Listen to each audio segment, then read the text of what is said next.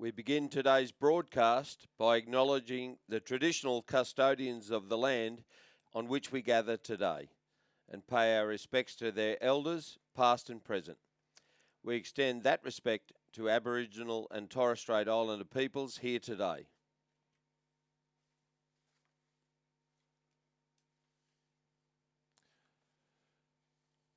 Wonderful view coming in here from our drone as you look into the commentary box here at Lake Ngambie for the 7th morning of the 2022 Australian Rowing Championships. These great shots will be with us throughout the day, and it is great to be here with you on this 7th morning, Ray. So we can just see people next door waving, and Richard, yes, there's a lot of finals on over the week, but Sunday's the day when people get their blazers out and wear their ties and come to the rowing for the 10 interstate races that conclude the program. Exactly, yeah. A lot to look forward to this afternoon. Crowds here early this morning. Bit sunnier due to the end of daylight saving, but some great racing before we get to the Interstate Regatta. Of course, all the minor finals in the school event to open the day, and some great A finals. We've got Ballarat Clarendon against the Wilderness School in the Schoolgirls, Coxed 4. We've got the old rivals Shaw and Scotch College in the Schoolboys 8, along with BBC from Brisbane and St Peters from Adelaide. So a lot to look forward to before we even get to this afternoon. Those school races give you bragging rights, don't they? Right across the country. St Peters, Adelaide won the Schoolboy 8 last year. And they're looking to make it back-to-back. They've got the challenge in front of them with Shaw School and Scotch College from Melbourne. But you mentioned the Coxed 4s. That's a traditional Victorian event. It is. What about the Schoolgirl 8s? Have we got a fancy there? Well, there's 5 Victorian schools and 1 from Sydney, so the locals have high hopes. St Catherine's were the head of the Schoolgirls winners. Melbourne Girls Grammar, the defending national champions, and Wesley College, who won the head of the river, are all the chance, so it should be a great race. Yeah, that's fantastic. And a number of our gold medal Olympians who are going to be racing here today and in the interstate races. Olympians from Olympics past will be racing as well. And we can look forward to bringing the people at home. We've had over 118,000 people watching us on the live streaming. So thank you to everyone all over the world that's doing that. You will notice that I'm joined by Richard Dorstein this morning, and a big shout out to Lizzie Chapman, who normally opens the batting with me. She's unwell. She's got a very heavy cold and won't be here today. So our best wishes for the remainder of the team to you, Lizzie, and we look forward to seeing you at the next time we do some commentary. Exactly right. We'll miss Lizzie's knowledge, I suspect, throughout this afternoon. A great expert across all the athletes, especially when it comes to the interstate regattas later on. Okay, let's all have a great day, and we hope we can bring you some entertainment here on the course and around the world.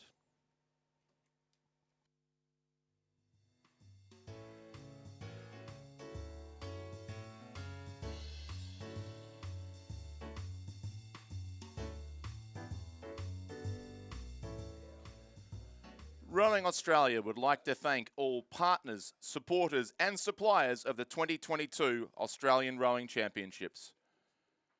Sport Australia, the Australian Institute of Sport, Hancock Prospecting, Rowing Victoria, the Strathbogie Shire Council, the Ngambie Rowing Club, the Greater Shepparton City Council, Victorian State Government, Coles Supermarkets, 776 BC, Temper, KJR, Croker Oars, Bont Rowing, Sykes, Perfect Balance Rowing, Ticketmaster, The Regatta Shop, Konica Minolta, and Ambulance Response Services.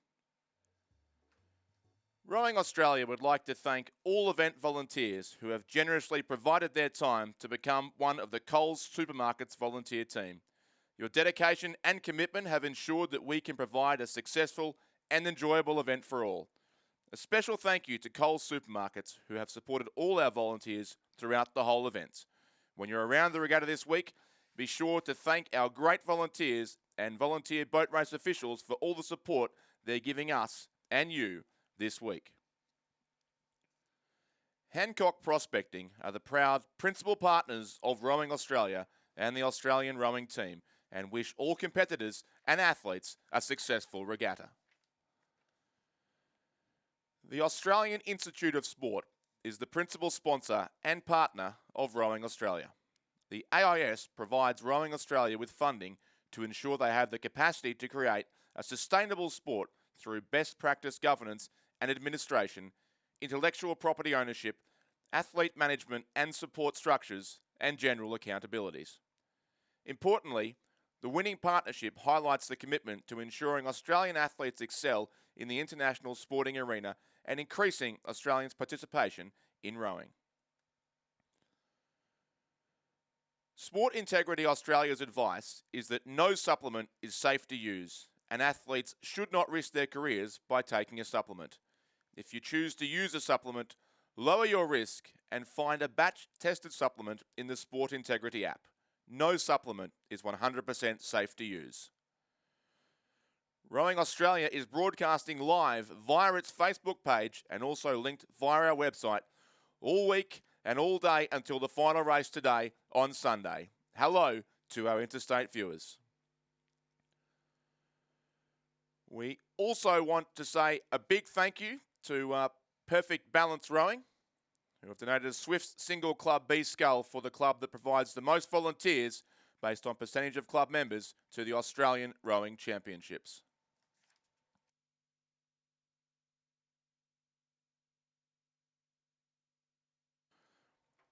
Bont Rowing continues to dedicate itself to producing anatomically correct rowing shoes, supplying athletes in over 23 national teams. Designed by rowers for rowers, Bont Rowing shoes are built with a unique carbon fibre split sole for greater comfort, increased stability and maximum power transfer. Don't forget to check out our traders and boat builders to service your boats and provide spare parts. We have Sykes, Croker Oars, Wintec, Rowfit and Perfect Balance Rowing. In the event of an emergency or evacuation, please follow the direction of event and venue staff. All cyclists must wear a helmet throughout the venue. Dogs must be kept on a leash and kept under control at all times. Please avoid leaving bags or personal belongings unattended. Keep Ngambie beautiful. Make sure that you put your rubbish in the bins provided. Make sure to stay sun smart and slip, slop, slap and sip. Slip on a long sleeve shirt after racing, slop on some sunscreen, slap on a hat and sip on some water to keep you hydrated. For the latest results and daily draws, visit our website arc.rowingaustralia.com.au. Check out the Regatta Village for a spot of shopping. We've got you covered from head to toe with rowing jewellery or gifts from Sport Republic and great oars, rowing apparel from Pontoon Sports and 776BC, and innovative rowing shoes from Bont Rowing. Plus, don't forget to pick up your official merchandise from the Regatta Shop.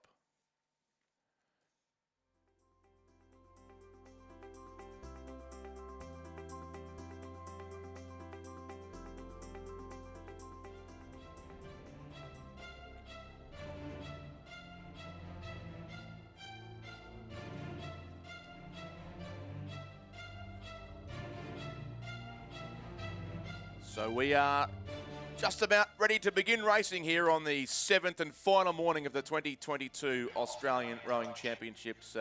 Ray Abbott's let himself out to prepare for the interstate racing later on today, and I'm joined here in the commentary box now by Chris McCarthy as we open racing. Good morning, Chris, and have you recovered from yesterday afternoon yet? Good morning, Richard. Yeah, I was I think just about ready to pass out after calling some of those sprint races. What a fantastic afternoon to relieve a bit of tension in between or ahead of the finals this afternoon and day 7 of the Australian Rowing Championships. We've got coming up for the first hour or two of racing the minor finals of our schoolboy and schoolgirl events, which we saw the semi-finals mostly yesterday afternoon.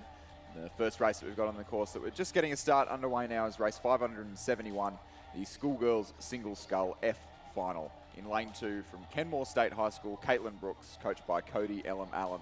In lane 3 from Askham, Kitty Elias, coached by Thomas Parker. In lane 4 from Loretto Marriotteville, Fern Rosenbauer, coached by Peter White. In lane 5 from Corowa Anglican Girls, Alyssa Curtin, coached by Eilish McGrath and Annika Spears. And in lane 6, also from Corowa Anglican Girls, Hannah Curtin, coached by Alicia McGrath. Just a slight programming note here too, for those paying close attention to the draw. There were originally G finals scheduled for both the Schoolgirls single and the Schoolgirls coxed quad scull. Those 2 races were not required, so have been removed from the program. So races 569 and 570 that were scheduled originally for 7:40 and 7:45 this morning, not taking place. This is our first race of the day, which is race 571 of the regatta, the 7:50 a.m. race, and we are going right through to race 624, the Interstate Men's 8 for the King's Cup at 3:20 this afternoon. So as Chris said, a number of minor finals here over the first couple of hours for our A finals. Commence at 10 a.m. The A finals of all the school events, and the club races also on this morning's program. Important, of course, for that club point score that we referenced several times yesterday. And there is also a separate schools point score awarded to both the best male and female schools, I believe, which will also be presented later on today as well.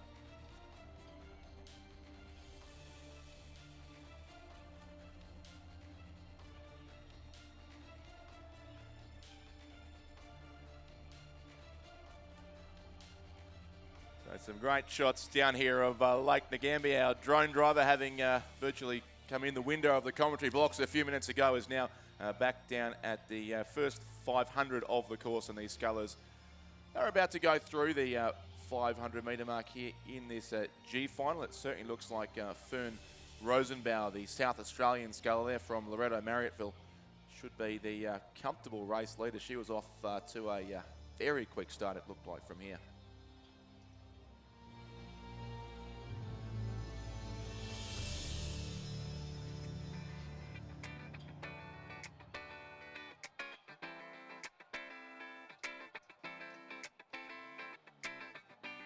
Conditions here as forecast for today are pretty good. Hopefully should be similar conditions that we saw on Monday and Tuesday before the wind came in a little in the middle of the week. Of course, we had to go to time trials at one stage there on Thursday afternoon to ensure racing could continue, but it's been a pretty good week of weather here at Lake Ngambia. Temperature not expected to get much above 20 degrees throughout the course of today, and the chance of a few showers, but certainly nothing in the forecast that should impede a great day's racing here. And it's certainly a great day's racing so far for Fern Rosenbauer of Loretto Marriotteville in Adelaide, who's coached by Peter White, and she would be comfortably clear of Caitlin Brooks of Kenmore State High School in Brisbane, who's coached by Cody Allen. Kenmore State High, I think, along with Centenary State High, were the 2 schools originally involved in what's become the Centenary Rowing Club, based on the upper reaches of the Brisbane River in the western suburbs of Brisbane. Now, of course, many more schools involved in that program, which has been extremely successful in bringing a number of, effectively non-rowing schools into this great sport and participating now in the national championships. We saw, I think, Bridgetine College yesterday racing in a quad scull, another of the Centenary schools that were making their first appearance at the national championships as well. So Kenmore State High School there, Caitlin Brooks, who would be training on the upper reaches of the Brisbane River around through Indooroopilly and that part of the city that was quite badly afflicted by the floods in recent weeks. But it's a clear second place now for Caitlin Brooks of Kenmore State High School, and third place then is the Corowa. In fact, it's the Corowa sculler, isn't it? Alyssa Curtin. So the Corowa sculler in lane 5, ahead of Hannah Curtin in lane 6. The Corowa sculler there. So I can only assume sisters racing each other here in the F final of the Schoolgirls single scull. Yeah, Curtin's not as common as Smith, so I think it'd be unlikely there'd be 2 unrelated Curtins. I'm pretty sure these 2 actually raced together, maybe in their semi-final earlier in the week too. So the Curtins appearing in the same races a couple of times.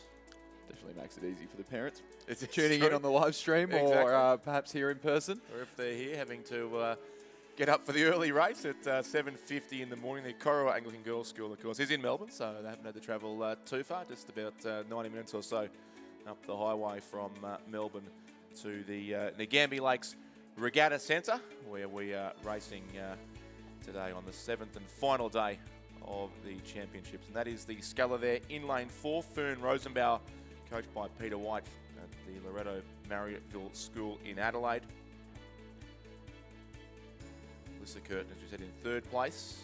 Aesham's Kitty Elias, who's coached by Thomas Parker, would be 4th. And then Hannah Curtin, also coached by Ailish McGrath at the Corowa Anglican Girls' School, sitting in 5th spot at this stage.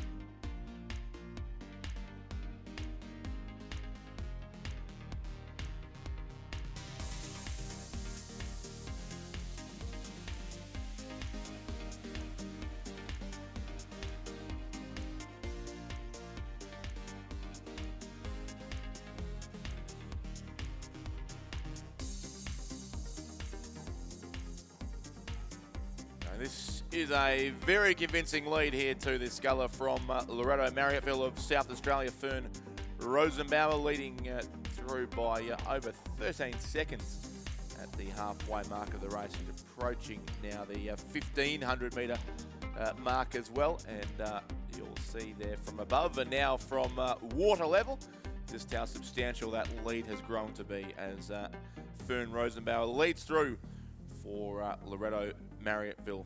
So this F final with a field of 5 will be for positions 31 to 35 overall, if my maths is right there, Chris, I think, in the Schoolgirls single scull. I'd say so, as long as there is As long 6 as there's scullers full in fields of every... 6 in the others, yeah. Which But even in then- that case, if there was a scratching, they would still place at the bottom of their final. So True. 31 through 35 for the F final.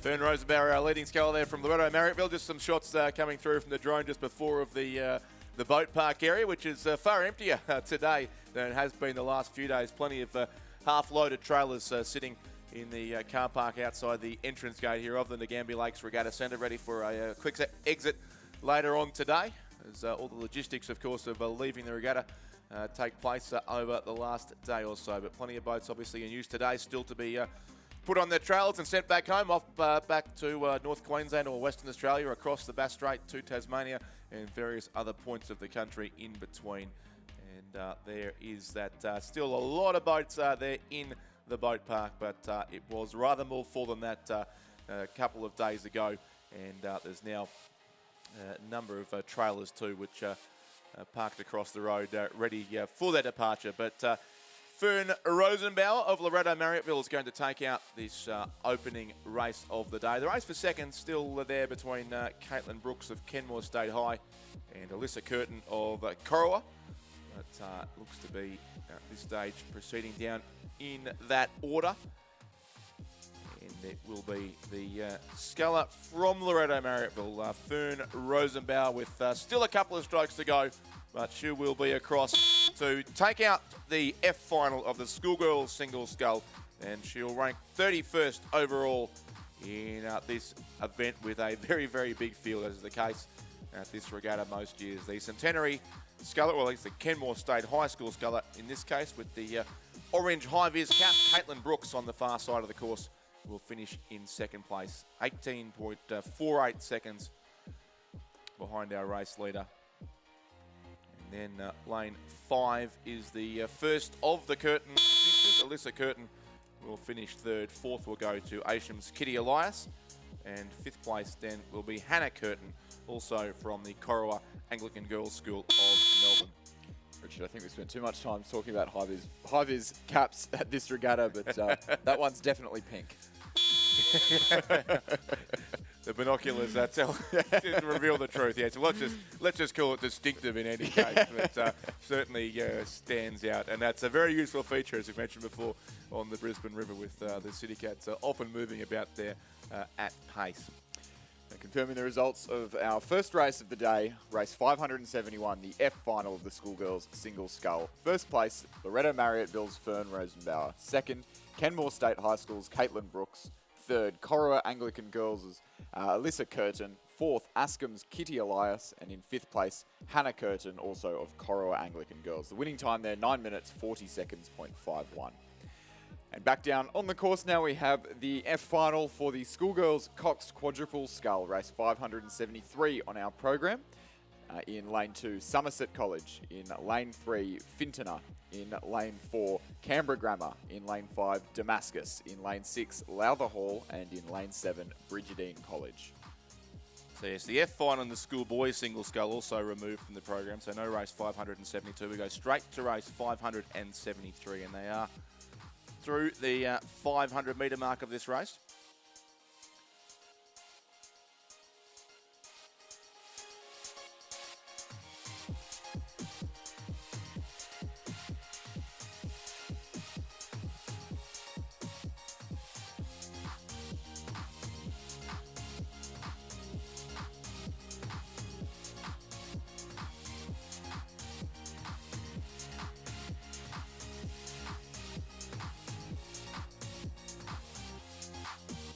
Confirming we are still using the alternate draw for today's regatta, at least until we get to the Interstate regatta. The Interstate regatta is a random draw, which was conducted in a very scientific way using ping pong balls downstairs yesterday, in the best traditions of a random draw. So the Interstate crews are not seated, but obviously in this morning's finals they are, based on their positions in the repecharges or semi-finals. They've come through to make it to this race. So the higher ranked crews are on the southern side still of Lake Ngambie. That is the crew on the top of the screen there, or slightly to the left of the picture if you're looking on the live stream. But it is Canberra Grammar who lead this race in lane 4, which is what you'd more traditionally expect in a final, a race leader there in the centre lanes. But Canberra Grammar certainly have got away best of all, well through the first 500 metres now, and in fact heading up towards halfway in this F final for the Schoolgirls Cox Quad Scull. Another big field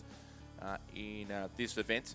And Canberra Grammar, it is there. Penelope Robson, Sophie Mackay, Paloma Blythe, Chili Klein, and Poppy Richard cocked in that crew, coached by Isabel Coleman and Kendall Brody. They're the Canberra Grammar combination, leading by, again, more than a length it would be over Somerset, Fintona and Somerset College, the next two crews in the race.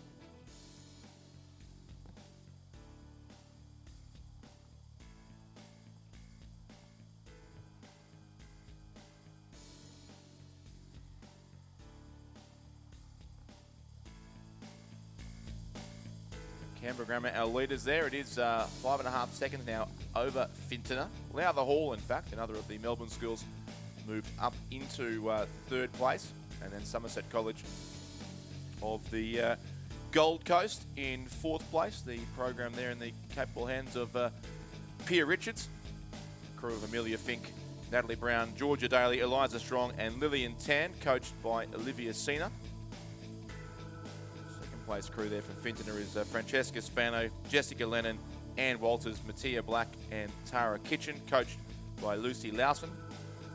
And then from Lowther Hall, currently in third, narrowly just ahead, in fact, of the Somerset crew. So Lowther Hall is Helena Skiathidis, Ruby Ivers, Cameron Pearce, Lauren Vukasic, and Eloise Horsley. They're coached by Tessa Brady Welsh.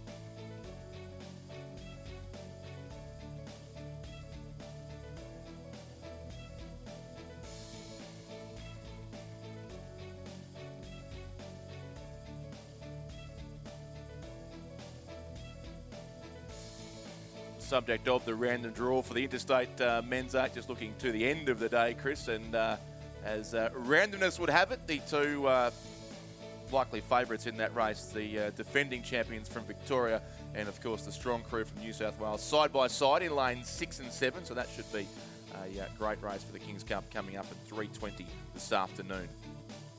Yeah, it should be brilliant. It looks like the lane draws across all the events, actually, having a look last night, have really given us the opportunity for some exciting racing. I know in the Youth 8, you've got New South Wales, Western Australia and Victoria, all three across, and they would likely be our three favourites for that event, for the Wilkinson Cup and the Men's Youth 8. And then in the President's Cup for the men's single, Caleb Antle on the near side of the course and David Bartolo in the middle of the course. Those two will undoubtedly be fighting it out for the President's Cup come 1:40 p.m. this afternoon. Exactly, and Victoria and New South Wales lanes 3 and 5 in the Women's 8 for the Queen Elizabeth II trophy, so just one lane between those two. And Western Australia will have a great view of that battle too, sitting in lane 4. And great to see full fields of 7 in both the Interstate Youth Women's and Men's 8. A couple of the events, slightly smaller fields, but 7 8s to race in both the Youth 8 titles.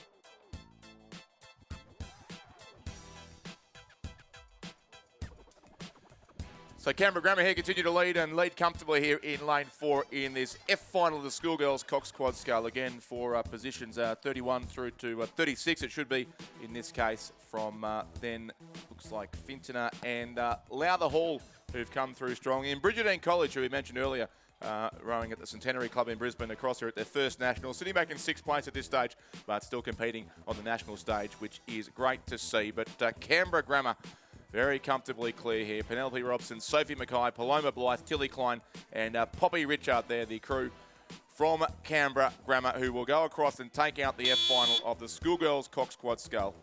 It is Canberra Grammar first. Fintona will be second. And Lowther Hall look like third. So two Victorian crews taking out the other 2 steps on the podium. Fintona across now for second place at least, and third Lowther Hall, 4th will be Somerset, 5th Damascus College of Ballarat, and 6th will be Bridgetine College from Brisbane, there with just a few strokes to go for another distinctively coloured crew in that yellow boat there on lane 7.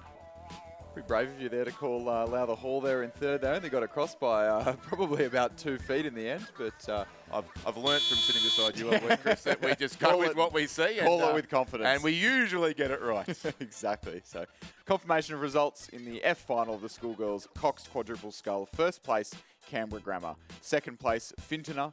Third place, Lowther Hall. 4th, Somerset College. 5th, Damascus. 6th, Bridgetine College. And the winning time for that one, 8 minutes 17.53. And as we return down to the course, we move on to the E final of the Schoolgirls Single Scull. In lane 2, Lily Rose Hall Krause from the virtual school in Victoria. As we see on the screen now. In lane 3, Angelica Chia from Norwood Morialta High. In lane 4, Annika Sirotic from the Academy of Mary Immaculate. In lane 5, Sabrina Coxar from Askham. And in lane 6, Lulu McEwen from Geelong College.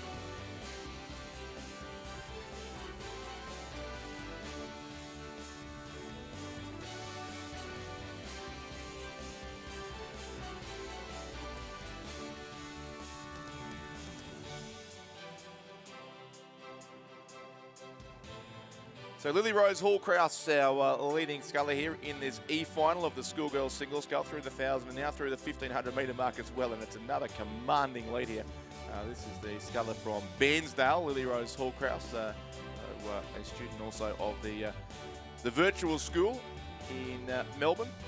She's competed with success in a number of regattas around Victoria over the course of this season, and now finds herself comfortably out in front in the E-final of the National Championships in the race for the Schoolgirls single scull. So it's the Victorian in front there by about 14.5 seconds from the South Australian sculler from Norwood Morialta High, Angelica Chia, coached by Matthew Walker and Brenton Terrell. Our leader, Lily Rose Hall-Kraus, coached by Ronald Alexander and Lynn Broad. And third place would be a sculler from Sydney there, Sabrina Koskar, coached by Thomas Parker, and a student at the Ascham School in Sydney, sitting in third position.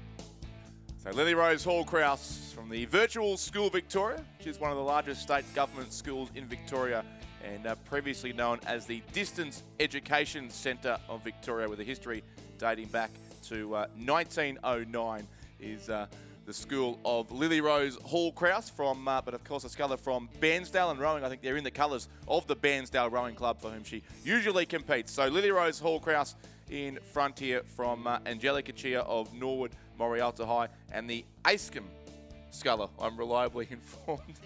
Close? Ascham, Sabrina Cox are in third place. So Lily Rose Hall-Kraus goes across in first place. She wins the E-final of the Schoolgirls single scull. Second place will be Angelica Chia, and Ascham, Sabrina Cox, coached by Thomas Parker.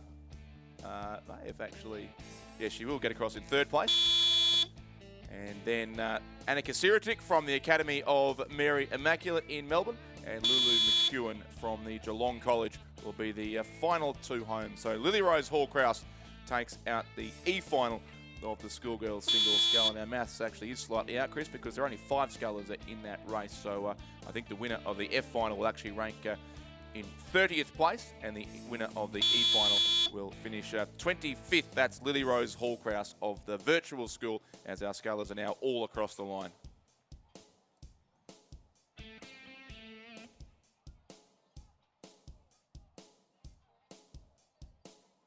So confirmation of results there, race 574, the E-final of the Schoolgirls single scull. First place from the virtual school in Victoria, Lily Rose Hall-Kraus. Second place from Norwood Morialta High, Angelica Chia. Third place from Ascham, Sabrina Koskar. Fourth from Academy of Mary Immaculate, Annika Siritic. And in fifth place from Geelong College, Lulu McEwen. The winning time there, 9:25.28.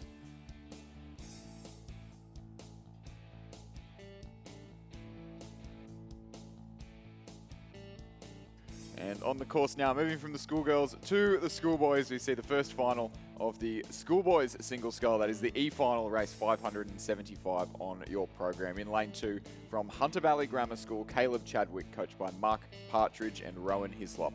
In lane 3 from Newcastle Grammar, Vincent Mitteff. In lane 4 from Hutchins, Jacob Fiedler, coached by Andrew Palmer and Thomas Allwright.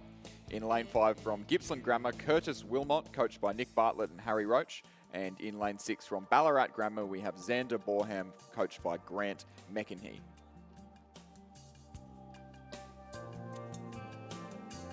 There's the first of our schoolboys single scull races for today, and E-final required, so a big field of some more than 25 scullers in the event, and they're approaching the finish fairly quickly here too, being led in the centre of the course by the Hutchins School sculler from Tasmania, Jacob Fiedler there, by a bit over a length it would be from Caleb Chadwick of Hunter Valley Grammar over in lane 2, and then it looks to be Curtis Wilmot, the sculler from Gippsland Grammar in Victoria, in lane 5 there in the green boat. He's comfortably third Newcastle Grammar's Vincent Mitteff in lane 3, and Xander Borum of Ballarat Grammar in lane 6 of the course, sitting in 5th position. So it is Jacob Feitler who leads here, coached by Andrew Palmer, and Thomas Allright at the Hutchins School. Down in Tasmania, Caleb Chadwick, coached by Mark Partridge and Rowan Hislop, part of a strong program at the Hunter Valley Grammar School up in Newcastle. Another strong program too at Gippsland Grammar to take out 3rd place here. But it is the Hutchins School, Jacob Feitler, who's across for the win in the E-final of the Schoolboys Single Scull. So Hutchins first by about 2.5 lengths it would be. Caleb Chadwick in 2nd place for Hunter Valley Grammar.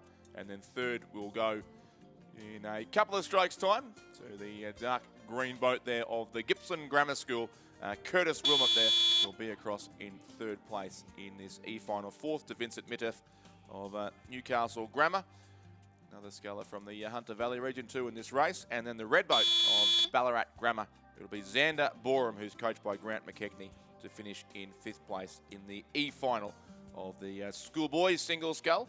4 positions 25 to 29 in this event.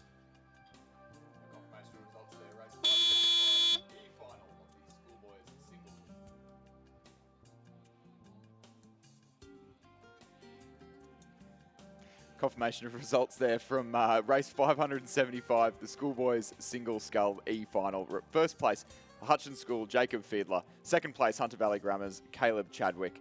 3rd place from Gippsland Grammar, Curtis Wilmot. In 4th from Newcastle Grammar, Vincent Mitteff. And in 5th from Ballarat Grammar, Xander Borham. The winning time there, 8:37.21.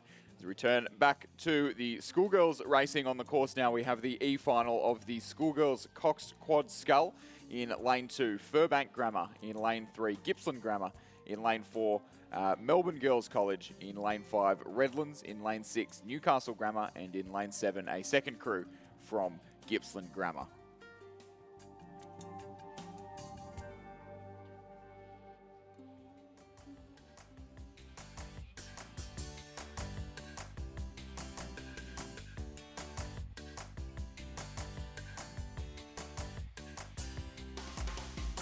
Approaching 1,500 metres gone now in this E-final, the Schoolgirls Cox Quad Scull. On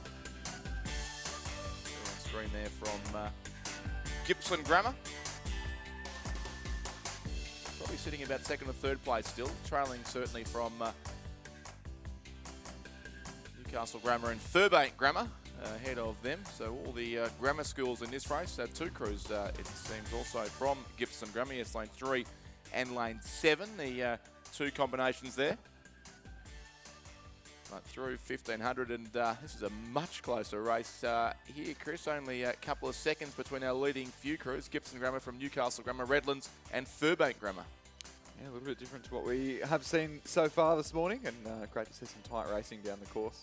It was about a canvas, really. I said 0.84 seconds there, but did look a little bit closer than that between Gippsland Grammar and Newcastle Grammar at the head of the field, and then only half a length back and less than that again. So top 4 crews all within about 2 seconds of each other, and anyone's game here in the E-final of the Schoolgirls Cox Quad Scull. Yep, so Gippsland Grammar crew there of Jessica Norman, Ella Garand, Hannah Roberts and Ruby Lindray, coxed by Camden Byer, coached by Nick Bartlett and Harry Roach. And Newcastle Grammar lane 6 is Jasmine Whitford, Josephine Armstrong, Grace Charge, Amy Georgia Barnett, and Vincent Mitteff, the cox of that crew, who also I think was sculling in the previous race. So I'm not entirely sure that is correct, but in any case, that's as they're listed. Brad Smith, the coach of the Newcastle Grammar crew. And they are in a good battle here with, and also, Redlands there coming through strongly in lane 5 as well, making it a race in 3 as they head up towards the finish line here. Redlands, Michaela Sanger-Larson, Katarina Kroll, Charlotte Scamp, Sophia Maxwell, and Zara Naismith, coached by Ingrid Holtoyer and Uzis Beaton.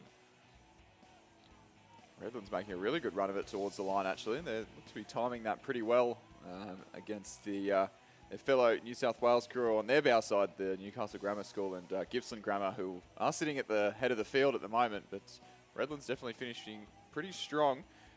Not to discount Furbank Grammar on the far side either, who looks to be right in there in the battle for the top 3 places of the E-final of the Schoolgirl Cox Quad Scull. It will definitely be Gippsland Grammar, who have led all throughout the race and now sit a boat length clear of the field, who are coming across the line in first, but really tight for second place. It'll be Redlands just ahead of Newcastle Grammar.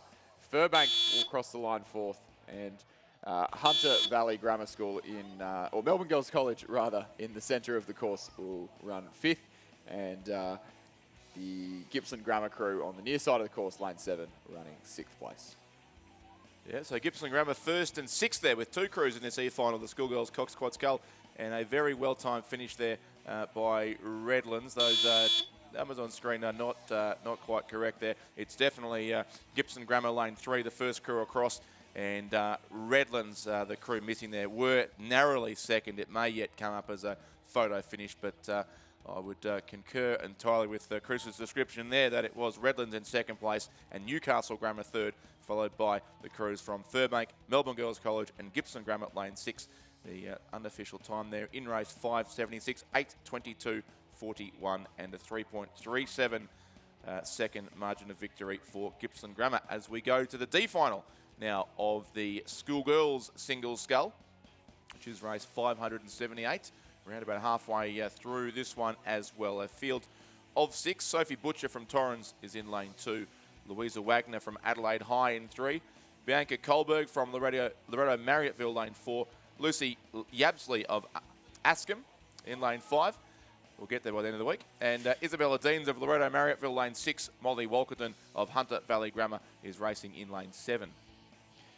Yeah, it is Lucy Yabsley of Askham from New South Wales leading 3 South Australians at the halfway point of this race. She was just over a second up in first place ahead of Loretto Marriotteville's Bianca Kohlberg, who was sitting in second there in lane 4 at the halfway point. Looks like results sitting fairly similar at the 1500 metre timing point. We'll get a little bit more clarity from that in the coming strokes. It looks like Bianca Kohlberg from Loretto Marriottville making a move in the championship quarter of this D final of the Schoolgirl single scull against UC Yabsley from Askham.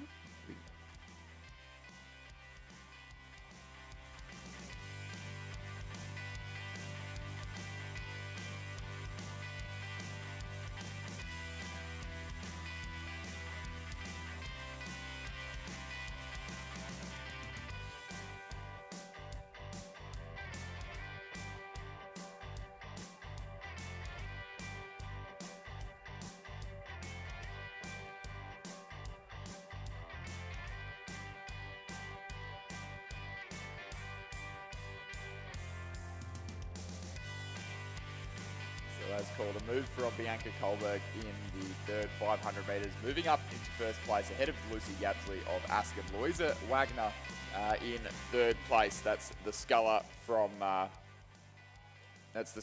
Adelaide High in third, and then Sophie Butcher sitting in fourth place from Torrens. So one New South Welsh woman in the head of the field, surrounded by a pack of South Australians. Isabella Deans in fifth place. That's the another sculler from South Australia, from Loretto Marriotteville. Hunter Valley Grammar's Molly Walkerton rounding out the field in this D final of the Schoolgirl single scull. But it is Bianca Kohlberg who has the momentum in the dying stages as they approach the last 400 metres of the course at the head of the field. Sounds like some sort of bad movie plot, a pack of South Australians. But, we know they do things slightly differently in that part of the country.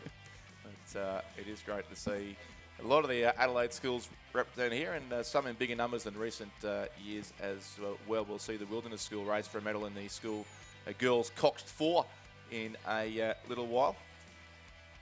But it is the Loretto Marriotteville sculler here who does lead the South Australian Armada here over on lane 4, or in fact I think the Askham sculler Lucy Yabsley, which is a difficult name to say quickly, might be moving through to take the lead here, along with also alongside her the sculler in lane 4. That is against Loretto Marriotteville and also Adelaide High, the top 3 here. And our judges may have to do some work here for the second race in a row. Yeah, I think the sculler from Torrens there on the far side, Sophie Butcher, really timing her run quite well in the last 500 metres. Looks like she definitely has the momentum. It's just a question of whether or not there's enough course here for her to make a move on Loretto Marriotteville Loretto Marriotteville's Bianca Kohlberg in the centre of the course, who has led the race for about the last 500 metres or so. But it looks like the course will run out a little bit too early, and it will be Bianca Kohlberg from Loretto Marriotteville to go across the line in first. The Torrens sculler, Louisa Wagner, or the Adelaide High sculler, with the Torrens blades rather, Louisa Wagner in second. Lucy Yabsley of Askham in third. The sculler representing Torrens, Sophie Butcher on the far side of the course in fourth place.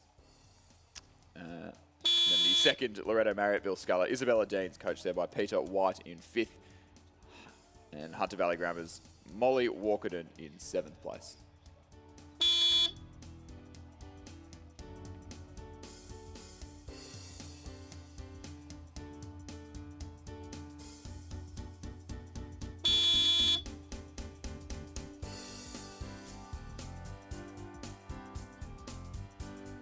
So confirming the results there unofficially in the D final of the Schoolgirls single scull. First place was Bianca Kohlberg of Loretto Marriotteville. Second, Louisa Wagner from Adelaide High. Third, Lucy Yabsley from Askham.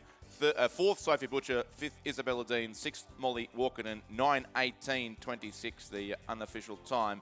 And the margin of victory just 1.20 seconds between our top two scullers. So a tight finish there in race 578. We move on to race 579. The six scullers moving well down the course here in the D final of the schoolboys single scull.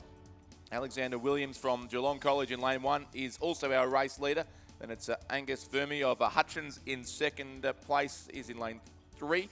Darcy James of Marist ACT in 4. Callum McClure from Somerset lane 5. Callum Dunn of Cranbrook in 6. And Sam Thompson, also from the Geelong College, is racing in lane 7. So for the first time this morning, we've seen the crews come down in lane order. I wouldn't say that that's particularly indicative of the wind. It does look to be fairly sedate out there on the course in the early stages of racing here today. But these crews are seated in that order. So the top-ranked sculler in this final, Alexander Williams from Geelong College, is in lane 2 and is rather unpredictably in the lead in the closing stages of the race. So not too surprising, and definitely an easy one for us commentators to call as they come down in order of the lanes. So Alexander Williams out in the front of the course now.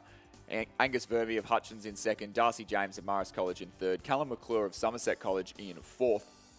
Callum Dunn of Cranbrook in fifth. And Sam Thompson of Geelong College in sixth place.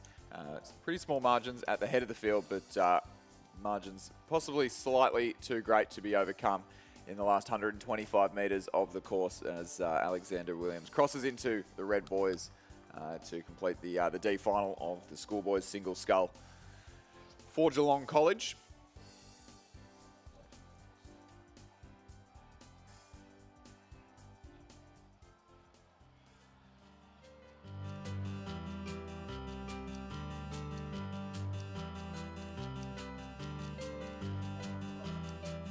The Geelong College, opposite sides of the course, are going to, as did Gippsland Grammar a couple of races ago, finish first and sixth in this race. It is Alexander Williams who takes out the D final over in lane 2. And as Chris correctly points out, they will finish across the course in lane order. So from lane 2, Alexander Williams and Angus Vermey of Hutchins. Third place, Darcy James of Marist College of the ACT. Callum McClure of Somerset. Callum Dunn of Cranbrook. And Sam Thompson from the Geelong College, which makes it down the page. Nice and neat. 1, 2, 3, 4, 5 and 6 the placings in this race. And a confirmation of results, race 579, the D final of schoolboys single sculls. First place from Geelong College, Alexander Williams. Second from Hutchins, Angus Vermey. Third from Marist College in the ACT, Darcy James. Fourth from Somerset College, Callum McClure. Fifth from Cranbrook, Callum Dunn. And sixth from Geelong College, Sam Thompson. The winning time, 8:16.94.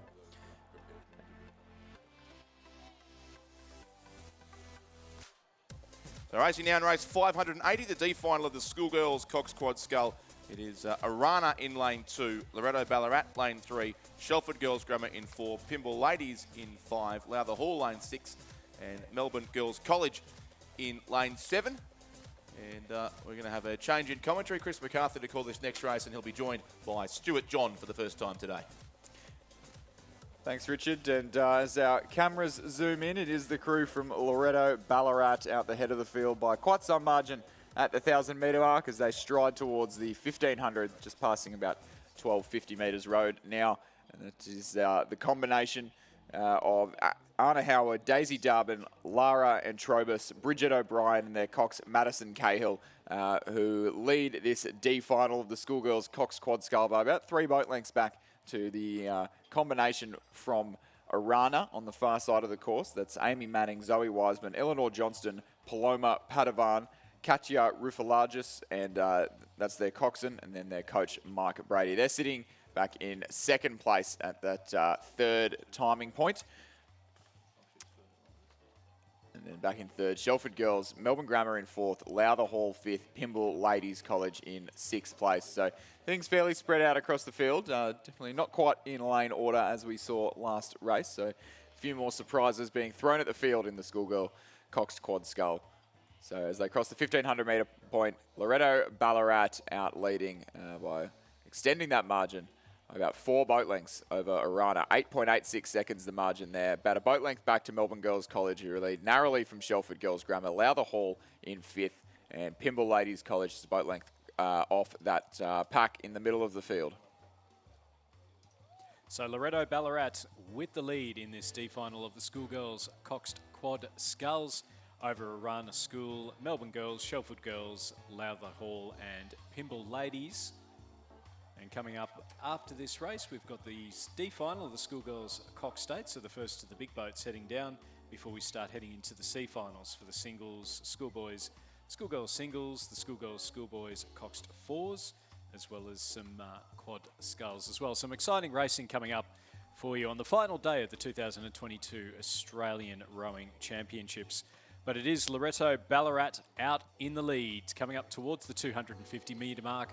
Arana sitting still in 2nd, but coming through with a bit of a push are the crew from Melbourne Girls, as well as the crew from Shelford Girls in lane 4. So keep an eye out on those ones. It's still a nice little battle in for 2nd, 3rd and 4th, going for the minor placings. Then back a little bit further, Lowther Hall and Pymble Ladies to make up the field. Into the red boys, though, for Loretto Ballarat. They've led from start to finish. They are looking quite comfortable. There's a lot of clear water between themselves and the chasing pack. Arana from Canberra still sitting in 2nd place at the moment with that big challenge coming from Melbourne Girls as well as Shelford Girls Grammar. But Arana still about a boat length up. Melbourne Girls College starting to make their move now. They're close to within that boat length. Out in front, though, with a few big strokes to go, the winners of the D final of the Schoolgirls Coxed Quad Sculls will be the crew from Loretto Ballarat. They'll go through in a time of 8 minutes 7.23. Arana sitting nicely in 2nd. They've stayed that way again for the whole race.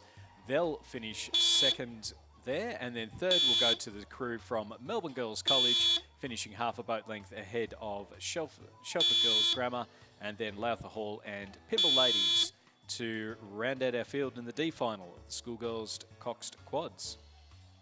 So a confirmation of results there in race 580, the D final of the Schoolgirls Cox Quadruple Scull. 1st place, Loretto Ballarat. 2nd, Arana.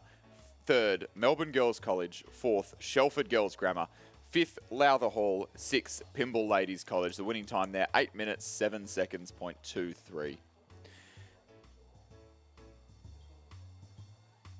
And on the course now, the first of our 8s racing for today, the final day of racing here at the Australian Rowing Championships. And we've got the D final of the Schoolgirls Coxed 8. We have 4 crews on the course at the moment, and 3 of them looking locked together in a pretty tidy battle. So on the far side, Genazzano in lane 3, Melbourne Girls Grammar in lane 4, MLCQ, and in lane 5, Loretto Turak. I believe this Genazzano crew is the one that narrowly missed out on a medal in the Schoolgirls Sprint 8 yesterday afternoon, and they were their first 8 and this their second 8, both extremely happy with their performances and really enjoying the atmosphere of the Sprint Regatta yesterday afternoon, and they're now locked in a pretty tight battle with the crew from MLCQ in lane 4 and Melbourne Girls Grammar trailing back just there in 3rd, only slightly.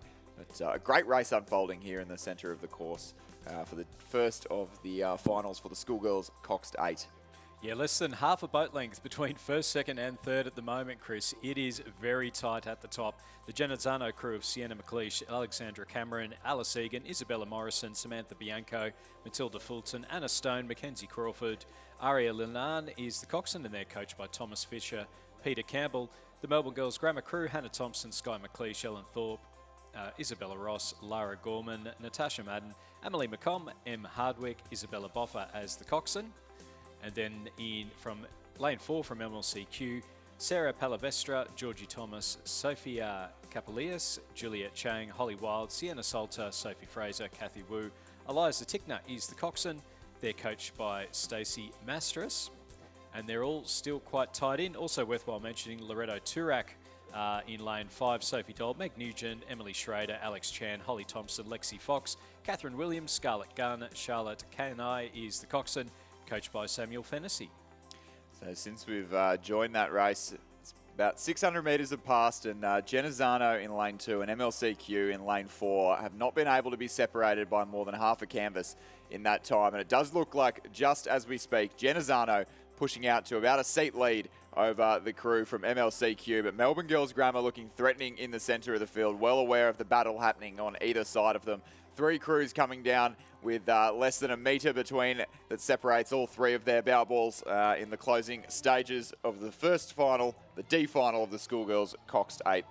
And Genazzano starting to lift a little bit now into the line and building some pressure, and with the momentum as they came off best in that little battle with MLCQ in the third quarter of the race.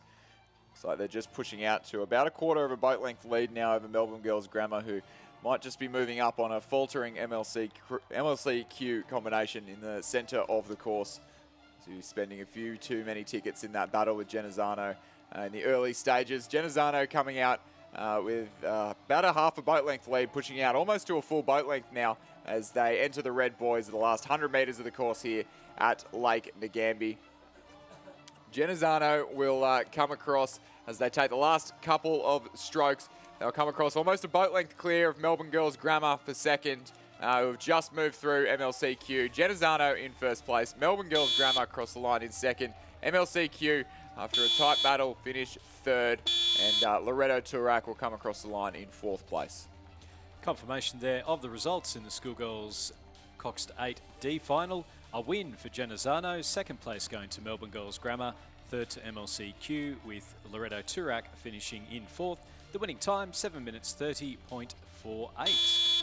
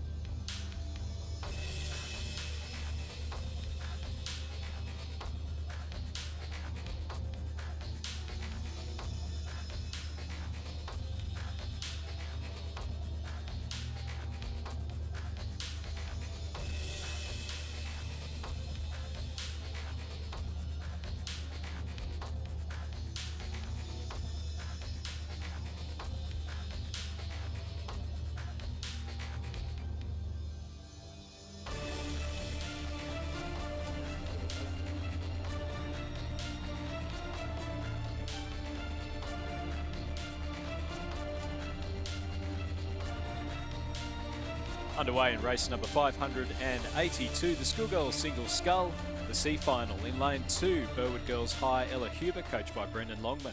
In lane 3, from Loretto Marriotteville, Emily Lang, coached by Rebecca Cock. In lane 4, from Launceston Grammar, Layla Hucker, coached by Trevor Barrett. In lane 5, from Our Lady of the Sacred Heart, Amber Tulloch, coached by Drew Holman and Jane Robertson. In lane 6, from Corowa Anglican Girls, Abby Sharrock, coached by Ailish McGrath. And in lane 6, that was Corowa. Lane 7 from Signatius, South Australia, Imogen Graham, coached by Sophie Radford. As we pass to our magnificent drone footage there, it is Ella Huber of Burwood Girls High, coached there by Brendan Longman of the Sydney Rowing Club, out at the head of the field by just over 4 seconds from Loretto Marriotteville's Emily Lang in lane 3. The sculler from Corowa Anglican Girls in Victoria, Abby Sharrock sitting 3rd, and just a second ahead of Leela Hucker from Launceston Grammar School. Imogen Graham of St Ignatius in South Australia in 5th, and Amber Tulloch from the Our Lady of Sacred Heart School in 6th place.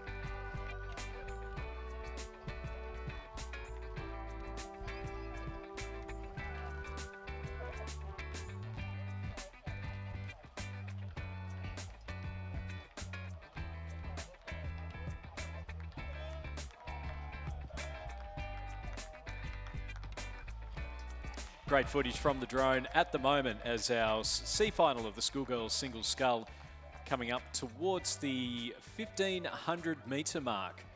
And it is the, looks to be the rower from Ella Huber from Burwood Girls High, who's out in the lead and looking quite comfortable at the moment, going through the 1500 and the 650.93. She's got a lot of clear water between herself and second placed Emily Liang from Loretto Marriotteville. Then back just under 2 seconds to Leila Hucker from Launceston Grammar. So we've got 1, 2, 3 down the lanes. Sitting in 4th place is Abby Sharrock from Corowa Anglican Girls. That's down here in Victoria. So we've got New South Wales, South Australia, Tasmania, Victoria at the start before we back it up for another South Australian sculler in Imogen Graham, and then Amber Tulloch to make up our fields through the 1500 metre mark.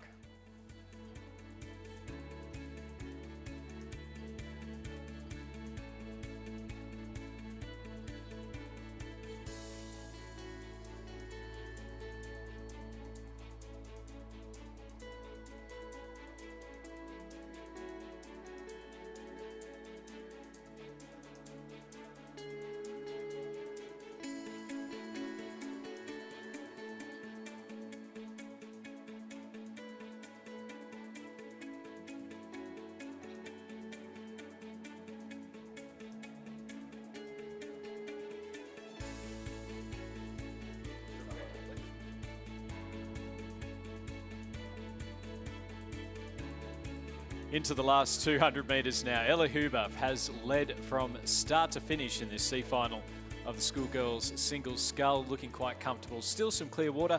Nice little battle going on here, Chris, between Loretto Marriotteville's Emily Liang and Launceston Grammar's Leila Hucker. They're now pretty close to even with each other after Emily Liang was sitting nicely in second through the 1500 metre mark. Yeah, it looks like Launceston Grammar's sculler, Leila Hucker, really moving up in the closing stages of the race, just getting her bow ball into those red boys first. Sitting in second place, rather, but getting a bow ball in front of Emily Lang from Loretto Marriotteville. So the Tasmanian will move through the South Australian for the second place here in the C final, the Schoolgirl single scull. Ella Huber from Burwood Girls High will cross the line in first place, coached there by Brendan Longman. Launceston Grammar sculler of Leila Hucker, coached by Trevor Barrett, will cross the line second. Emily Lang of Loretto Marriotteville, coached by Rebecca Cock, in third place. And then we'll have the sculler in lane number 6 from Corowa Anglican Girls, Abby Sharrock, coached by Eilish McGrath, in fourth place. St Ignatius, South Australia's sculler, Imogen Graham in 7th, and then Amber Tulloch will cross the line in 5th, and then Amber Tulloch will cross the line in 6th place. Confirmation of the results in race 582, the C final of the Schoolgirls single scull. A win for Ella Huber from Burwood Girls High. Second place to Leila Hucker from Launceston Grammar. Third to Loretto Marriotteville's Emily Liang. The winning time, 9 minutes, 9 seconds, .97. Underway in the C final of the schoolboy single scull. In lane 2 from Nudgee College, Hamish Leddy. In lane 3 from Redlands, Finn Woodward, coached by Charlie Patterson. In lane 4 from St Matthew Flinders Anglican College in Queensland, Charles Clark, coached by Christy Stoddard. In lane 5 from Hunter Valley Grammar, Zinc Bosco, coached by Mark Partridge and Rowan Hislop. And in lane 6 from Kew High School, Archie Critchell, coached by Tristan Kravetsky.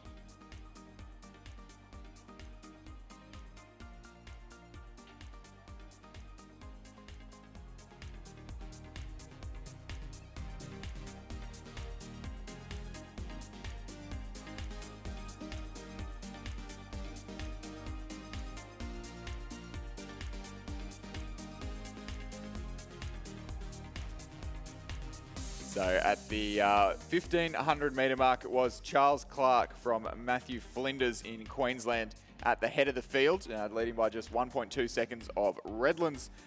Finn Woodward in lane 3 was then back to Archie Critchell of Kew High School in third place, a little bit of a margin, then back to third. And then Hamish Leddy of Nudgee in fourth, and Hunter Valley Grammar's Zinc Bosco in fifth. The third, fourth and fifth scullers locked into a pretty tight battle in the closing stages of the race, and then only just over a second separating first and second. So as Finn Woodward from Redlands, coached by Charlie Patterson, takes a look over his left-hand shoulder to just check on Matthew Flinders' Charles Clark in the closing stages and see how much work is left to be done to get his bow ball in front. Into the last 250 metres, it's between Matthew Flinders, Charles Clark and Finn Woodward from Redlands School. Back a little bit further than Kew High School's Archie Critchell, looking like he's moving just ahead but battling nicely with Zinc Bosco from Hunter Valley Grammar, and then Hamish Leddy from Nudgee College over on the far side in lane 2. Coming up towards the Red Boys, Finn Woodward from Redlands has just got his nose in front, or his bow in front at the moment, moving about a half a boat length ahead of Charles Clark from Matthew Flinders, and looking quite strong. You can see the splash at the catch as Finn Woodward comes forward for the stroke, and he has moved now a boat length ahead. He's timed his run absolutely perfectly.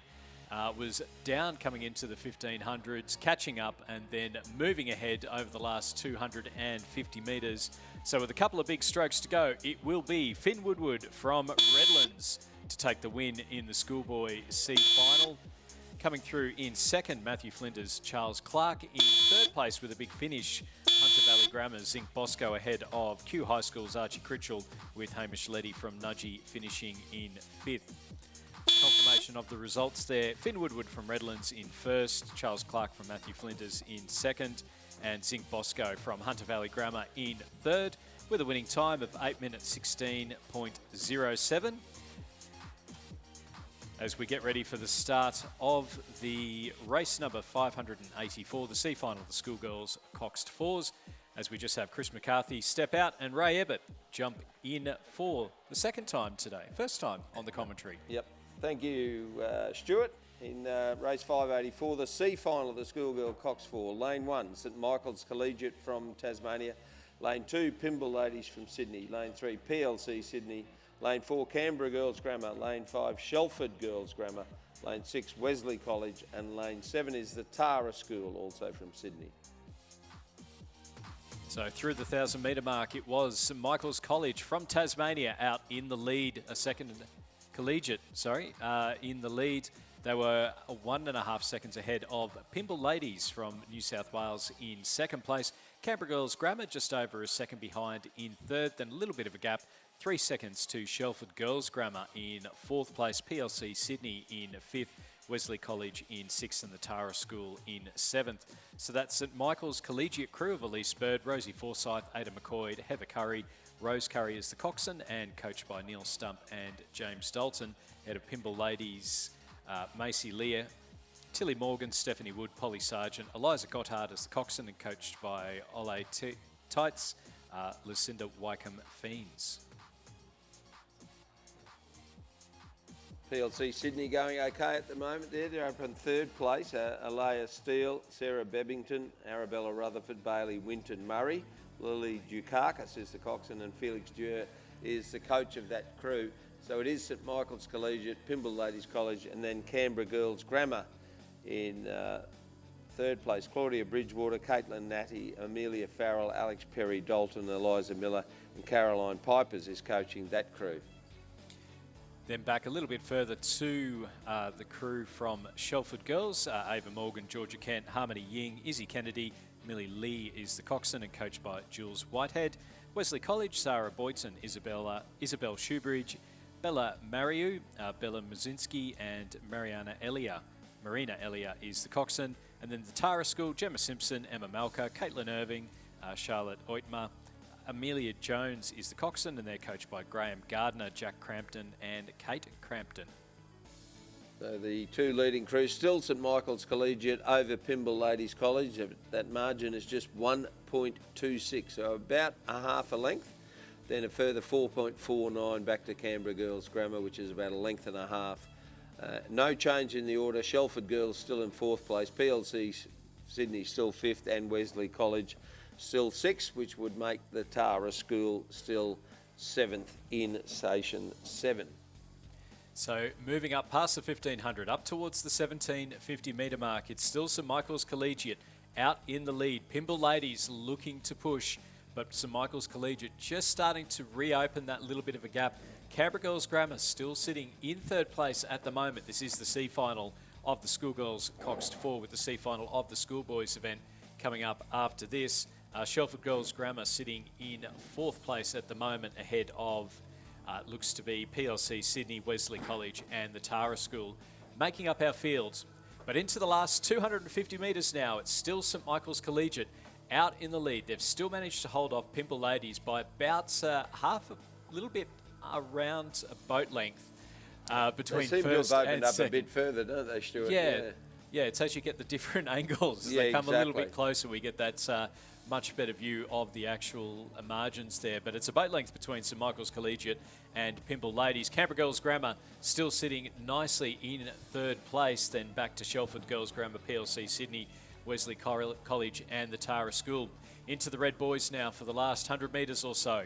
St Michael's Collegiate have led from start to finish. They've managed to hold off Pymble Ladies really well throughout this race, and they've still maintained that boat length lead. Pymble Ladies have tried hard. They've put the push on a number of times to try and catch up to St Michael's Collegiate, but each time they've done that, St Michael's Collegiate have matched and stayed that boat length's distance. And with a couple of strokes to go, it will be the crew from St Michael's Collegiate with the win ahead of Pymble Ladies in this C final of the Schoolgirls Coxed 4. Canberra Girls Grammar will come through in third place, and they'll finish ahead of the crew from Shelford Girls Grammar, with PLC Sydney coming through in fifth, ahead of Wesley College in sixth, and the Tara School in seventh. And unofficially, first lane 1, St Michael's Collegiate, second lane 2, Pymble Ladies College, third is lane 4, Canberra Girls Grammar, fourth, Shelford Girls Grammar, fifth, PLC Sydney, sixth, Wesley College, seventh, Tara School. Winning time 8 minutes 10.39, the margin 3.00, 5.75 and 4.72.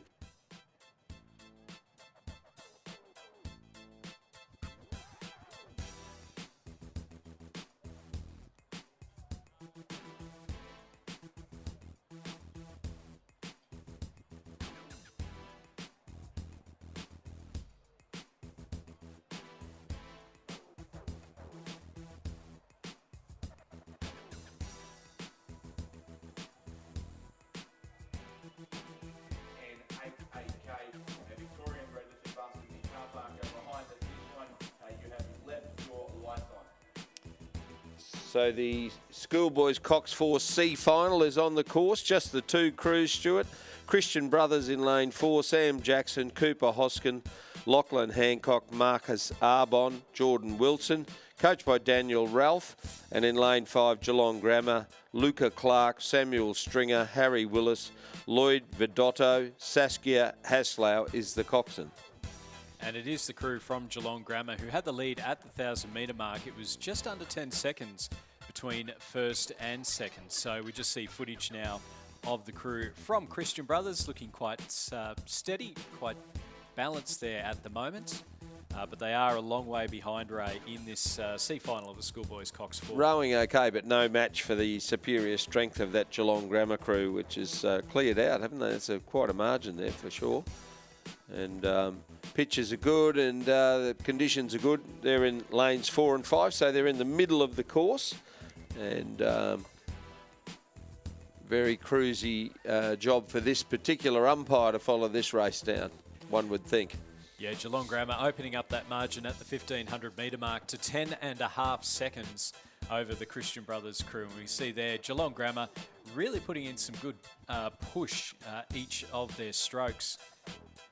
And a little bit of bobbling as they're coming down through past the 1500 metre mark, but still very comfortable, very powerful out in the lead.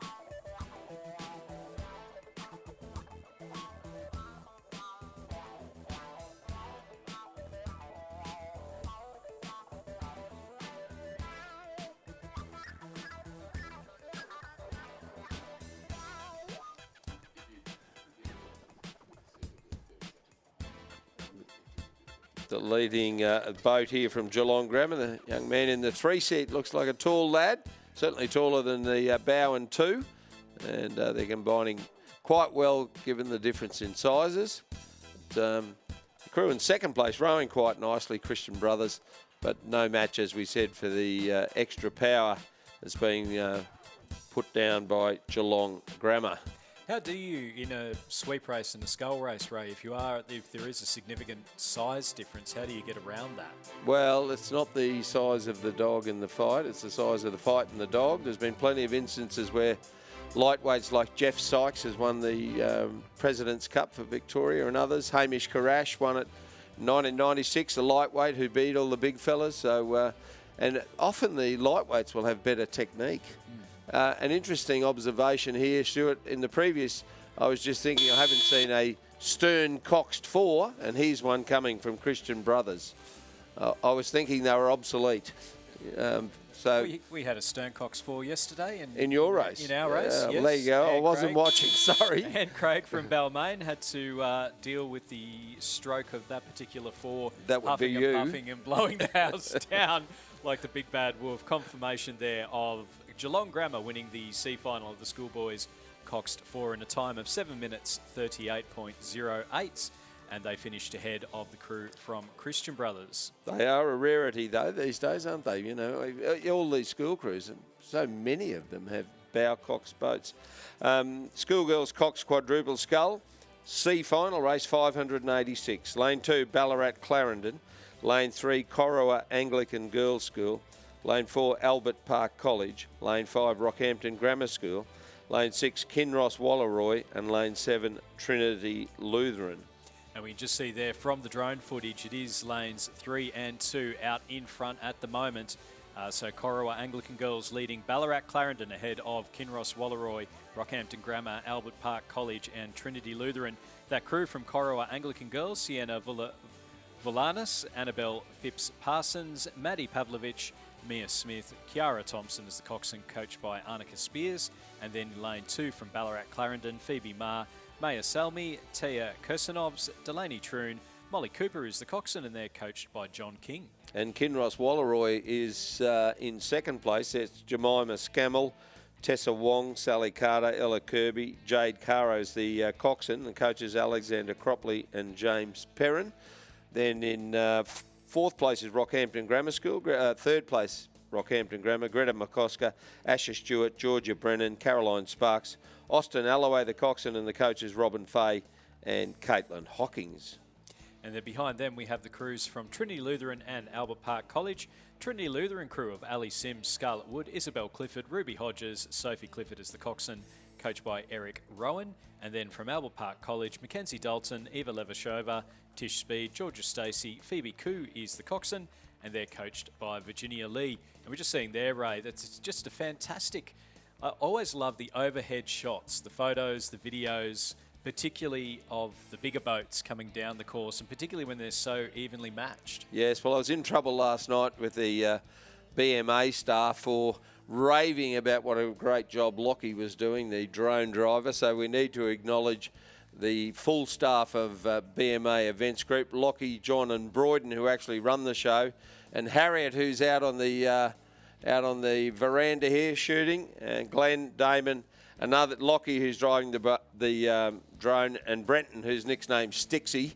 They've all done some outstanding work, and the quality of the vision coming through from Friday morning on has lifted the whole broadcast to a new level, and I'm sure that's why we've had more than 120,000 people watching around the world. Yeah, all around the world. So there's some very interesting countries thrown in there.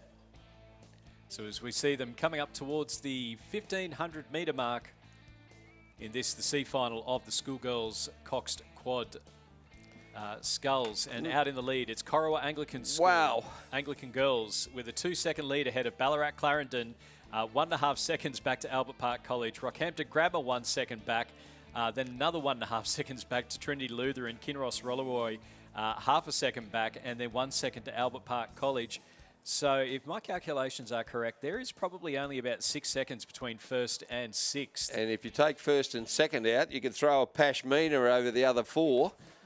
They're in the battle for the bronze. Well, not that they're going to get a medal, but they'll be ranked third in the C final. So the two crews on the far side, Ballarat Clarendon nearest the bank, Corowa Anglican Girls in Station 3, and then a wonderful battle headed up by Rockhampton Grammar. They may have responded to the challenge there, although Trinity Lutheran from the Gold Coast on this side trying to get into third position. And the Ballarat Clarendon crew may be under a bit of pressure from the three crews on this side, Stuart. Look, it is absolutely even, Stevens, as they're coming past the 1750 metre mark. There's 250 metres to go. It's close at the top. It's Corowa Anglican Girls in lane 3, Ballarat Clarendon in lane 2, and then in the battle for third, it is absolutely even. Albert Park College, Rockhampton Grammar, Kinross Walleroy, Trinity Lutheran. Who's going to be able to go through, take first, second, third, fourth, fifth, and sixth? We don't know. They're up to the Red Boys now. Out in front, Corowa Anglican Girls and Ballarat Clarendon. It's like one of those 500-metre sprints yesterday afternoon that was so exciting. And there's very little to choose here as Ballarat Clarendon on the far side decide they need to lift, and they've gone out after Corowa Anglican Girls School. And then Trinity Lutheran, I reckon, have got into third place now with Albert Park College. So into the final 50 metres or so, there's still nothing between Corowa Anglican Girls and Ballarat Clarendon. Out in the front, Corowa Anglican Girls just pulling ahead at the very finish ahead of Ballarat Clarendon. Trinity Lutheran coming through for third place, about half a boat length ahead of what I suspect is Kinross Walleroy, Albert Park College and Rockhampton Grammar. That was probably the most exciting finish of the day so far. Corowa Anglican Girls finishing 0.41 of a second ahead of Ballarat Clarendon in second. Another couple of seconds back to Trinity Lutheran, who just managed to finish the strongest out of those other four boats ahead of Kinross Walleroy, Kinross Walleroy, Albert Park College, it looks like, and then Rockhampton Grammar. Yes, that's correct. So 8 minutes 12.07, margin 0.41, 2.36, 1.98.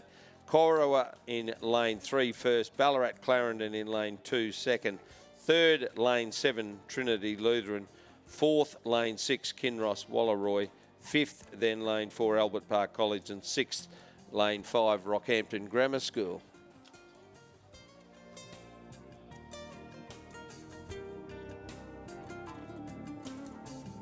So on the course now is the Schoolgirls single scull. B final, lane 2 St Pat's Townsville Lily Bragg, lane 3 Cathedral Townsville Abigail Cox, lane 4 St Paul's Grammar Madison Joins, lane 5 Damascus Daisy Simpson Kerr, lane 6 St... I've gone too far. Yes, it's double-sided. My apologies, ladies and gentlemen. C final of the Schoolboys Cox Quadruple Scull. Lane 1 Trinity Grammar from Victoria, lane 2 Rockhampton Grammar, lane 3 Canberra Grammar, lane 4 St Peter's College, lane 5 Ballarat Clarendon. I find it difficult not to say Ballarat and Clarendon. Lane 6 Wesley College, and lane 7 Kenmore State High School. And through the 1,000 metres, it was the crews in lanes 1 and 2 out in front, with Rockhampton Grammar leading Trinity Grammar by less than a second. So the Trinity Grammar crew of Jasper Lawrence, William Thatcher, Oliver Fraser Peckham, Edward Devlin and Rudy Richardson as the coxswain. Rockhampton Grammar, the crew of Joshua Sparks, Fletcher Hewitt, Carl Stanky, Jed Napper, Jessica Cook as the coxswain and coached by Angus Lillycrap, Caitlin Hockings. See them just going through the 1,500 metres. Trinity Grammar out in the lead now with Canberra Grammar sitting in second place. The crew of Edward J, Joseph Wiggum, Flynn Russell, William Robson, Jack McDonald as the coxswain and coached by Chris Polychannon and Edward Hurd Thompson. And Ray, if this finishes as good as the last one, we're in for a treat. Yeah, we won't last till the Interstate Regatta if this keeps up. The Rockhampton Grammar crew coached by Angus Lillycrap, who went to Brisbane Grammar School himself, and I think may have represented. Did he represent at junior level for Australia, Richard? I'm not 100% certain of that, but I can remember him racing at the Sydney International Regatta Centre and seeing his dad, Wallaby Cameron Lillycrap, there, and he was a physiotherapist. Cameron was helping at the Queensland Academy of Sport, but son Angus is working as a lawyer in Rockhampton, working with the daughter of John Bowes, actually, who works for Rowing Australia. So there's some trivia for you. There we go. Out in front now through the 250 and into the last 150 metres. Trinity Grammar from Victoria out in front, and they've got about a boat length ahead of Canberra Grammar, then back again another boat length to St Peter's College. Rockhampton Grammar sitting in fourth place, then to Ballarat Clarendon, Wesley College and Kenmore State High to make up our fields. But with about 50 metres to go, the crew from Trinity Grammar Victoria out in front, and they will come through and take out the C final of the schoolboys coxed quad sculls. Canberra Grammar will come through in second place, and then they'll finish just over a boat length ahead of St Peter's College.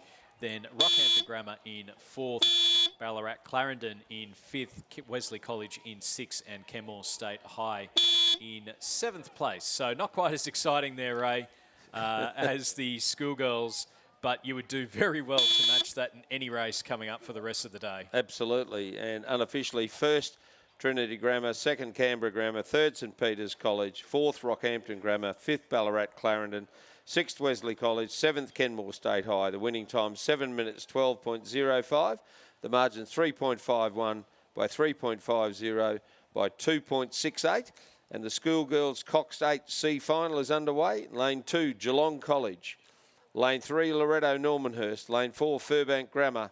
Lane 5, Loretto Marriotteville. Lane 6, Caulfield Grammar. And lane 7 is Roseville.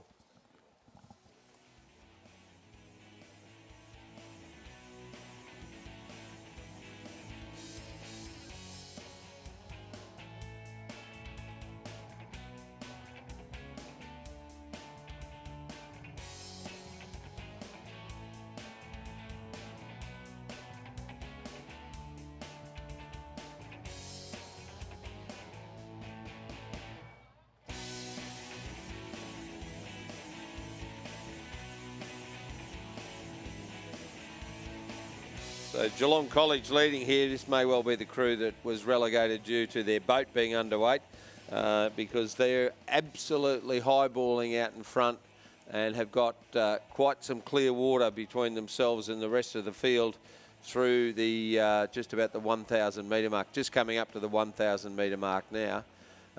Take them out and it's a pretty good race, but they've spread eagled this field early in this C final of the Schoolgirls Coxed 8. Yeah, leading at the moment, and we can see there from the pictures, it's Geelong College, some clear water, and now coming up through is Loretto Marriotteville in second, ahead of Loretto Normanhurst, Roseville, Caulfield Grammar, and also Furbank Grammar in there as well. So I suspect Furbank Grammar sitting in third place at the moment. That Geelong College crew of Jazz Wiley, Ellie Campbell, Daisy Page, Bridget Delaney, Chantel Mason, Amy McLaughlin, Andy Taylor, Mia Kemp, and Ella Panic Mitchell is the coxswain, and they're coached by Denise Tremmel. And they're leading Loretto Marriotteville's Erin Munger, Hilary Longstaff, Charlotte Illman, Francesca Lennon, Hayley Anderson, Brian Murray, Deanna Macalino, Victoria Binns, and Charlotte Lang as the coxswain, coached by Tom Dornbus. I saw Tom Dornbos early this morning. He had a camera almost as big as the one that Andrew Guerin's been walking around here with. So he obviously is a bit of an amateur photographer as well as a rowing coach. First came across time at the World Championships in Amsterdam. Must have been about 2014. And he relocated to Australia not long after that and has been here ever since.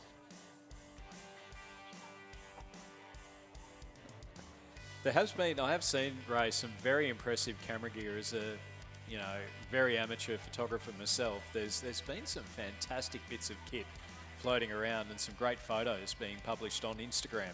Oh, absolutely. Some amazing stuff. And we've got a couple of quite very professional photographers who have been occupying the room beside us here. Brett in particular, who's been to a couple of Olympics. There's certainly a couple that I was involved in, and I know he was in Tokyo, and some of the stuff he's been pushing out on Rowing Australia's social media stuff is just brilliant. And Andrew Guerin was there, and of course now we've got Phil Mangelsdorf and Anne, who it's not the old Heb photos, but they were involved with Heb photos in years gone by, and they do some great work as well. And even old blokes like me with my camera that doesn't get used very often, I almost had to go back and read the manual to remember how to download the photos, because I don't think I've taken any since last year's Nationals. Download or undo the film? Settle down. Download.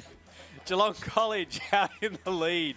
They're 14 seconds at the 1500 metre mark ahead of Loretto Marriottville. Then a nice little battle. Furbank Grammar sitting in third place, 1.3 seconds behind second. And then Roseville, Loretto Normanhurst also within a couple of seconds of them. Caulfield Grammar making up our field into the last 250 metres. It's the Schoolgirls Coxed C final. Geelong College, sorry, I keep saying Geelong. It's Geelong College out in front at the moment over there in lane 2. Wow, that's a margin.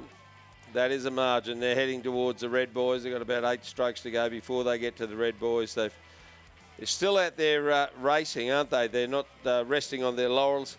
May well be the coach has said, go out and post a time and try and justify that we would have been in the ABs, in the AB finals. And they are absolutely highballing, 4-5 lengths in front? It's a substantial lead at the moment, but a great battle going on for second place. Loretto Marriottville just ahead of Furbank Grammar, Roseville and Loretto Normanhurst, with Caulfield Grammar a little bit further back. Geelong College will go through and take the win very, very easily as we turn our attention now to second, third and fourth. Loretto Marriottville are in the lead at the moment, and second place, sorry. They've got a quarter of a boat length ahead of Furbank Grammar, with Loretto Normanhurst a little bit further back, and then Roseville. The Roseville starting to push through, but it will be Loretto Marriottville who will come through into second place ahead of Furbank Grammar. Roseville will come in fourth place, Loretto Normanhurst in fifth, and then Caulfield Grammar in sixth place. 19.97 the margin there, Stuart. So winning time unofficially 7 minutes 16.04, 19.97, 1.87 the margin between first and second, and 1.08 between second and third. And after I introduce this one, I'll step out and one of the other boys can hop back in. Schoolgirl Single Scull B final. Lane 2, St Pat's Townsville, Lily Bragg. Lane 3, Cathedral Townsville, Abigail Cox. Lane 4, St Paul's Grammar, Madison Joins from the Penrith area. Lane 5, Damascus, Daisy Simpson Kerr. Lane 6, St Luke's Anglican from Bundaberg, Asia Heaps. And lane 7, Cathedral Townsville, Scarlett Woodbury. So there's 4 Queensland schools represented in this event. 4 Queensland schools, and 3 of those from Townsville, 1 from Rockhampton, so all from the north. It is, though, St Paul's Grammar's Madison Joins out in the lead at the 1,000 metre mark. She had a 5.5 second lead over Lily Bragg from St Pat's Townsville. Abigail Cox from Cathedral Townsville sitting in third place, a couple of seconds back. Then St Luke's Anglicans, Asia Heaps, Damascus's Daisy Simpson Kerr, and Cathedral Townsville's Scarlett Woodbury, as Chris McCarthy steps into the commentary position next to me. And Chris, that was that 8th race beforehand. Geelong College absolutely blitzing it. But we've seen some really tight racing through some other races and also for the minor placings. Yeah, absolutely. And it's great to see, even though that these girls are competing for places 20, 30, 40 in their respective events, they're still having an absolute crack at it especially in the dying stages of these minor finals, and as things heat up towards our B and A finals in the next half an hour or so, we should see even more fantastic racing coming down the course here at Lake Ngambie. And I heard yesterday in the boat park later on, people saying, look, I'm only in the C final, but I'm going to try and win that so I can say that I won my final at Nationals, which is 100% exactly. correct. Exactly. Yeah, you're not telling a lie. You got something to say. Exactly. So at the 1,000-metre mark, going for the win in the B final of the Schoolgirls single scull, Madison Joins of St Paul's Grammar, otherwise commonly known as, we commonly see her rowing for the Penrith Rowing Club colours, the club from Sydney on the Nepean River there. And she leads Lily Bragg from St Pat's Townsville by a margin of just over 5.5, or almost 5.5 seconds at the 1,000-metre mark. And it looks like that margin remaining relatively steady as the crews approach the 1,500-metre mark shortly. Abigail Cox from Cathedral in Townsville, so 2 Townsville scullers in second and third. And then St Luke's Anglicans, Asia Heaps in fourth. Damascus's Daisy Simpson-Kerr in fifth. And then a second sculler from Cathedral Townsville in sixth place. And just on the topic of the Nepean, Chris, it is a shame that with all the rain that's been about in Sydney recently, the Edward Trickett Regatta's been cancelled, which was due to be... Trickett Regatta. Not the Trickett. We were looking forward to the away trip up to Penrith, but it does make it obviously difficult for the Penrith and Nepean rowing clubs in particular when it is unsafe for them to get out on the Nepean, and also with Cirque being out of action as well. Yeah, absolutely. And I know that a few years ago, it was always a big deal when the water was at knee height at the Nepean River when we'd go out there training, and now it's well above head height, I think, at the moment. And definitely thoughts with all those affected by the floods in Western Sydney and also in southeastern Queensland. And it's great to see that so many athletes have been able to overcome adversity there and find alternative training grounds in the weeks leading up to the national championships, and obviously that we've also been able to find a fantastic alternative venue for our national championships this week. But Madison Joins of the Penrith Rowing Club representing St Luke's Grammar, making the most of things now as the crews enter the last few hundred metres of the course here at Lake Ngambie, and just under 250 metres left to row for the B final of the Schoolgirls single scull. It's Madison Joins of St Paul's Grammar leading Lily Bragg from St Pat's Townsville on the far side of the course. That race just starting to hot up for first and second as Lily Bragg from St Pat's Townsville just gains a little bit of an overlap with Madison Joins in the centre of the course. A little bit of a look over the right shoulder for Madison to just keep an eye on her competition as she just tries to keep her bow ball in front just enough in the last 125 metres of the course. And it's Abigail Cox of Cathedral Townsville who sits back in third place. She's a little bit out of a challenge for the top 2 spots, but relatively safe in her third position as she leads Damascus's Daisy Simpson-Kerr, Asia Heaps from St Luke's Anglican in fifth, and Scarlett Woodbury from Cathedral Townsville still sitting back in sixth in the closest lane to the grandstand. And Madison Joins from St Paul's Grammar leading by a boat length and a half a length of clear water between her and Lily Bragg from St Pat's Townsville. Madison Joins will win the B final of the Schoolgirls single scull from the sculler on the far side of the course, Lily Bragg of St Pat's Townsville in second place. It'll be the second Townsville sculler from Cathedral in Townsville, Abigail Cox in third. The lane 5 sculler from Damascus, Daisy Simpson-Kerr in fourth place. St Luke's Anglicans, Asia Heaps in fifth. And Cathedral Townsville, Scarlett Woodbury in that pink shell in lane 7, crossing the line in sixth place in the B final. Confirmation of the results in the B final of the Schoolgirls single scull. Win there for Madison Joins from St Paul's Grammar in a time of 8 minutes 55.95. She finished ahead of St Pat's Townsville's Lily Bragg and Cathedral Townsville's Abigail Cox. Those 3 scullers, Chris, finishing in the top 10 for the Schoolgirls single sculls for 2022. Exactly, as we'll see.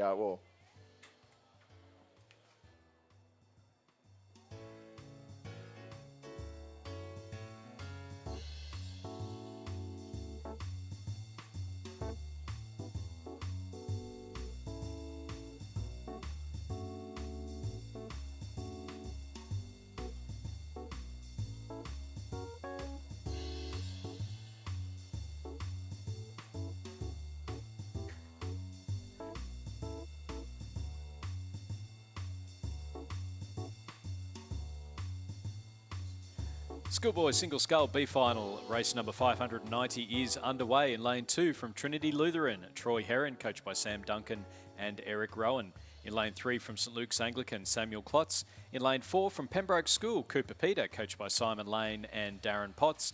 Lane 5 from Adelaide High, Noah Buxton. In lane 6 from Ignatius Park, Noah Lau, coached by Harrison Parks. And in lane 7 from Brisbane Boys College, Thomas Stevens, coached by John Pettigrew.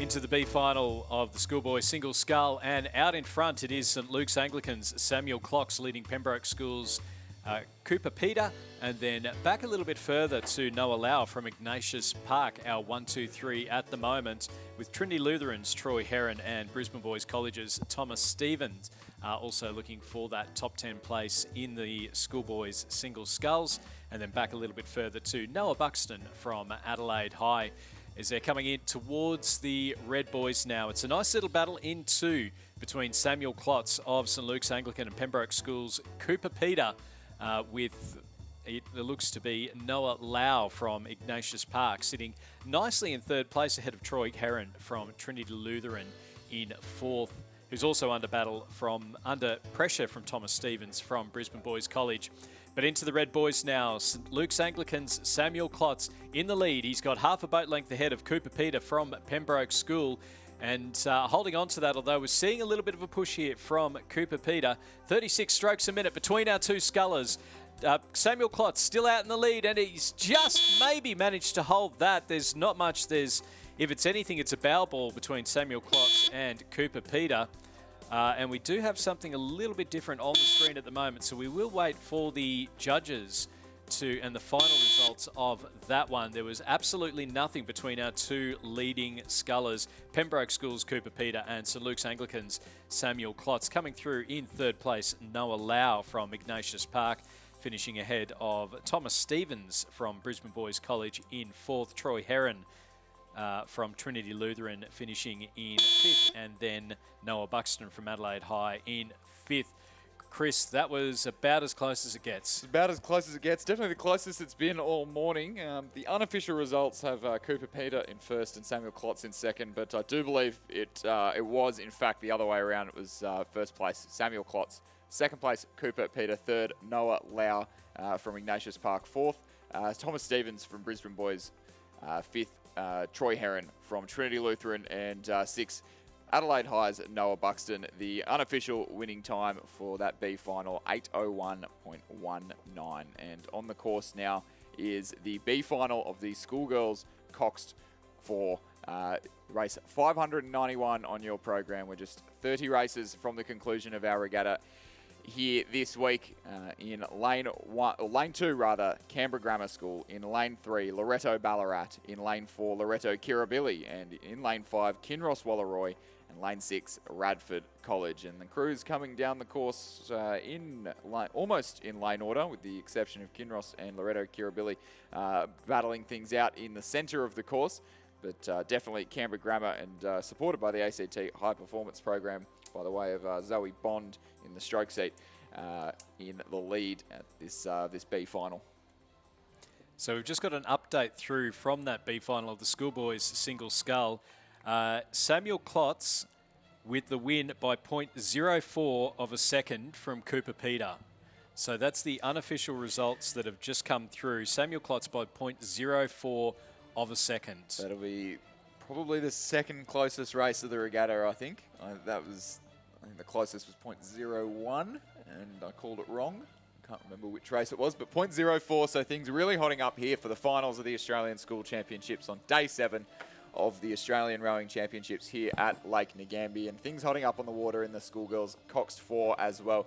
Canberra Grammar with a commanding lead as they approach 1,500 metres road by about 6 seconds over Kinross, over Loretto Ballarat. That's the crew of Zali Clark, Talia Whittle, Lana Dodd, Bridget Bales, and their cox Sophie Boyd. They're sitting in second place, but Canberra Grammar almost out of sight of the other crews on our fantastic live streaming footage. That's Jaja Ranger, Domi Plattis, Harley Noyers, Zoe Bond, their cox Amelia Mukherjee, the crew coached by Kendall Brody and Isabel Coleman. They're leading the B final of the Schoolgirl Coxed 4 at this stage. Yeah, the crew from Kinross Rolleroy sitting in third place, Audrey Gill, Millie Lane, Ayla Ryan, Georgia Sweetapple, Jade Carrow as the coxswain, coached by Andrew Gannon. Loretto Kirribilli sitting in sitting in fourth place, Lucy Howard, Matilda Damien, Laura Moran, Alyssa Fickers, Mieta Jones as the coxswain, coached by Lachlan Allen and Charlie Rose Iron, with Radford College's Ella Mihailovic, Bridget Kelleher-Cole, Nikita Crabb, Hannah Hardy and Stuart Ward as the coxswain, coached by Maggie Noonan, Sam Donnell and Craig Muller. As we just see them approaching the last 250 metres, it's still Canberra Grammar out in front. Kinross Rolleroy have made a bit of a run, though, ahead of Loretto Ballarat in third place. Then back then to Loretto Kirribilli and Radford College making up our field. So the ACT in first and fifth as they come through the 250 metre mark. Canberra Grammar still looking strong out in front with some clear water between them, Loretto Ballarat and Kinross Rolleroy. Have a check out of the battle, Chris, for second place. Kinross have moved ahead, but Loretto Ballarat are not going to give up without a fight. Yeah, it's the battle for 8th and 9th in the Schoolgirls Coxed 4 in this B final. So 6 boats in the A final. 7th will most likely be Canberra Grammar School as they look to win the B final in the Red Boys now of the last 100 metres.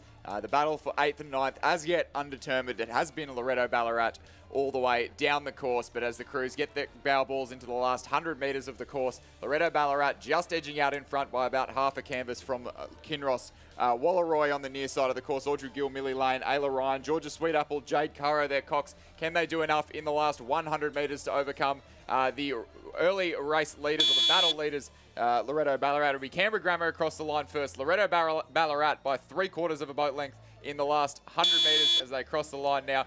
Kinross Walleroy in third place. Loretto Kirribilli in lane 4 will cross the line in fourth place, in 10th position in the Schoolgirls Cox 4. And Radford College from the ACT in lane 6 to round out this B final in 5th place. Confirmation of the results in the B final of the Schoolgirls Coxed 4's a win to Canberra Grammar. Second place going to Loretto Ballarat, with third going to Kinross Walleroy. Winning time of 8 minutes 2.82. Coming up down the course now, it's the B final of the Schoolboys Coxed 4. In lane 2, St Peter's College. Lane 3, Hutchins. Lane 4, Scotch College Victoria. Lane 5, Geelong Grammar. Lane 6, also Geelong Grammar. And in lane 7, the Damascus School. Yeah, and once again, just like the girls' race beforehand, we do have a clear race leader at the halfway point. So the Hutchins School from Tasmania, Tom Gibson, Tom Bailey, Falcon Palmer, Archie Stewart, their cox Angus Watling, the crew coached by Andrew Palmer and Thomas Allwright. They were our early race leaders and will be hard to beat in the second 1,000 metres of this B final of the Schoolboy Coxed 4. They lead by 8.5 seconds from Geelong Grammar on the near side of the course. It's the Geelong Grammar crew in lane 5 of Tom Ross, Archie Payton, Harry Cooper, Jamison McNamara, and their cox Clementine Ryan. They sit back in second place. St Peter's College of South Australia in third. The second Geelong College crew in lane 6 of Dibden Fitzgerald, Thomas Perenich, Archibald Allen, Fred Mackay, and Claudia Sowerby, their coxswain. They were sitting back in fourth place. And Scotch College Victoria in 5th, Damascus in 6th. But no doubt about it, the Hutchins School at the head of the field as we see St Peter's College from Adelaide in the on our screen there. And drone footage really just unveiling the extent of the lead that the Hutchins crew in lane 3 have built up in the first 1,250 metres as they approach the 1,500 metre timing point. And we should get a little bit more of some impressive margin numbers there. Yeah, Hutchins College out in the lead, looking comfortable. The St Peter's College crew, Flynn Carroll, Ryan Fowler, Hamish Scott Young, James Ratosa, Thomas Whiteman as the coxswain, coached by Nathan Bowden. Scotch College Victoria, Harrison Cameron, Sebastian Kritikides, Lachlan Clark, Sterling Keogh, Thomas Finlay as the coxswain, as we just see Hutchins go over the 1,500 metre mark. And we're just waiting to see. So coming through in second place, are the crew from Geelong Grammar in lane 5 ahead of St Peter's College, Geelong Grammar in lane 6.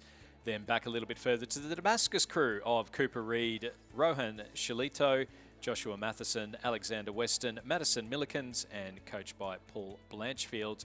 And then Scotch College Victoria making up our field. But out in front and looking very impressive, it's the Hutchins School leading the Geelong Grammar crew, stroked by Jamison McNamara in lane 5. Yeah, so no doubt about what's happening from the Tasmanians in lane 2. They have gone out to dominate this race and very much succeeded in doing so. The interesting race hotting up is the Scotch College and, or not the Scotch College rather, St Peter's College and Geelong Grammar in lane 6, who was separated by just 0.46 of a second at the 1500 metre mark. And the second Geelong College crew will be looking to get up into those top 3 positions alongside the first Geelong College crew in lane 5. So that's the crew of Tom Ross, Archie Payton, Harry Cooper and Jamison McNamara, Clementine Ryan, the Cox, who are battling it out for 3rd place with St Peter's College from Adelaide on the far side of the course. And it looks like they've made the most of it in the last 500 metres. It'll definitely be the Hutchins School from Tasmania who have led the race from start to finish and will take their final few strokes across the line now to win the A final and place 7th overall in the Schoolboys Coxed 4 here at the Australian Schools Championships on day 7 here at Lake Ngambie. Geelong Grammar in a lane 5 will come across the line in 2nd place, and a fast finishing Geelong Grammar crew in lane 6 have overcome the challenge from St Peter's College on the far side of the course, placed 3rd. So Geelong Grammar 2nd and 3rd place here in the B final of the Schoolboys Cox 4. St Peter's College Adelaide in 4th. And then the lane 7 crew of Damascus in 5th place. Scotch College from Victoria in 6th place. Confirmation of the results in race number 592. It's the B final of the Schoolboys Coxed 4s. A win for Hutchins with a margin of 11.88 seconds. They won in a time of 7 minutes 9.14 ahead of the Geelong Grammar crew in lane 5, with the Geelong Grammar crew in lane 6 finishing in 3rd place.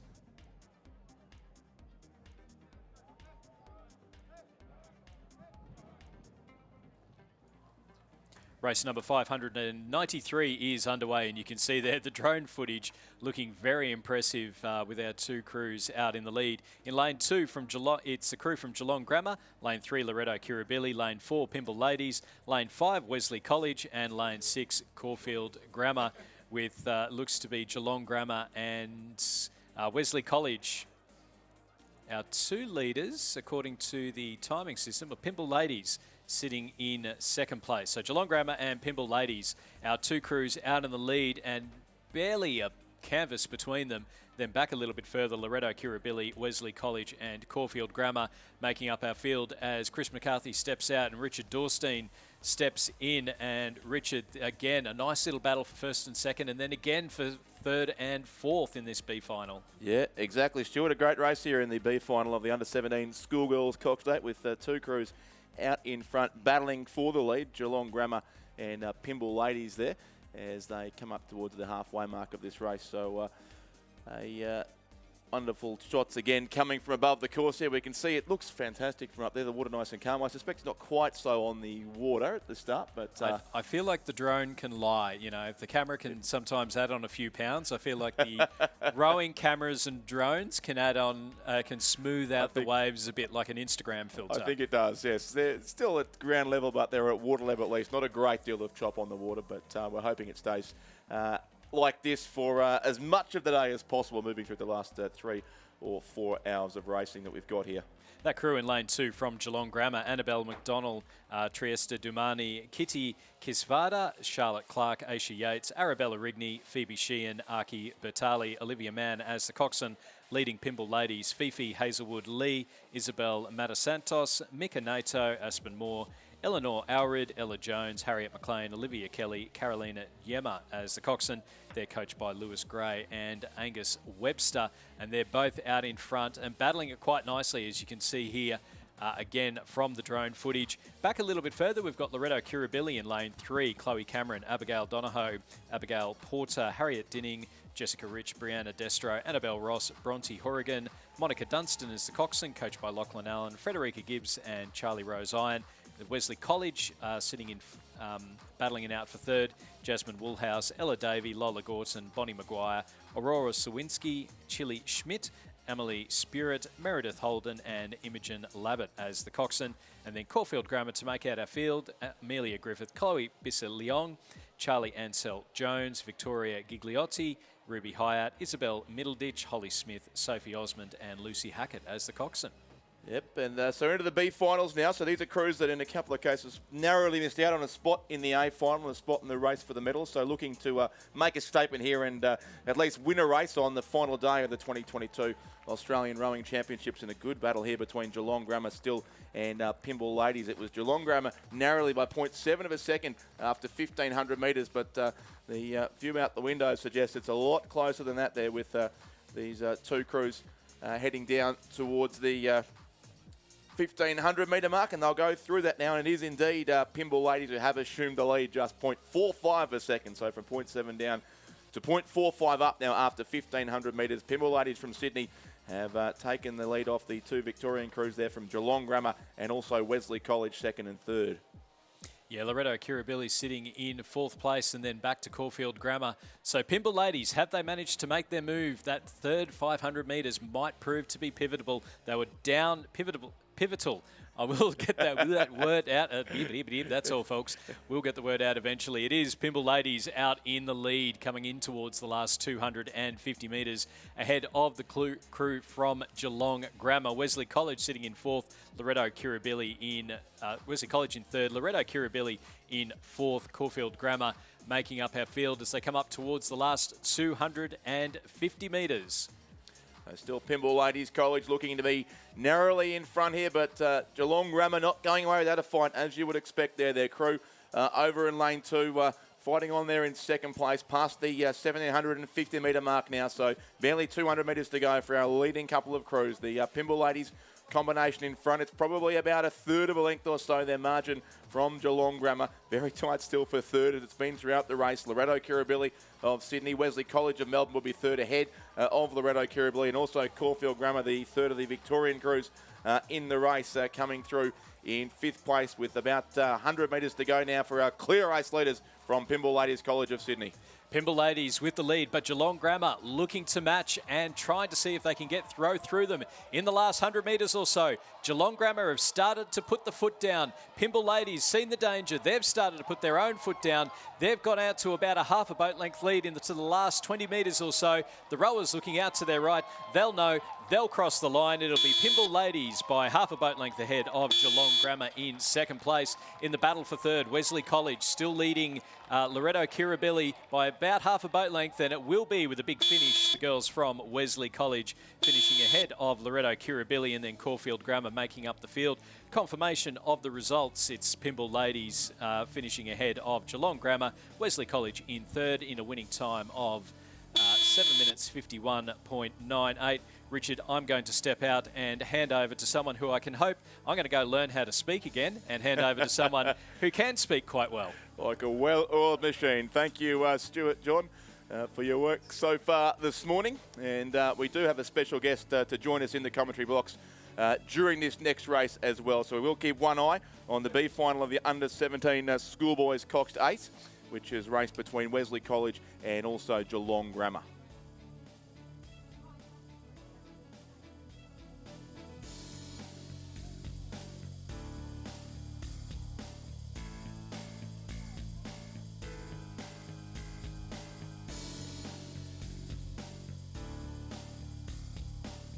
We have the start list there for the B final, the under-17 Schoolboys Coxed 8, Wesley College lane 2 and Geelong Grammar lane 3, an all-Victorian affair in this race. And at the 1,000 metre mark, it was Wesley College leading by a length ahead of the crew from Geelong Grammar. And I'm joined in the commentary box during this race by Georgie Rowe, a member of the Australian rowing team for the last few years, a World Championship silver medalist, and raced in the Australian 8 at the Tokyo Games as well. But Georgie is here primarily to talk about her role with the Coles Start to Row program, a very exciting initiative launched by Rowing Australia and Coles just recently. But before we do that, Georgie, just tell us about how it was you came into the sport. Yeah, I guess for me it wasn't such a traditional transition into rowing. I actually started with surf boats, and that was down at Collaroy Surf Club and Manly Surf Club on Sydney's Northern Beaches, which I really love and hold close to my heart, and that's kind of the core of who I am, the surf club scene. And then pretty quickly I realised that I love rowing, and I did an indoor rowing competition, and I was lucky enough to, I pushed pretty hard and I got a pretty decent score, and I think that created an opportunity for me. You won a national title in the indoor rowing championships, I believe. Yeah. So Ronnie Batt from Rowing Australia, he got a little bit excited from my score and gave me a call and sent me over to America to do the Crash Bees, which is kind of the same of the equivalent of like the world champs of indoor rowing at that time. In Boston every year? Yep, in Boston every year. And I got a phone call from John Keogh as well, and we met for a coffee down in Collaroy, and yeah, kind of had to make a decision if I really wanted to do this, and I'm very glad I took the plunge. Yeah, no, exactly. It certainly worked out quite well in that regard. Also racing here for New South Wales in the Queen's Cup this afternoon. But Coles Start to Row. We'll just have a look at these boats on the course here. Firstly, as Wesley College are coming through with a 5.6 second lead now in this B final of the under-17 Schoolboys Coxed 8. So it will be Wesley College to take this race out by a couple of lengths over Geelong Grammar. They'll rank 7th and 8th in the under-17 Schoolboys Coxed 8. But tell us about this exciting new program that Rowing Australia and Coles have put together. You went to a school in Dubbo recently and delivered them some ergos for their use. Yeah, so the Coles Start to Row program is a program where they're donating ergos to all these rural schools. And yeah, like you said, I was lucky enough to go out to Dubbo and have a chat with some of the kids out there. There was a hall full of really diverse kids, and it was just great to be out there and to see it firsthand of the opportunities that these kids are actually missing out on just because of their location.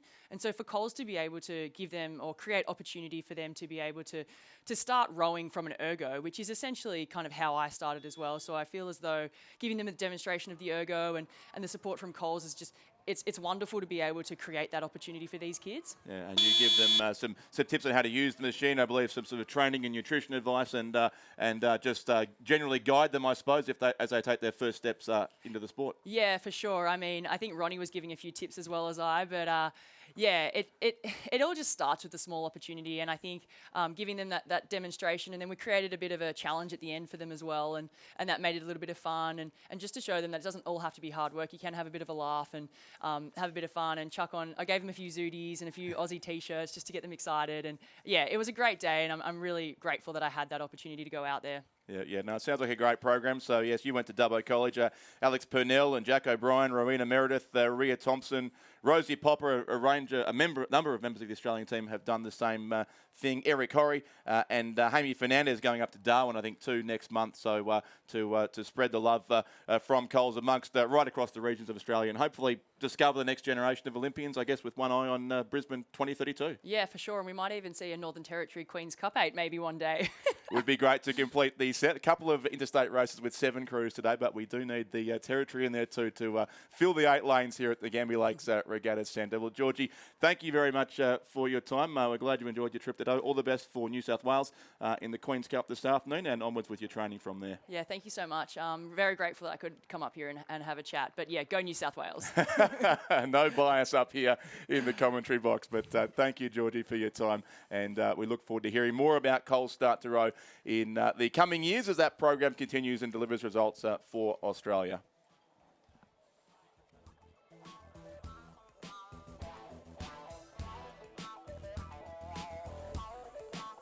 So as Georgie leaves the commentary box, we thank her for her time and off to prepare for the Queen's Cup this afternoon. And one New South Wales person out, another one in the sky blue still that he's been wearing all week. Chris McCarthy is back here. Just confirming the result, Chris, of the previous race, the under-17 Schoolboys Coxed 8 was won by Wesley College. Hunter Isaacs, Jonty Wellberry, Xander Skyring, Xavier Bamert, George Teague, James Hyde, Max Melbourne, Sam Church and Archie Graham by 8.74 seconds ahead of Geelong Grammar. So Wesley College will finish 7th in the under-17 Schoolboys Coxed 8 and Geelong Grammar in 8th place. As we continue on the course, the B final now of the Schoolgirls Coxed Quad Scull. Yes, that's race 595 on the program, and things looking fairly tight, approaching the 1500 metre mark. In lane 2, we have Melbourne Girls College. In lane 3, Strathcona. In lane 4, Radford College. Lane 5, Brendan Shaw. Lane 6, another crew from Strathcona. And in lane 7, Ballarat Grammar. So again, for position 7 through to 12 here in the Schoolgirls at Coxed Quad Scull. And some good semi-final racing in this event. So these were the crews that narrowly missed out from, I think it was the set of 3 semi-finals that was used in the Schoolgirls Coxed Quad Scull as well. So Ballarat Grammar leading through at halfway, who narrowly have a margin on Melbourne Girls College, that would be, and also Brendan Shaw from Devonport. So 2 Victorian schools on either side of the course, and the Tasmanians in the centre. Also 2 crews here from Strathcona who did so well to get 3 crews into the semi-finals. Their Division 1 crew will race in the A final later on today as the defending head of the Schoolgirls champions, but 2 crews in this race as well as they head up towards the 1500 metre mark of this race now.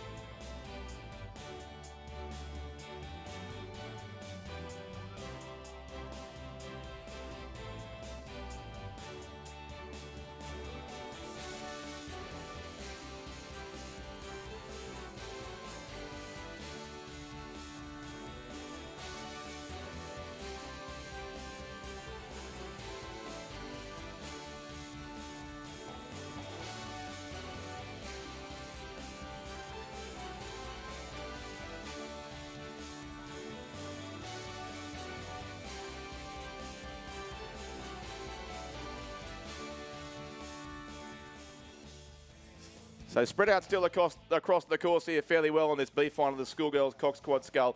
And the 3 crews in contention here: Melbourne Girls College Lane 2, Mia Harrison, Zoe Core, Victoria Trenton, Georgie Watson and Lily Ritson Morrison, coached by Jessica Hare. Lane 5, Brendan Shaw from Tasmania, Sophie Grave, Meg Castles, Olivia Yates, Catherine Greenhill and Matilda Spalding, coached by Dave Tippett and Merv Tippett on the Mersey River in Devonport. And also Lane 7, Ballarat Grammar, Perry Eaton, Amber McClure, Ella Flamsteed, Keela Walker and Genevieve Pittard. But over on the far side, Melbourne Girls College. And on this side, Ballarat Grammar, it is 2 Victorian crews in a field with 4 Victorians overall, in fact, across the course here. But it looks to be still Melbourne Girls College Lane 2 with the narrowest of leads. They had 1.5 seconds up to 1,500 metres and keeping their boat here ahead of the crew from Ballarat Grammar and also Brendan Shaw College from Devonport. Then 3 boats across the course, 2 from Strathcona, 1 from Radford College, probably Strathcona Lane 3 narrowly from Radford in 4. But leading still over the far side, it is the Melbourne Girls College combination who are inside the final 100 metres now, and a clear margin it seems to be in the closing strokes over Ballarat Grammar in second place, still holding off the Brendan Shaw College as well. So just a couple of strokes to go for our race leaders with a Clearwater lead as they come across the line now at the Nagambie Lakes Regatta Centre. It is Melbourne Girls College in first position. Second goes to Ballarat Grammar and third will be Brendan Shaw. They are the top 3 in the Schoolgirls Cox Quad Scull. And very tight for 4th, 5th and 6th. Look to be Strathcona Lane 3, just ahead of Radford, and also Strathcona Lane 6. So confirming the results of the B final of the Schoolgirl Coxed Quad Scull. In first place, Melbourne Girls College. Second, Ballarat Grammar. Third, Brendan Shaw. Fourth, Strathcona. 5th, Radford College. And 6th, Strathcona. The winning time for that one, 8:06.71. The margin, 3.44. And down on the course now and rapidly approaching the 1,500 metre, or the 1,000 metre timing point rather, is the last of our Quad B finals for this morning. The B final, the Schoolboys Coxed Quadruple Scull. In lane 2, Radford College. In lane 3, St Augustine's. In lane 4, Nudgee College. In lane 5, Ballarat Grammar. In lane 6, Redlands. And in lane 7, Cranbrook. So Radford College from the ACT over in lane 2. The race leaders here now in the B final of the Schoolboys Cox Quad Scull. Radford from probably Ballarat Grammar in second place. Ballarat Grammar a narrow second in the last race and are looking for a placing here once again. Of course, these B finals with 6-boat A final, so for position 7 through to 12. So still plenty to race for these crews. A couple who only narrowly missed out on a spot in the medal race later on today. So Radford College from the ACT, that's the crew of Connor Jacopino, Campbell Kruger, Hunter Jolly, Oliver Fox and Izzy Farris there, coached by Craig Muller and Michael McCormack. And second place, lane 5, would be Ballarat Grammar, Charlie Savage, George Follett, Will Clark, Oliver Harris and Jess Norton. They are coached by Paul Commons. It does look like it's still the Radford College we've seen perform so admirably in both the schoolboys and schoolgirls quad sculls all week. I do believe Radford might also have a crew in the A final, the schoolboys coxed quad scull later on this morning. They do, in the same lane in lane 2, they'll have a crew representing there. So this being their second quad scull, and they're leading narrowly over Ballarat Grammar in lane 5. The margin just 1.8 seconds at the halfway timing point. 2.75 back to St Joseph's College Nudgee in lane 4 in 3rd place. Redlands in 4th and Cranbrook rounding out the field at that halfway timing point, and it's still tight at the 1,500 metre mark. In fact, it's grown even tighter.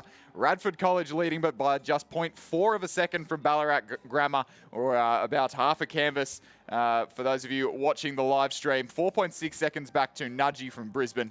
Redlands College still sitting back in 4th place, and St Augustine's in 5th, Cranbrook in 6th.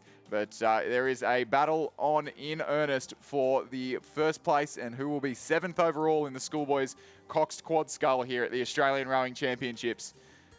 Once again, we can see how fair the course is at the moment, with crews leading from all over the place there. Ballarat Grammar over in lane 5, Radford College in 2, so several lanes apart, those two crews, but separated by just 0.4 of a second after 1,500 metres. So Ballarat Grammar gaining over a second in the third 500 metres of the race, and looking to maintain or move up right alongside Radford College now. Nudgee from Brisbane also coming through pretty strongly there in the darker boat in the centre of the course. And Redlands, the other side of Ballarat Grammar, who look to be continuing their charge down lane 5. But Radford College of the ACT over in lane 2, certainly not going to give up this B final without a substantial fight here over the closing strokes. But Ballarat Grammar looking very good here as they close in on the final 120 metres of the race. Yeah, it's been Radford College from the start of this B final of the schoolboy cox quad scull, but Ballarat Grammar timing their run to perfection as both crews enter the red boys within a length of each other. It'll be Ballarat Grammar just with their bow ball ahead in the closing stages, but Radford College not letting them have it all their own way as we approach the last 5 strokes of the race. It'll be Ballarat Grammar just in front at this stage, but Radford coming home strong. It'll go be really tight for first place. Ballarat Grammar just ahead. It'll go to a photo finish. And it'll go to a photo finish for third as well. It looked like Redlands just ahead of Nudgee, but that would be undecided as well. St Augustine's for 5th place and Cranbrook in 6th. So I think we're all going to sit on the fence there for that one. That was 2 photos in quick succession, and that really was anyone's race. Yes, a photo all round in race 596. Ballarat Grammar and Radford College for first, and Nudgee and Redlands for 3rd and 4th. And we'll wait on that one. Extremely close as they cross the line. Ballarat definitely with the momentum, but Radford realising the challenge was there pretty late in the race there and making an admirable push back. So we'll wait for the results of the photo finish. And the epitome of stroke for stroke, you can see the bows moving at slightly different times as they were heading towards the line. So it all depends, obviously, on who had their bow in front when it really mattered. But we'll get that result to you shortly. In the meantime, the 8s are on the course in the B final now of the Schoolgirls Coxed 8 with a field of 6 in this race. Lane 2 is Geelong Grammar off to a pretty good start there too in the opening stroke. Second, St Catherine's of Melbourne. Third is also Geelong Grammar, so 2 crews in the race. It is the Geelong Grammar first 8, lane 2, and Geelong Grammar's second 8 racing in lane 4.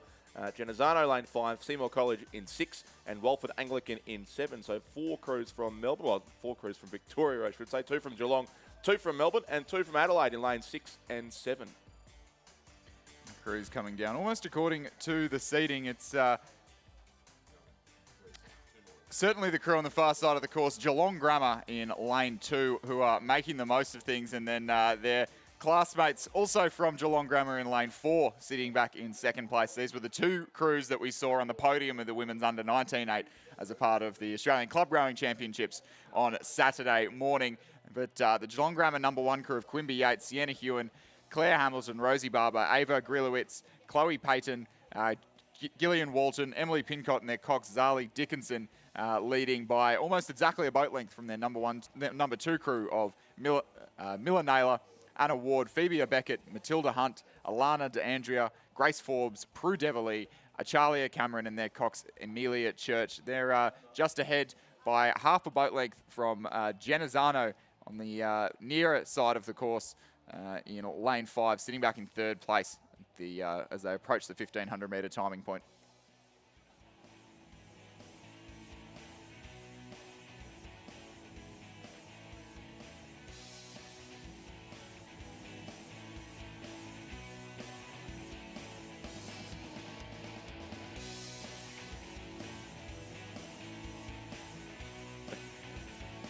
So Geelong Grammar in lane 2, certainly our comfortable race leaders here. This crew, I suspect, would have had designed on making the A final, so the next best option for them is to win the B final and win it well, and they are clear by 2 boat lengths more than that as we wait for the rest of the field to come across the 1,000 metre timing point, so the 1,500 metre timing point, in fact, I should say. So Geelong Grammar there, well clear. Quimby Yates, Sienna Hewen, Claire Hamilton, Rosie Barber, Ava Grillovich, Chloe Patton, Gillian Walton, Emily Pincott and Zali Dickinson there in this B final of what will be when the A final comes around, the race for the Sydney Cup and the Schoolgirls Coxed 8 Championship of Australia, which should be a great race with the best of Victoria going up against Pymble Ladies College in that A final still to come. But it's Geelong Grammar here, our race leaders.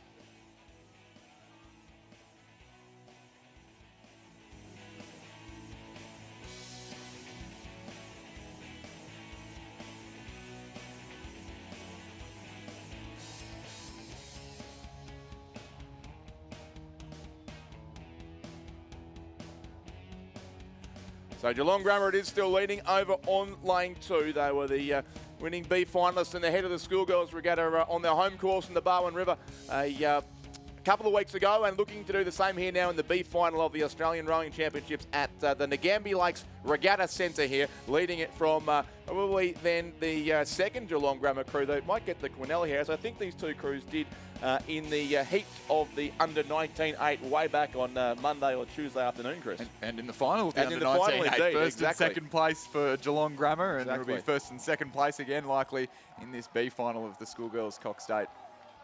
Yeah, and Genazzano probably narrowly third. Seymour College, the best of the South Australians. Walford Anglican and St Catherine's of Melbourne with their second 8 also in this race. But this is a big lead and a big statement by Geelong Grammar in the B final of the Schoolgirls Coxed 8 as they come across and take the win on lane 2. It is Geelong Grammar in race 597, and yet again it will be a Geelong Grammar Quinella, this time in the Schoolgirls Coxed 8B final. So lane 2 from lane 4, then it's Genazzano in third place. 4th will be the crew from Seymour College. 5th then St Catherine's of Melbourne, and 6th will be the crew from Walford Anglican in lane 7. So confirming the results there of the B final of the Schoolgirl Coxed 8. First place, Geelong Grammar in a time of 7:18.16. Second, Geelong Grammar in lane 4. Third, Genazzano. 4th, Seymour College. 5th, St Catherine's School from Victoria. And 6th, Walford Anglican. And we'll give you an update on the B final of the Schoolboys Coxed Quad that we saw come down earlier. In that race, we had a photo finish for first and second, and a photo finish for second and for third and fourth. Believe it or not, the margins in both of those photos are identical. In first place in the B final of the Schoolboy Coxed Quad, it was Ballarat Grammar. Second place, Radford College. Third, Redlands. And 4th, Nudgee. St Augustine's in 5th. Cranbrook in 6th. The margins between first and second were 0.17 of a second, and as were the margins between third and fourth, believe it or not. The virtues of silence, I think, proving themselves there, Chris. But 2 1700th of a second photos in the same race. But Ballarat Grammar just getting in front late. That was a great race. Absolutely. And on the course now, race 598, almost at 600 here this morning. The B final of the Schoolboys Coxed 8 coming down, all crews in touch of each other. In lane 2, Xavier College. Lane 3, Wesley College.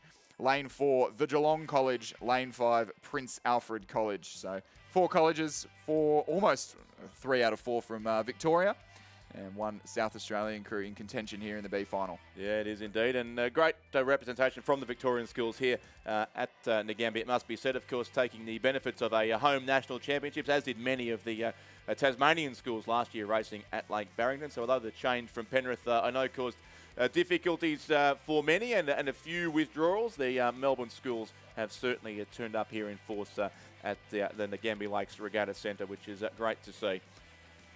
Xavier College, our race leaders, so it is the Victorians 1, 2 and 3, in fact, as they look to be spread across the course here in lane order once again. Hasn't happened too many times today, but certainly in this B final it is Xavier College from Wesley College, Geelong College, and then Prince Alfred College, the South Australian visitors, racing over in lane 5. They were second, I think, Prince Alfred College in the South Australian head of the river behind St Peters. St Peters, the defending national champions in that event, who will race in the A final, which should be a great race. St Peters, Brisbane Boys College, Shore of Sydney, and then St Kevin's, Melbourne Grammar, and Scotch College of Melbourne, who've won this race many times in the past as well. So that's one to look forward to at 12:10 this afternoon. But the B final nearing its conclusion, and still is the crew from Xavier: Atticus Scully, Cormac O'Callaghan, Joseph Breer, Lockie Severn, Nicholas Andrew, Charles Christens, Nicholas Kelly, Patrick Crow, and Fervis Grave, the Cox, coached by Nicholas Mitchell, leading here by a bit under a length now to be. So Wesley making up some ground in the late stages here. That's Edwin O'Donnell, Leo Bacacci, Connor Watson, Khaled Mashney, Charlie Johnson, Amos Kirk, Nicholas Bryant, Lachlan Idle, and Josh Pfefferkranz, coached by Matt Ryan and Tom Minifee. And then it's Geelong College and also Prince Alfred College. So just a few strokes down to the finish line now, and it's still a neat length between our leading 3 crews, at least. A bit more of a gap then back to 4th place. So Xavier College will take out the Schoolboys Coxed 8 B final and 7th place overall in the event. Xavier win it from Wesley College in 2nd. The Geelong College finished 3rd, and Prince Alfred College of Adelaide in 4th place.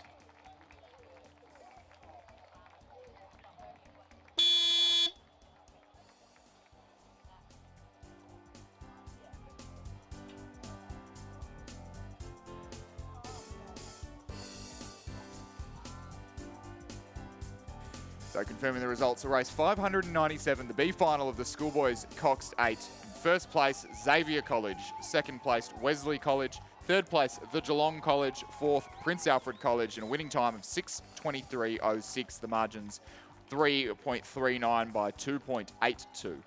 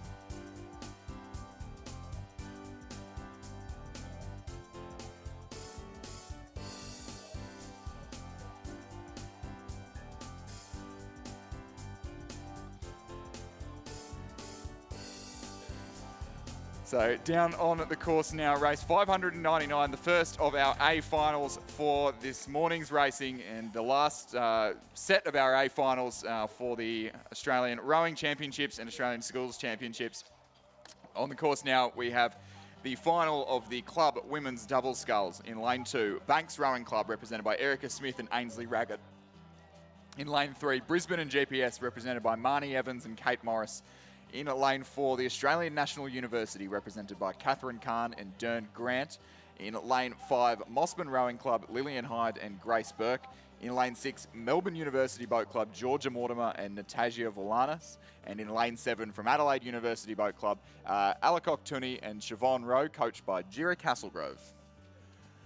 I did wonder why Jerry Castlegrove had snuck back up to the commentary box, but his coaching duties for the week now almost complete, as his last crew is on the water here in the club double, and I think we'll get the pleasure of hearing from Jurek later on today. He's lining up for the last race of the regatta, I understand. But they are racing in the first of our A finals, and it is all finals from now on. The remaining races of the 2022 Australian Rowing Championships. From this race, 599 through to race 624 for the King's Cup at 3:20 this afternoon. So the club women's double scull final on the course. Our presentation team gathering to have the medals to hand out shortly as well, as these 6 crews continue on their way. So as Chris introduced them, Banks lane 2, Brisbane and GPS lane 3, ANU lane 4, Mossman lane 5, Melbourne Uni lane 6, Adelaide lane 7. They're almost in order across the course, but Melbourne Uni actually sit 4th, just ahead of Mossman.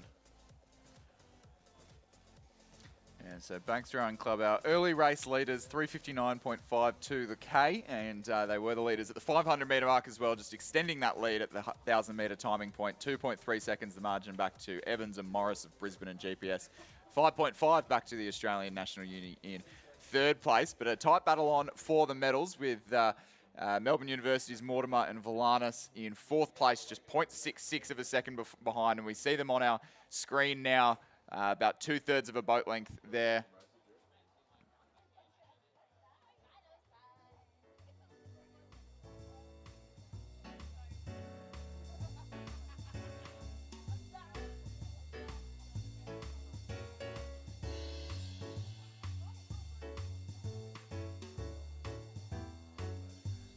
They continue with the Banks crew certainly comfortably in front here in the opening club final event here, and it is certainly Erica Smith and Ainsley Raggett there, our race leaders. Then Brisbane and GPS would be the next crew in the field. Marnie Evans and Kate Morris ahead of the Australian National University and Mossman, and yes, Melbourne Uni slipping back in the field a little there, and they are now giving us the perfect pattern in lane order from lane 2 to lane 7.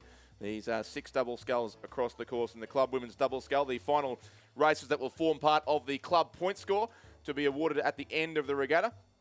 Also is a point score presented for both schoolboys and schoolgirls events. So the winner of the schoolboys point score and the schoolgirls point score will each be presented with a trophy at the conclusion of the schools championship part of the regatta as well. So the crew on the far side still from Banks, certainly making every post a winner here. Erica Smith and Ainsley Raggett ahead of Brisbane and GPS and also the Australian National University.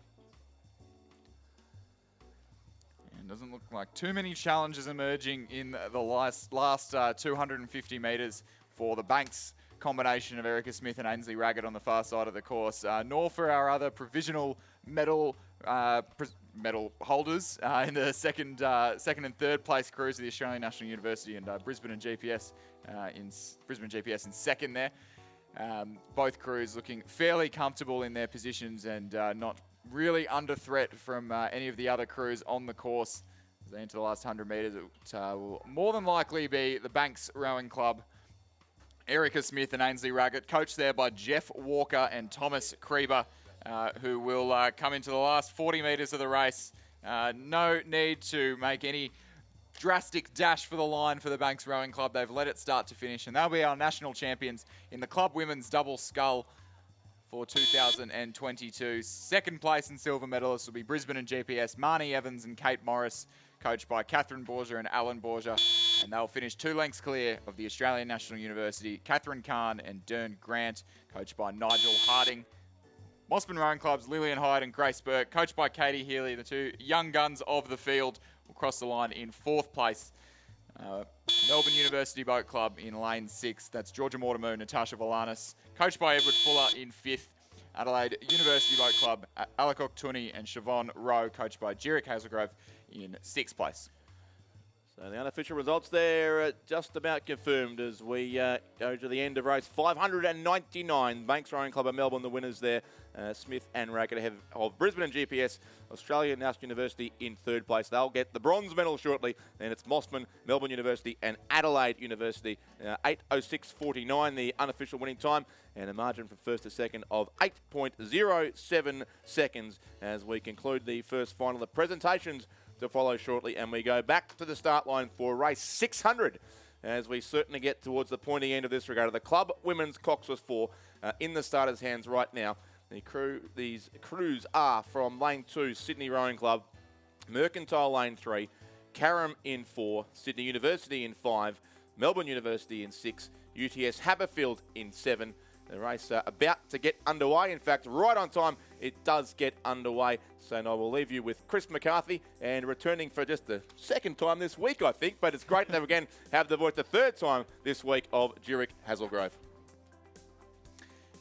Yeah, so we did have a provisional update in the club point score last night, and it was neck and neck at right at the pointy end with Sydney Rowing Club and Sydney University Boat Club separated by just 25 points. It is 24 points for a win in an 8, and a little bit less for a win in a 4, and a little bit less for a win in a double or a pair or a single. So definitely all to play for between these two leading clubs from New South Wales, and a couple of wins for either club in the early stages of this morning's club racing will definitely set the tone and wrap up the club points championship. It is Sydney Rowing Club by half a boat length in the opening 300 metres of the course, with the Mercantile crew of Amy Baker, Louise Carr, Henrietta Patterson, Xanthi Hadfield, coached by Alistair Matthews and Samuel Fennessy, sitting in second place, narrowly ahead of Carrum in lane 4. It's Angelique Everett, Jess Fishman, Morgan Dunham, Jackie Deeble, their coach Drew Holman. Those are our three provisional top three from Sydney University, then Melbourne University and UTS Haberfield in 4th, 5th and 6th. But that's just the opening stages of the race, where the Sydney Rowing Club crew of Neve Graham, Star Rose Miller, Eliza Dunlop and Freya Neville are out the head of the field.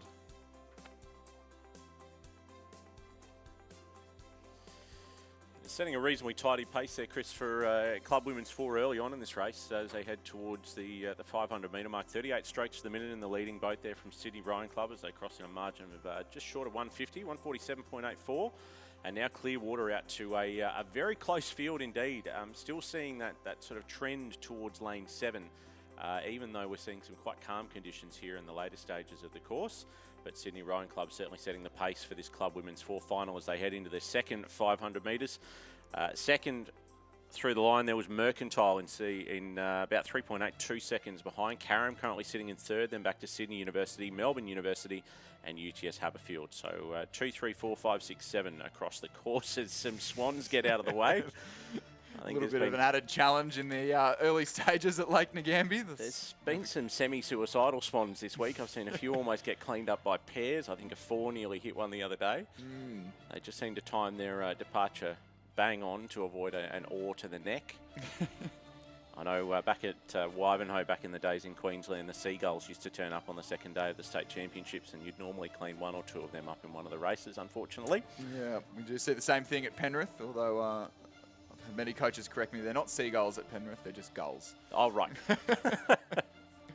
It is Sydney Rowing Club still at the head of the field as they cross through 750 metres road. Sydney University making a bid for the medals now, just pushing in front of Carrum Rowing Club in lane 4.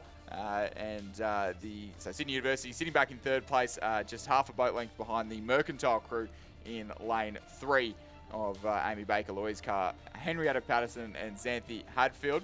It's a tight race actually unfolding between Sydney University and Carrum. The drone footage, as fantastic as it is, does sometimes play tricks on the eyes, with Carrum looking to have either just responded to a move from the Sydney University Boat Club and pulled out about half a boat length lead as they enter the second 1,000 metres of this Club Women's Coxless 4 final. Yeah, I think you might be right there in terms of the Carrum position. They've certainly responded reasonably well against a push from Sydney Uni there through the second 500. Sydney still leading through the 1,000, 345.84. Mercantile now dropping back a little bit, almost 5 seconds behind in second place, and then back 0.3 seconds to Carrum. Sydney University less than a length behind, and then back to Melbourne University and UTS Haberfield. But as you said there, Chris, still the race for the minor placings here, very tight indeed. Sydney Rowing Club, very classy first 1,000 and heading into the second K now with well over a boat length and a half's lead, and making the most of those beautiful conditions there we can see on the camera as they start to come into the sheltered section of the course. And no doubt looking to consolidate that lead as they head through their third 500. It's a good close-up there of the Sydney Rowing Club crew as they lead this club women's forward down through the second half. 32.5, 33 strokes the minute now, so well and truly in a nice established mid-race rhythm. These girls have done a fair bit of racing, the stroke pair racing in the under-23 8 and in an under-21 4 as well. So they've been doing a fair bit of racing this week. But by benefit of not being in contention for national selection, they're also able to race these club events and put some more wins on the board for Sydney Rowing Club, who I'm sure you're going to know this off the top of your head. I think is potentially leading the club point score at the moment. 223 points. Not that we're counting or anything. No, never. Yeah, that crew of Neve Graham, Star Rose Miller, Eliza Dunlop and Freya Neville at the head of the course. Very young crew, as is the majority of the field actually. The only names that I don't recognise are those from Carrum Rowing Club, but I'm going to go on a hunch and say it's also quite a young crew. So a lot of these athletes first year out of school, and I know that's the case for a lot of the Sydney University Boat Club athletes on the near side of our picture at the moment, and likewise for the UTS Haberfield crew in lane 7. So a lot of very young athletes out here competing for their club, most of them athletes who have just fallen short of an interstate representation and are able to have their Sunday, or available to be available on Sunday and race the club women's coxless to wrap up the club point score trophy. So at the 1,500 metre mark, it was Sydney Rowing Club leading, Mercantile in second, 3 seconds, then back to Carrum in third. Sydney University just faltering back to 3/4 of a boat length behind in fourth. Melbourne University Boat Club in fifth, and UTS Haberfield in sixth place. Pretty much as it's been throughout the course of the race, as they come into the last 350 metres of the course here at Lake Ngambie. A few tired-looking athletes there as we start to come through to the final 250. A couple of them, no doubt, with very hefty racing schedules this week, but up the front, still looking classy, and now to about 2.5 boat lengths lead. Sydney Rowing Club on 32, 33 strokes the minute still, as they delay their push for the line a little bit here as we come down in front of the spectators.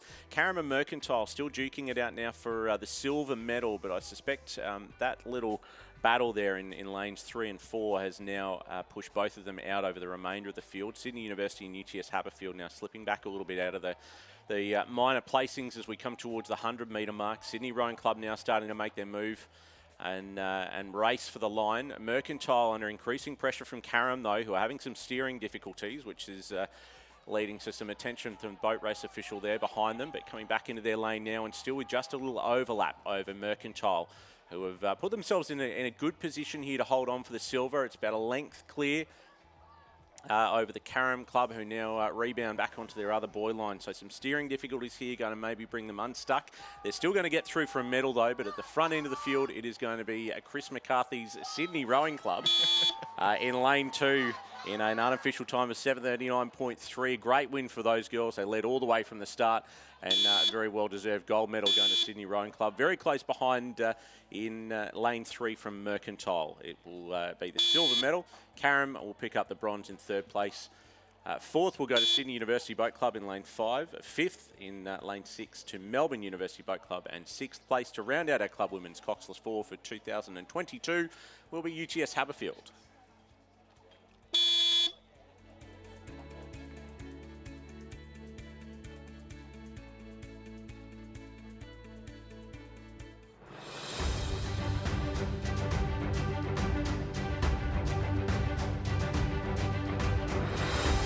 Ladies and gentlemen, the presentation of medals for the Club Women's Double Scull Championship of Australia.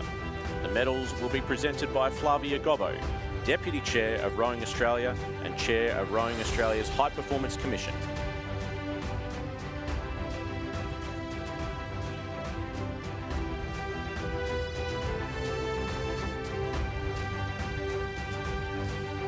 In third position, receiving the bronze medal for the Australian National University, Catherine Kahn and Diane Grant, coached by Nigel Harding.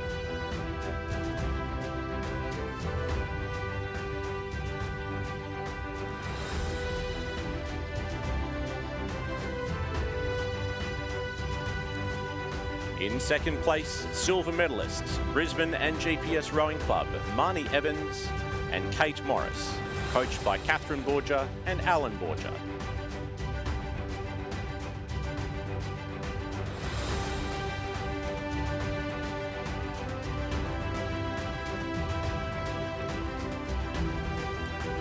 And the gold medalists and Australian champions for 2022 in the club women's double scull from Banks Rowing Club, Erica Smith and Ainsley Raggett, coached by Jeff Walker and Thomas Krieber.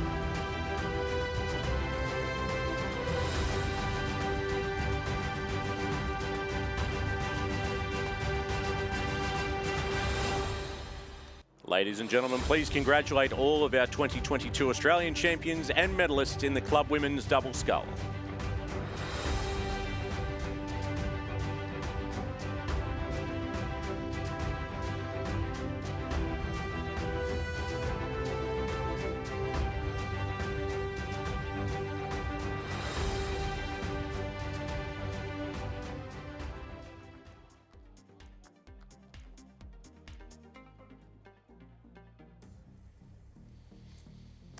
And we head back now to the first 500 metres where we join race 601, just getting underway from the starting blocks there. The final of the club men's double scull.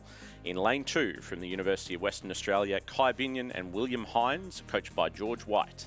In lane 3 from Banks Rowing Club, Mark Putter and James Meads, coached by Tom Krieber and Tony Lee. In lane 4, all the way from Townsville JCU, Zachary Skip and Riley Williams, coached by Harrison Parks. In lane 5 from Ballarat City, Hamish Rowlands and Riley McDougall. In lane 6 from UTS Haberfield, Gerard Bresniak and Jack Dawson, coached by Elliot Shackloff-Bertonetti and Alex Field. And in lane 7 from Sydney University Boat Club, Joshua Hewitt and Sam Bristow, coached by Chris Holliday and Tom Lorridge.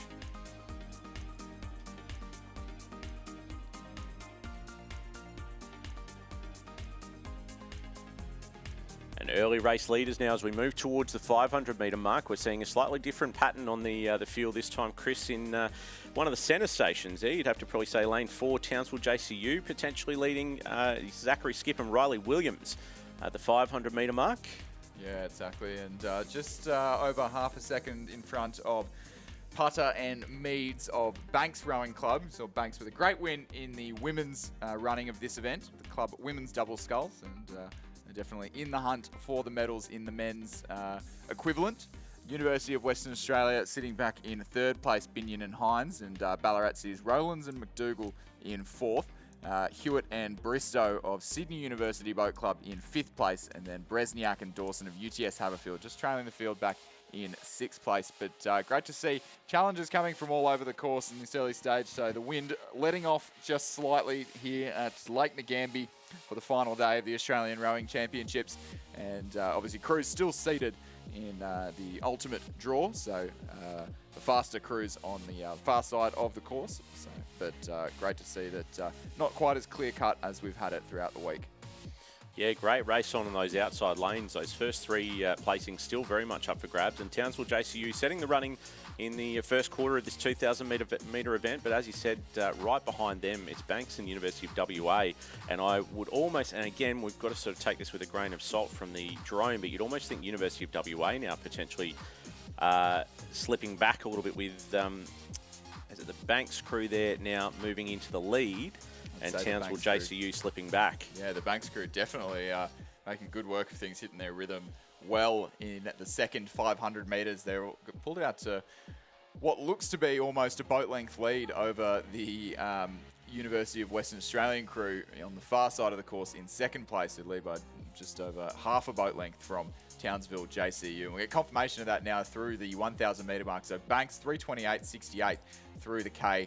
2.3 up on University of Western Australia. Townsville JCU in 3rd. Ballarat City in 4th. Sydney University Boat Club in 5th place. And UTS Haberfield rounding out the field in 6th there, just coming through that timing point now. But Banks Rowing Club just pushing out to a little bit of clear water now in the championship quarter of the club men's double scull. Close up there of the crew from University of Western Australia, just trying to hang on to that silver medal, having a little battle with Townsville JCU. 2 lanes over in lane 4. See Banks Rowing Club there, just pushing away So margins pretty comfortable first to second and second to third, but Townsville JCU in third place rather, just coming under threat from Ballarat City. That's Hamish Rowlands and Riley McDougall in the centre of the course, who are still within striking distance in the closing 750 metres of the club men's double scull. The Banks crew certainly showing their form here as we come towards the 1500 metre mark. 37 strokes the minute in the pink Zooties there in the lead boat. WA only a couple of points behind, but the rest of the field probably giving away 4 or 5 points on those 2 leading boats. A very fast race to the first 500, of course. Townsville JCU getting the gong as they came through the 500 metre mark, with a big changing of the guard now as Banks starts to consolidate that lead as they come towards the 1500 metre mark. Only 500 metres left to run. We'll get the sprints, the splits as they come across that marker in a second. We can see there even on the screen quite a substantial lead indeed for the Banks rowing club here, and looking to go back-to-back in the club women's double and club men's double.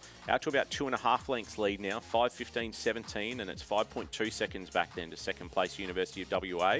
And those two crews now starting to put some distance between themselves and the rest of the field. Townsville JCU still just hanging on for dear life, about 1.6 seconds over Ballarat City. But certainly anything can happen in the last 500 here. And then, as you said, Sydney University and UTS Haberfield bringing up the rear of the field in the club men's double scull final.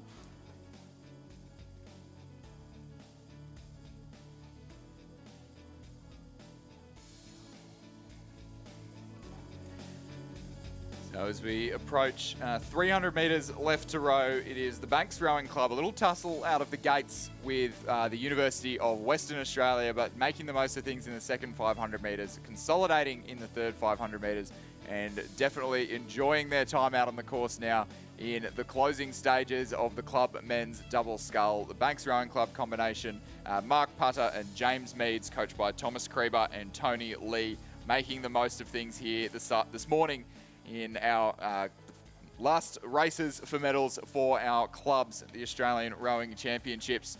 And the Banks crew who lead by about 3 boat lengths now as they approach the last 115 metres of the course over University of Western Australia's Kai Binion and William Hines, coached there by George White, who maintain a healthy position for the silver medal. And then there has been a good battle unfolding between Ballarat City and Townsville JCU in the closing stages. And it looks like Townsville JCU will just hold on to the position that they have sat in throughout the duration of the race, as they do come under threat from a fast finishing Ballarat City crew. It'll be Banks Rowing Club with the gold medal in the club men's double sculls.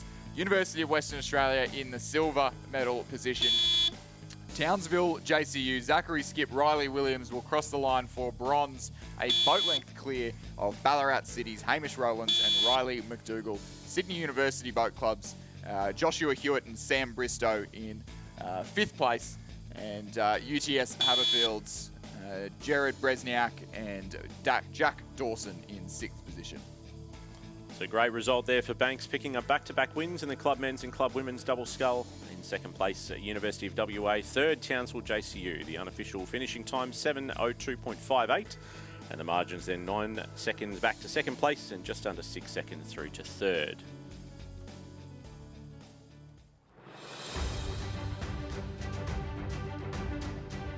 Ladies and gentlemen, we turn now to the presentation of medals for the Club Women's Coxless 4 of Australia. The medals will be presented by Flavia Gobbo, Deputy Chair of Rowing Australia and Chair of Rowing Australia's High Performance Commission.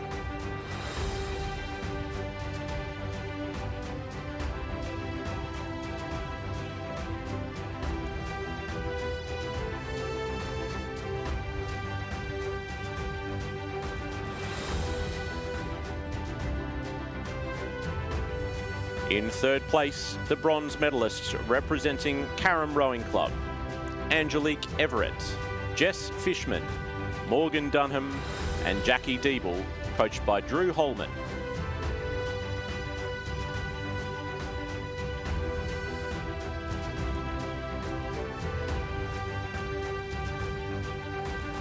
In second place, silver medalists from Mercantile Rowing Club, Amy Baker, Louise Carr, Henrietta Patterson and Xantha Hadfield.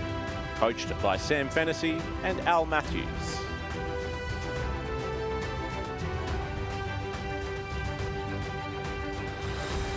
And in first place, gold medalists and champion Club Women's Coxless 4 for 2022, Sydney Rowing Club. Neve Graham, Star Rose Miller, Eliza Dunlop and Freya Neville, coached by Lachlan Carter and Donovan Seck.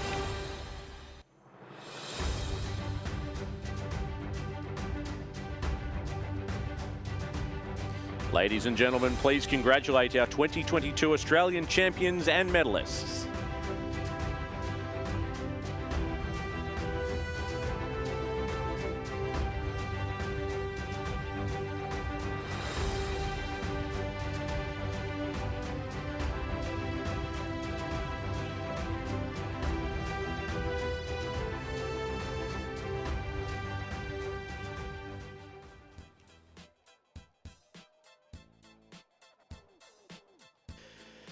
Back out onto the screen now, race 602 getting underway, the final of the Club Men's Coxless 4. In lane 1 from Sydney University, Walsh, Hobbs, Gibson and Miles, coached by Chris Holliday, Tom Lorich and Don McLaughlin. In lane 2 from UTS Haberfield, Caponis, Roncolato, Thompson and Jewell, coached by Alex Field and Hallie Chapman, and Elliot Shackloth Bertonetti. In lane 3 from Sydney Rowing Club, Carmody, Downey, Hoffman, Cregan, coached by Donovan Seck and Shane Mulvaney. In lane 4 from Mercantile, Wilmot, Guy, Willison and Ahmad, coached by Al Matthews. Lane 5 from Banks, Haffey, Vensky, Kane and Velick, coached by Tom Creeber and Tony Lee. Lane 6 from Mercantile, Clark, Nickel, Crawley and Burke, coached by Mike Mackay and Brendan Scott. And in lane 7 from Ballarat City, Pendlebury, Frangos, Gilbert and McKechnie, coached by Grant McKechnie, as we join them now as they approach the 500-metre mark. Yeah, it's a good race, starting to hot up at the head of the field between the Sydney University crew on the far side of the course, UTS Haberfield in lane 2, and then Ballarat City on the near side of the course as well, making good work of things in the opening stages of the race for to complete our top 3 at the start, but it looks to be the Sydney University crew of Devlin Walsh, Hugo Hobbs, Ryan Gibson and Lachlan Miles, who have gotten out to about half a boat length's lead in the opening 600 metres of the Club Men's Coxless 4. UTS Haberfield sitting in second by just 1 second.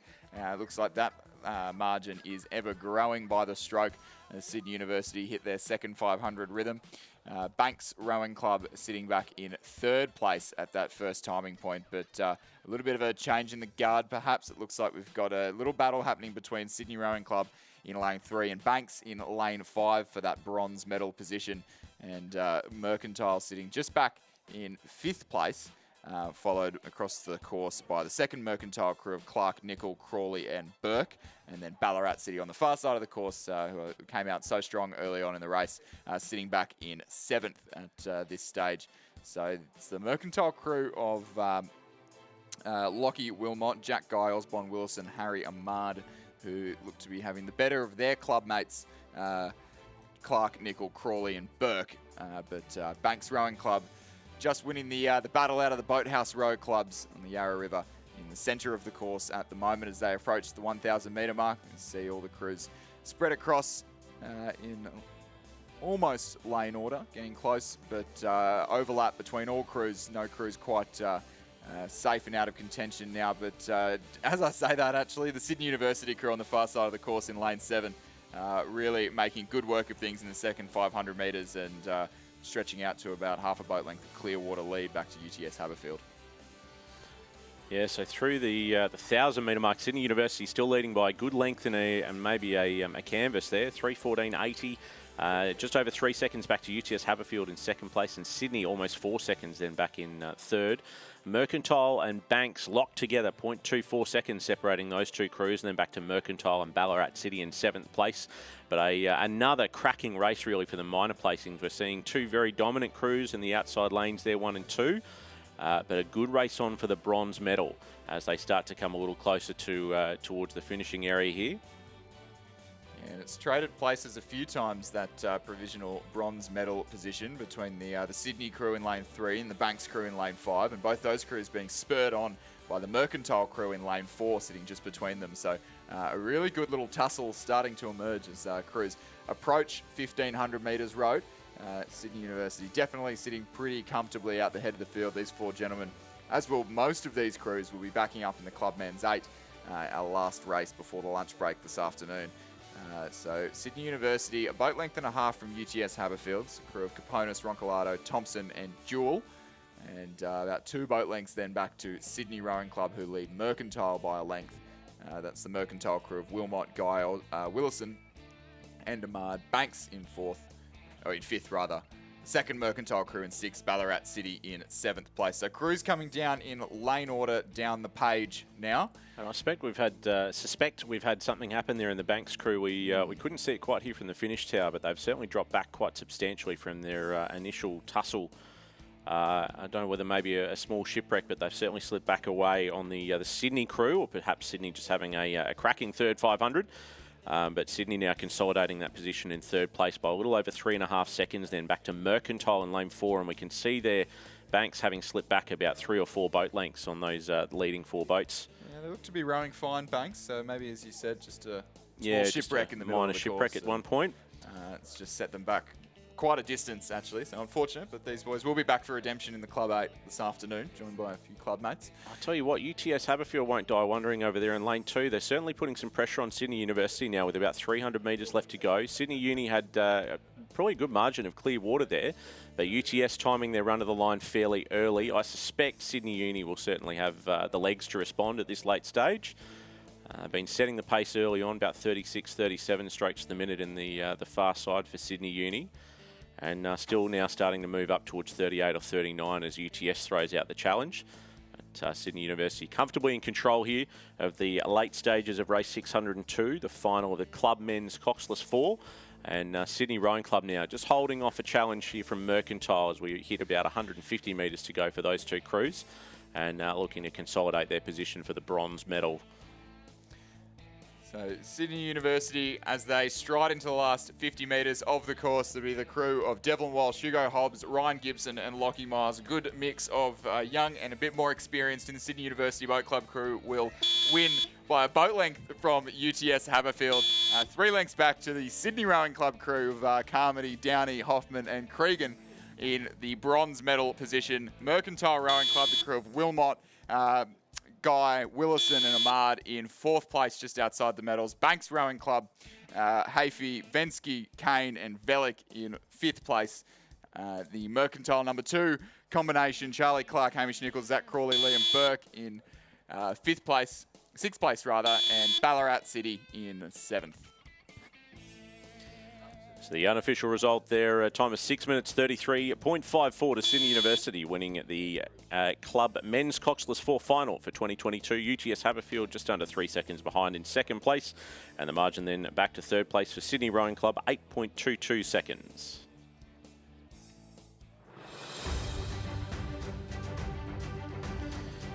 Ladies and gentlemen, the presentation of medals for the Club Men's Double Scull of Australia.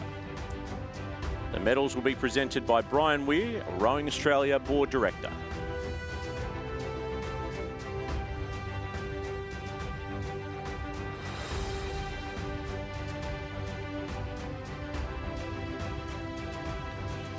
In 3rd place, the bronze medalists from Townsville and JCU, Zachary Skip and Riley Williams, coached by Harrison Parks.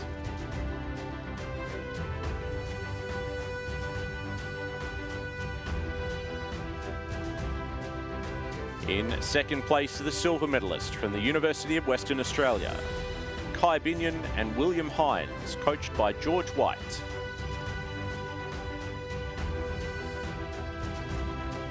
And in 1st place, the gold medalists and champion Club Men's Double Scull for 2022 from Banks Rowing Club, Mark Putter and James Meads, coached by Thomas Krieber and Tony Lee.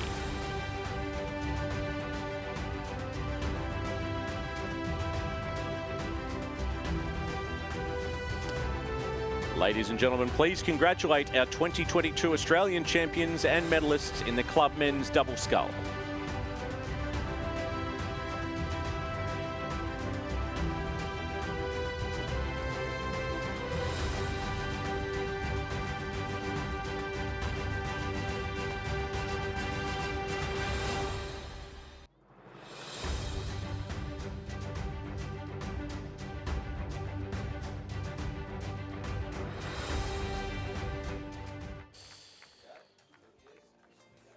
And hot on the heels now, the club events for this morning. We get into race 603, just awaiting a start now in the Schoolgirl Single Scull A final. Just lining up the 2,000 metre mark as Chris McCarthy steps out, and I'm joined now by Stuart Johns. Welcome back. Thanks, Jurek. It's a great time to be coming in now. We've got the schoolgirl, schoolboy, single sculls, coxed fours, under 17 coxed states. I remember watching that through the live stream last year when it was down at Lake Barrington. A big win for Radford College last year from start to finish. Blew it out from lane 7. Obviously not in this particular event. Then we'll move on to the club women's and club men's coxed states up until the lunch break at 12:30. And then after that, it's the interstate stuff. It's all the important things coming It is up. indeed. It's a fantastic day of racing here, and you really couldn't ask for much better conditions after some of the challenging conditions earlier on this week at the Ngambie Lakes Regatta Centre. But beautiful conditions for our last day of racing here at the 2022 Australian Rowing Championships, Australian Schools Championships, and the Australian Interstate Regatta. Now on the course, we're joining the A final of the Schoolgirls Single Scull in lane 2 from Asham, Sophia Miller, coached by Thomas Parker. Lane 3, St Brendan Shaw College, Ella Spalding. In lane 4, from Brisbane State High and the Queensland Academy of Sports, Sophie Malcolm. Lane 5, Geelong College's Izzy Petrowny. In lane 6, from St Pat's in Townsville, Sarah Burke. And in lane 7, from St Catherine's School, New South Wales, Erin Kara. And I'm just wondering, Jurek, obviously with Brisbane 32 coming up in this race, are we potentially looking at a Brisbane 2032 Olympic medalist coming down the course? Look, I don't want to jinx it, but certainly Sophie and her sister Jess have been performing quite well at this regatta and putting down some fantastic results across the national time trials and New South Wales state titles, things like that, over the course of the 2022 domestic season. And she's certainly young enough to be right on the money come 2032, potentially even earlier though. Both her and her sister Jess performing very well, as I said, across a lot of higher age category events as well, racing under 21, under 23. So certainly two girls to keep an eye on. And it's worthwhile keeping an eye on Sophie Malcolm at the moment because she is out in the lead. We can see the drone footage looking over the beautiful Ngambie Lakes. We've got Sophie Malcolm out in the lead just ahead of St Pat's Townsville, Sarah Burke.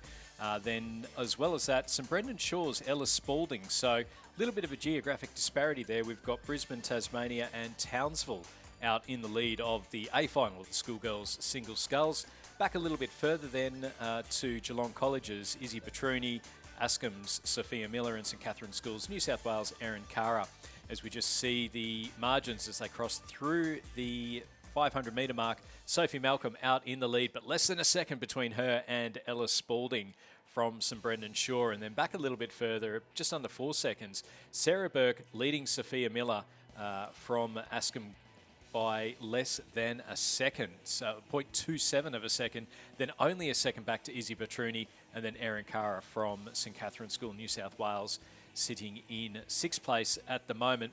But out in front, it is Sophie Malcolm from Brisbane State High, supported by the Queensland Academy of Sport, leading St Brendan Shaw's Ella Spalding and St Pat's Townsville's Sarah Burke through the first 750 metres. And as an A final, Stuart, you'd think all of these have been seeded. I do wonder whether the seeding has again followed the sort of 2 to 7 process that we would expect to see, or whether they've gone back to your more old school seeding of lanes 4 and 5 being the two favoured lanes. I suspect probably still lane 2, which suggests that Sophia Miller from Ascom and Ella Spalding from St Brendan Shaw have done a great job in the earlier events in this Schoolgirl Single Scull this week, and they're certainly not giving Sophie Malcolm everything her own way here as we approach the 1,000 metre mark in the Schoolgirl Single A final.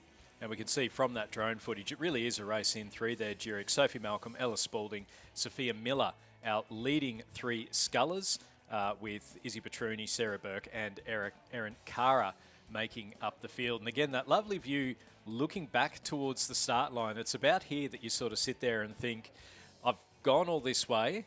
You've still got the 1,000 metre buoy to come up on your right-hand side as you're going through. So still a long way to go in this race. Sophie Malcolm, as you say, has been very impressive throughout this regatta and looking quite good there in the very distinctive yellow scull with the red stern. Leading Ella Spalding from St Brendan Shaw and Ascom's Sophia Miller making up third place. And Coming up only- through the 1,000 metres, and we can see there it's a couple of boat lengths between Sophie Malcolm and Ella Spalding at the moment, so a 4.5 second gap. Another couple of boat lengths back to Sophia Miller from Askham, and then a boat length between, and closing fast between Sophia Miller in third place from Askham, and then Izzy Petruni from Geelong College and St Pat's Townsville's Sarah Burke not far behind her. Erin Cara a little bit off the pace at the moment, so it is going to be an interesting battle in for third place. Sophia Miller from Askham is sitting in third place. She sat there quite nicely through the first 1,000 metres. Izzy Petruni from Geelong College, another talented rower, as is Sarah Burke from St Pat's Townsville. So both of those rowers looking to try and see if they can come through and pinch that bronze medal. And Sophie Malcolm, the defending champion in this event from last year's 2021 Australian Rowing Championships at the lovely Lake Barrington down in Tasmania. And certainly making easy work of it now as she moves through a third 500. I suspect now as they come into the sheltered section of the course, I know talking to some of the athletes out there racing, the first sort of 700 or 800, it's pretty tough for everyone. As they then come into the sheltered sections, they get a little bit of flatter water. They start to really find that momentum and speed as they head towards the 1,000 metre mark. And we can see here she's just pushed out to well over 2 lengths lead and sitting only really on about 27 strokes the minute for about the last 500 metres. So looking like she's comfortably in control of this schoolgirl single now. Not having to spend too many tickets early on. Yeah, and I'm just thinking it's probably been a while, other than obviously the single scull last year, that we've seen a Ted Hale boat in gold medal positions. Ted, of course, manufacturing his boats up there in northern New South Wales. But you don't see a lot of them around these days, other than at some of the younger, newer rowing clubs. But she's certainly moving this one quite well and doesn't seem too interested in moving into any other boats at this stage. Why change a good thing? Yeah, exactly. It's like your favourite axe. It doesn't matter if you change the handle 3 times and the blade 4, it's still your favourite axe. I'm not sure if Sophia Malcolm's got a favourite axe, but she's certainly got a favourite boat at the moment. And you can see that at a close-up shot, she's very, very cruisy indeed now that she's got a good look back at the rest of the field. And the sculler from St Brendan Shaw, Ella Spalding there sitting next to her again with a good look back at Askham's Sophia Miller. So these 3 placings looking fairly comfortable at the moment, although someone who might have something to say about that is Izzy Petruni from Geelong College, who's now pushed well and truly away from St Pat's Townsville sculler Sarah Burke. They were having a bit of a battle there through the 1,000 metre mark. I think the margin was about 0.6. She's pushed that out now to almost 5 seconds as she starts to chase down these 3 race leaders. So potentially a good race shaping up, Stuart, for the bronze medal here. Yeah, into the last 800 metres or so, it is Sophie Malcolm from Brisbane State High, supported by the Queensland Academy of Sport. She's led from start to finish and is looking comfortable coming up into those last 250 metres. It's the A final of the Schoolgirls single scull event. St Brendan Shaw's Ella Spalding also sitting in second place throughout. Sophia Miller from Askham is in lane 2, and then Izzy Petruni from Geelong College sitting in lane 5. They've got the battle for bronze at the moment. Izzy Petruni didn't get off to the greatest start, then has had to make her way up through the field and is looking like she's starting to put a bit of a move onto Sophia Miller from Askham, who is going to have to be careful that she doesn't get rowed over in that last 250 metres. Yeah, and look, it is challenging racing from lane 2 as well when you are, that sort of far away from where all the action's happening. You've got to keep a fairly close eye on what's happening over the rest of the field, and it does make it challenging to see those challenges, I guess, in the late stage of the race. I was going to say she's done quite a good job here in the third 5 and the last 5, pushing up on Ella Spalding, starting to put her a little bit under pressure as we see Izzy Petruni just take a good hard look over her right shoulder and see what work she's got left to do.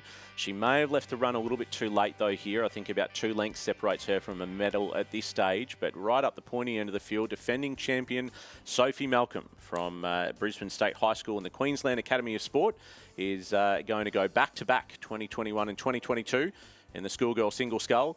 And with 20 metres to go, Sophie Malcolm out in the lead. She won in 2021 down at Lake Barrington, and she is the 2022 Schoolgirl Single Scull Champion. A win there for Sophie Malcolm. Second place will go to St Brendan Shaw's Ella Spalding. Sophia Miller holding on for a lovely little bronze there from lane 2. For the Askham School, Geelong College's Izzy Petruni finishing in 4th, and then Sarah Burke from St Patrick's Townsville in 5th, and Erin Cara from St Catherine's School, New South Wales in 6th. So confirmation there The results of race number 603, the A final of the Schoolgirls single scull, a win for Sophie Malcolm in a time of 8 minutes 50.04, second to Ella Spalding and third to Sophia Miller.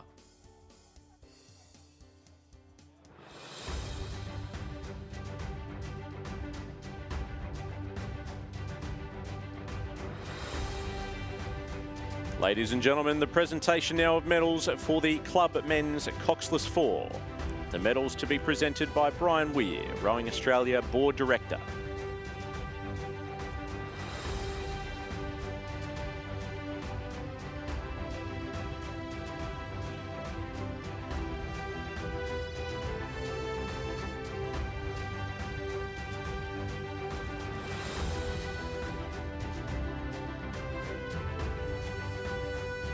In third place, the bronze medalists from Sydney Rowing Club.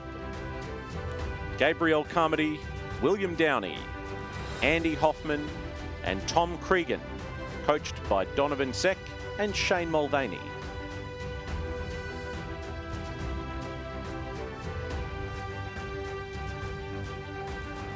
In second place, the silver medalists from UTS Haberfield Rowing Club. Mitchell Caponis, Luca Roncolato, Mackenzie Thompson and Charles Jewell, coached by Alex Field, Hallie Chapman and Elliot Shacklock Bertonetti.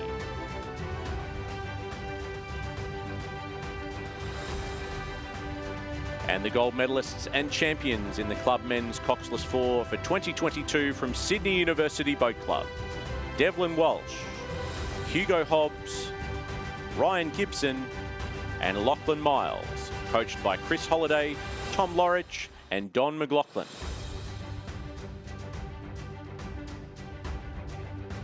Ladies and gentlemen, please congratulate our 2022 Australian champions and medalists in the Club Men's Coxless 4.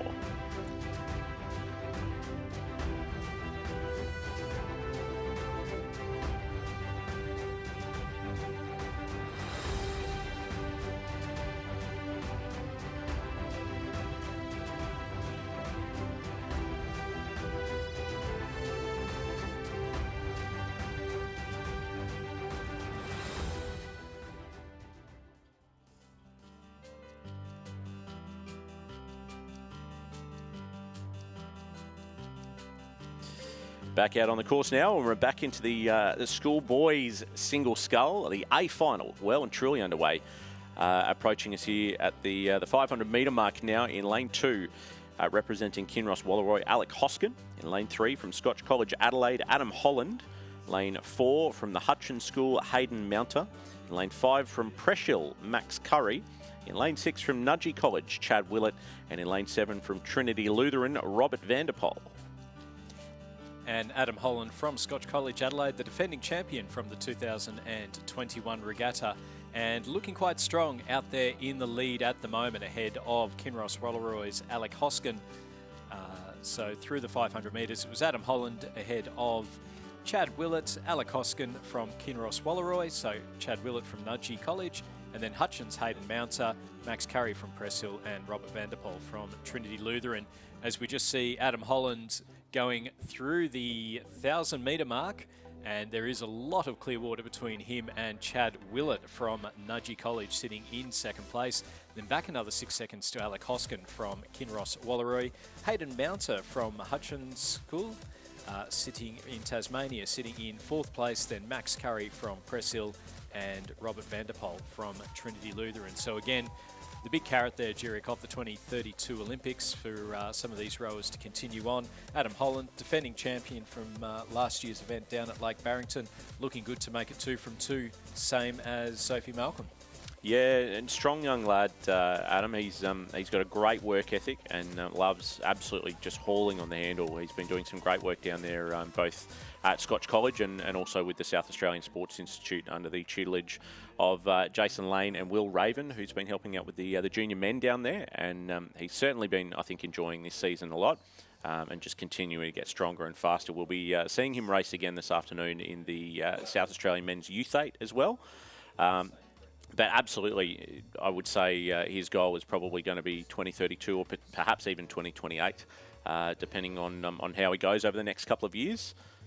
Give it a few years and he might take over from Alex Hill in the President's Cup. I don't know how Adam would respond to that, but yeah, look, you never know. He's certainly doing a great job here in the schoolboy single final as he comes towards the 1,500 metre mark. He's got a very comfortable lead then over Nudgee College's Chad Willett in lane 6, and Alec Hoskin from Kinross Walleroy holding comfortably in third over the Hutchins School, Preschel and Trinity Lutheran for the rest of our field here as we look for their splits now as they come into the last 500 metres.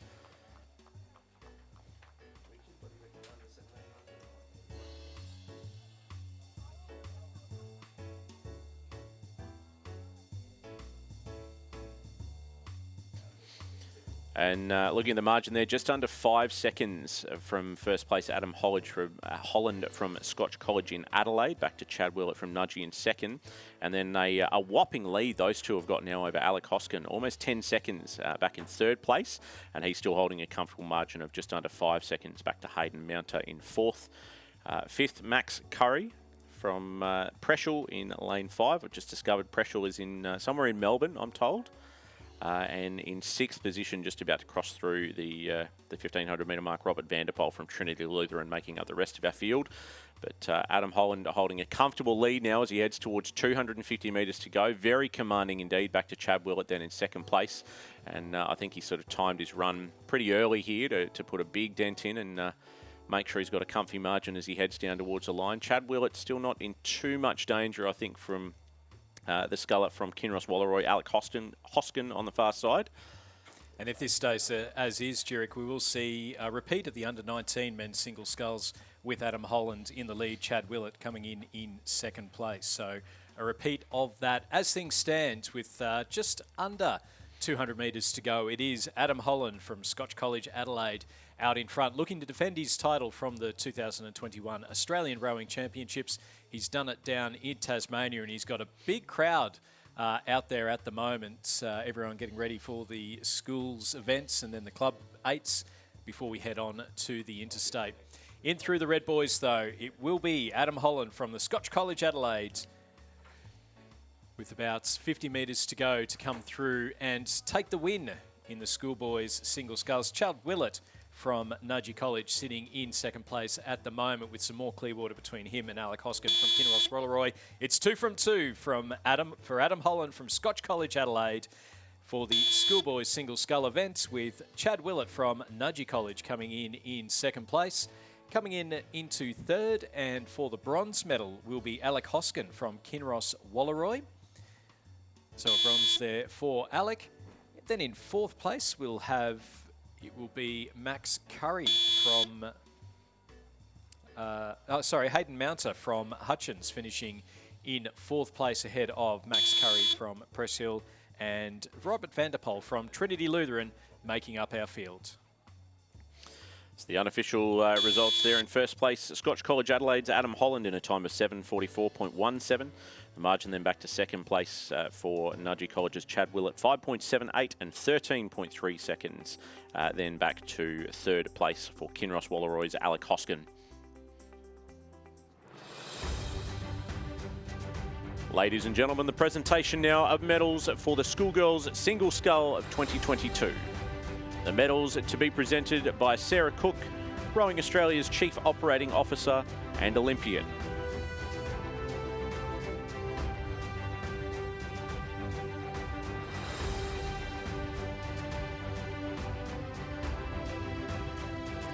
In third place, the bronze medalist representing Ascombe School from Sophia Miller, coached by Thomas Parker.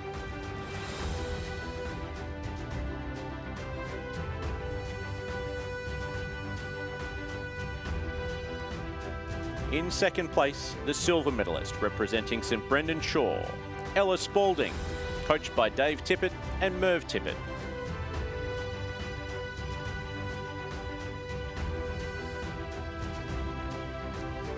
And gold medalist and champion schoolgirl single scull for 2022 from Brisbane State High School and the Queensland Academy of Sport, Sophie Malcolm, coached by Michael Opstelton and Peter Wadsworth.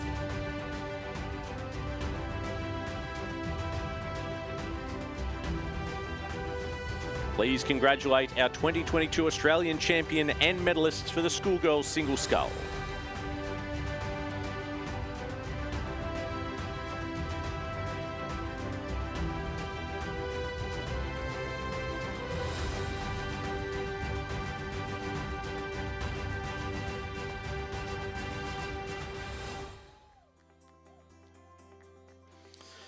Gorgeous footage there as we head back to the 2,000 metre mark now with our fantastic drone footage.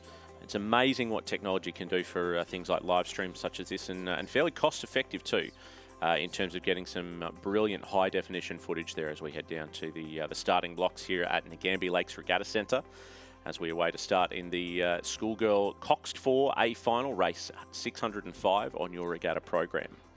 In lane 2 from Ballarat Clarendon College, Katie Jackson, Lucy Richardson, Ellie McClure and Ruby Lovell, coxed by Bailey Tucker. In lane 3 from Wilderness, Annalise Ruse, Millie Jackson, Zara Hoadley and Gina Birchall, coached by Olympia Andre. Coxed by Olympia Andre, I should say. In lane 4 from Farn, Annabelle Fry, Molly Crosby, Hannah Riches and Laura Cooper, coxed by Sophie Rolls. In lane 5 from Canberra Girls Grammar, Emily McHugh, Sophia Champion de Crepney, Abby Davis and Lauren Goldie, coxed by Alex Perry Dalton. In lane 6 from Loretto Normanhurst, Olivia Lucas, Madison Webster, Elizabeth Powell and Alexandra O'Brien, coxed by Sarah Simon. And in lane 7 from the Queenwood School, Eliza Cook, Charlotte Botha, Phoebe Campbell and Emerson Stock, coxed by Angela Hahn. And thanks for that, Jerick. Underway in the Schoolgirls Coxed 4, and it is Wilderness School out in the lead early. Last year we saw Loretto Kirribilli finish first and third, with Ballarat Clarendon finishing in second place. So they're looking to go one better in 2022 on what is virtually home waters for the school from just down the road at Ballarat Clarendon. No Loretto Kirribilli in this A final, and you can see there from the drone footage though, it is the Wilderness School from South Australia who are out in the lead at the moment, ahead of Ballarat Clarendon, Farn. Canberra Girls Grammar also sitting nicely in fourth place, and a little bit further back to Queenwood in lane 7 and Loretto Normanhurst in lane 6 as Jerick steps out and Richard Dorstein steps in. Richard, it looks like we've got really a battle of 4 out in front at the moment, lanes 2, 3, 4 and 5. Yeah, exactly. You're right, Stuart, and thanks to Jerick for the last hour or so. Great to hear his voice back on the airwaves again this week. But been looking forward to this race for a little while, the final of the Schoolgirls Cox 4, as we are still on the alternate draw, so the leading crews you'd expect to be on the far side, but a great battle between those 4. What's that? That's about 2.3 seconds between the top 4 crews as they came through the first 500 metre mark, and it's the Wilderness School, the very early leaders ahead of Ballarat Clarendon. Yeah, Ballarat Clarendon, the margin between first and second was 0.5 of a second, then back another second to Farn from Tasmania, and then Canberra Girls Grammar sitting in fourth, another half second back there again. And I think this is where the drone footage comes into its own, where we've got those 4, when you have those multiple crews all sitting in a line, and we can really see there the difference. So it's still the Wilderness School from South Australia out in the lead.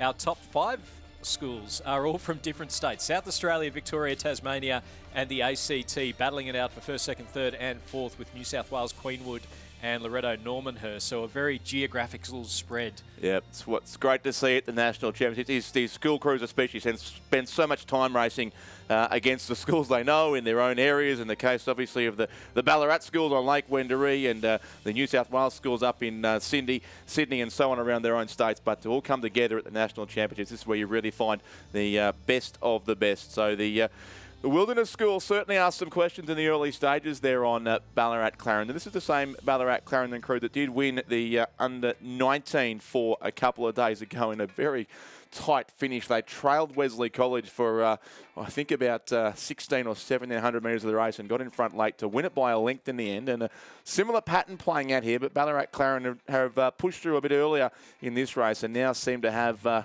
think, a narrow margin at best over the Wilderness School from Adelaide. Yeah, Ballarat Clarendon is just coming up towards 1,000 metres, just under a boat length ahead of the Wilderness School in second, then back another half a boat length to Farn in third. Canberra Girls Grammar looking like from the drone footage they might just have a little bit of steering issues through that middle to 500 metres, then back a little bit further to Loretto Normanhurst and Queenwood.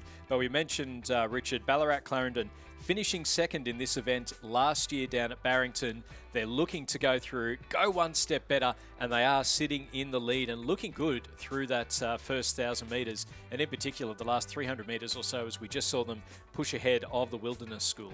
Yeah, this is a crew that's had a lot of success over the last year or two. So 2 of the same girls in this boat who were finished in the silver medal position last year on Lake Barrington behind Loretto Kirribilli of Sydney, not contesting this A final. But so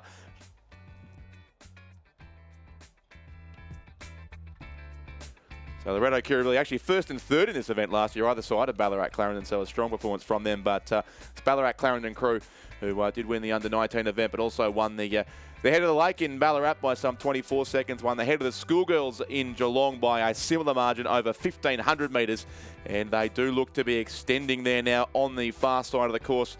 The combination of Katie Jackson, Lucy Richardson, Ellie McClure, Ruby Lovell and Bailey Tucker in the cox seat. Nicole Plakinski coaching the Ballarat Clarendon combination, who certainly have a bit of clear water now on the Wilderness School there in second place. Still looking very good for a medal. The school from Adelaide, Annalise Roos, Millie Jackson, Zara Hoadley, Georgina Birchall and Olympia Andre there, coached by Amy Mailing. The Wilderness School took home a silver medal a couple of days ago, which was their first national medal in a long time, and a very good chance to add at least another silver to their collection here. And then it's that, now I'm not going to debate colours at this point, Stuart, but is that an orange-ish boat we're looking at in lane 4 for Farn? It's not quite as orange as our volunteer shirts, but it certainly looks very orange.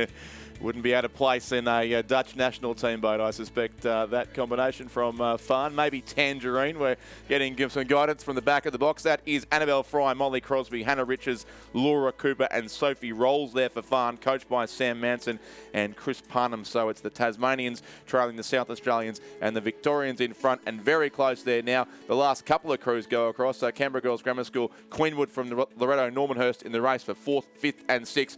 Ballarat Clarendon extending their lead. It is 5 1/4 seconds now on the Wilderness School over on the far side of the Nagambie Lakes Regatta Centre.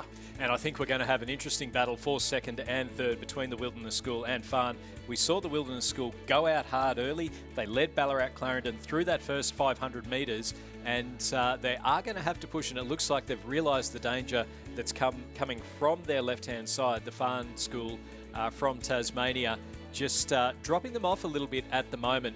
But through the last 250 metres, Ballarat Clarendon, they were second last year in this event. They are leading with 200 metres to go. They've got some clear water between themselves and the second place Wilderness School. Farn sitting in 3rd place at the moment with just over a boat length back to Canberra Girls Grammar, and then Loretto Normanhurst and Queenwood having a nice little battle for 5th and 6th, with Loretto Normanhurst sitting just ahead. But coming in to the red boys now, it is Ballarat Clarendon. Here comes the crew in red. They've been winning races by some pretty big margins so far this year in Victoria. Not quite as big here at the National Championships as you'd expect, where all the big schools come to play. The Wilderness School there in second place, holding on ahead of Farn, and also Canberra Girls Grammar School. But it is Ballarat Clarendon over on the far side of the course. They're clear by about 2.5 lengths, and they will go one better. They've won the head of the lake, the head of the Schoolgirls, and now they've won the National Championships as well. Ballarat Clarendon take out the Schoolgirls Cox 4 Championship of Australia over in lane 2. A big win for them by about 2.5 lengths ahead of the Wilderness School, who'll hold on for another silver medal there by a length ahead of Farn in 3rd position. 4th will go to Canberra Girls Grammar School. 5th will be Loretto Normanhurst. And 6th place, it looks like the crew from Queenwood in the Schoolgirls Cox 4. Unofficial results from the Schoolgirls Coxed 4, a win for Ballarat Clarendon in a time of 7 minutes 49.61. Second going to the Wilderness School, third going to Farn with the margins of 9.12 between 1st and 2nd and 3.39 between 2nd and 3rd.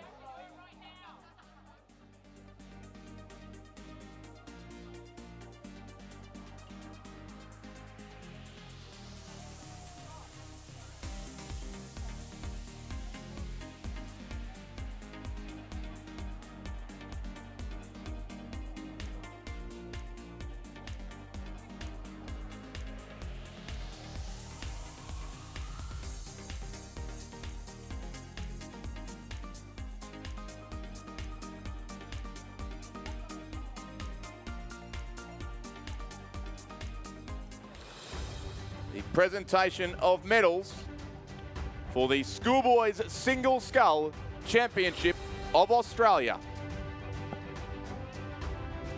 The medals will be presented by Jamie Fernandez Rowing Australia Deputy Performance Director and Sydney 2000 Olympic silver medalist.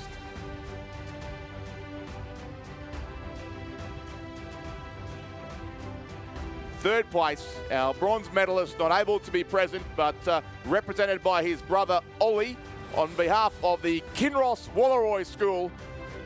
It is Alec Hoskin, the bronze medalist.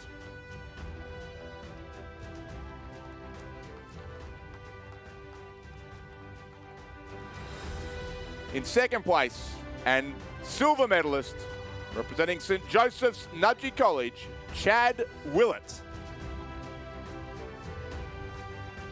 The gold medalist and Australian champion for 2022, representing Scotch College Adelaide, Adam Holland. Adam is coached by Andre Pistonik and James Seppelt. Please congratulate our 2022 Australian champions and medalists.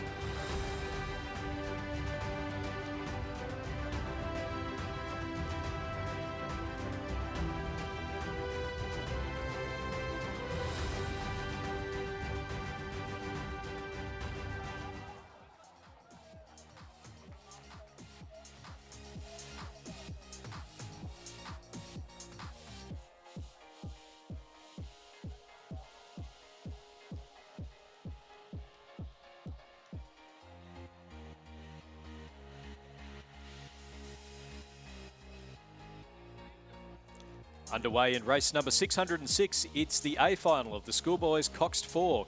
In lane 2 from St Augustine's, New South Wales, Tom McGee, Tane Potts, Dougal McKenzie, Joe Lynch, Ryder Taylor is the coxswain, and they're coached by Bjarne Ungermack and Judith Ungermack.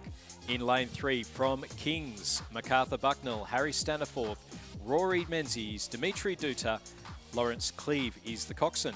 Lane 4 from Scotch College Victoria, Alessandro Maro, Campbell Finlay, Josh Mitchell, Benjamin Marchant, Maxwell Finlay is the coxswain.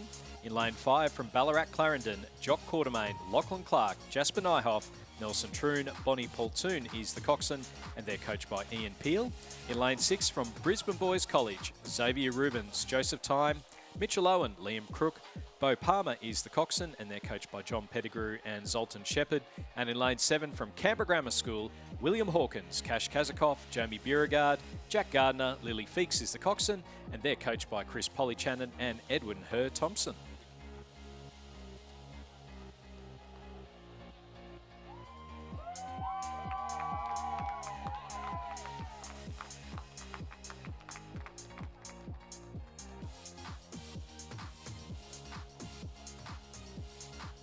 So through the 500 metres, it was Kings in the lead by 0.24 of a second over St Augustine's. St Brisbane Boys College sitting in third place there over in lane 6, and then back a little bit further to Scotch College, Ballarat Clarendon and Canberra Grammar making up our field. But certainly the King's School looking very strong at the moment there, Richard. About a boat length between them and St Augustine's and Scotch College Victoria. Yep, and our Sydney Rowing Club correspondent, who doubles as our King's School correspondent in the back of the box, Chris McCarthy, reliably informed us this is half of the King's first 8 that won the head of the river on Iron Cove on Sydney Harbour a couple of weeks ago on the 1,680 metre course that they had to use this year due to the unavailability of the Sydney International Regatta Centre. So Kings looking for, well, they won a medal. This crew won a medal, a silver medal earlier in the week. So that was King's first national medal in about 8 or 9 years. They're looking now for a gold to add to that collection, and they clear by over a length here from the crew from St Augustine's, also of Sydney, there in second place. So Kings is MacArthur Bucknell, Harry Staniforth, Rory Menzies, Dimitri Duda, and Lawrence Cleve. And then St Augustine's in second, ahead of a great race for third. But St Augustine's is Tom McGee, Tane Potts, Dougal McKenzie, Joe Lynch, and Ryder Taylor, coached by Bjarne and Judith Ungermack. So, and we are going to see a change up from last year. St Patrick's College, Ballarat Grammar, and Scotch Oakbourne were the three crews, 3 medalists from the 2021 Australian Rowing Championships down at Barrington.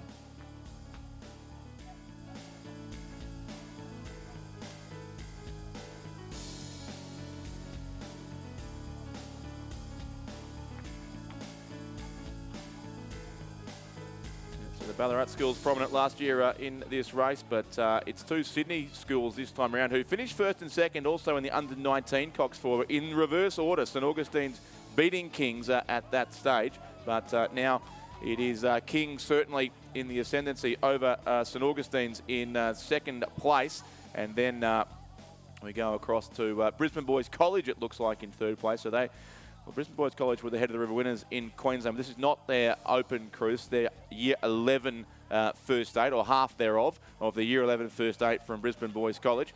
Xavier Rubens, Joseph Tyne, Mitchell Owen, Liam Crook and Beau Palmer, the Cox, coached by John Pettigrew and Zoltan Shepherd there, the BBC combination, currently sitting in the bronze medal spot as we come through shortly with 1,500 metres gone and 500 a race. Yeah, King's School out in the lead and looking very comfortable. We just see them crossing over the 1,500 metre mark, and there's a lot of clear water between themselves and the second place crew from St Augustine's in New South Wales. Then back a little bit further to Scotch College in third place, so sitting in the bronze medal position. Then Brisbane Boys, Ballarat Clarendon and Canberra Grammar starting to make a little bit of a move from sixth place, just 0.6 of a second behind Ballarat Clarendon through that last 500 metres.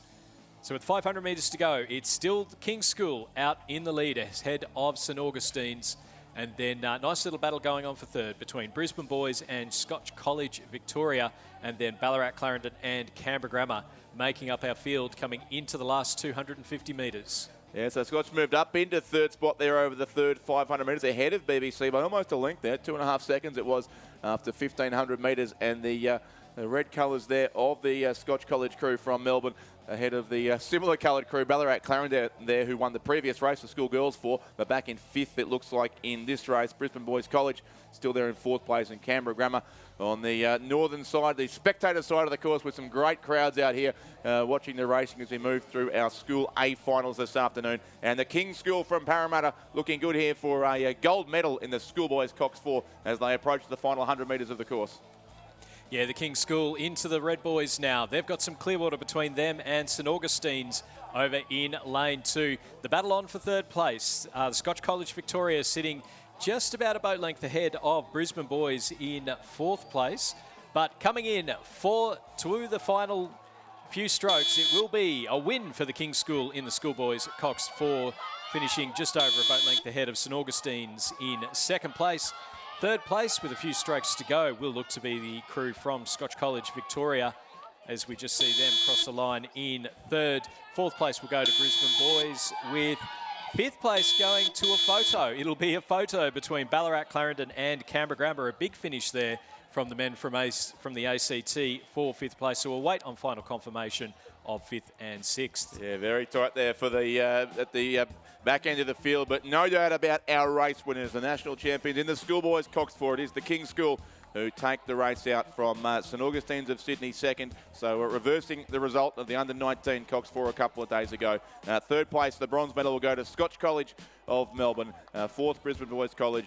And fifth and sixth to be confirmed. Currently the computer showing Canberra Grammar narrowly ahead of Ballarat Clarendon, but we'll wait on official results there for that fifth and sixth placing. The time 6:53.33, and the winning margin there for the King's School was 4.94 seconds.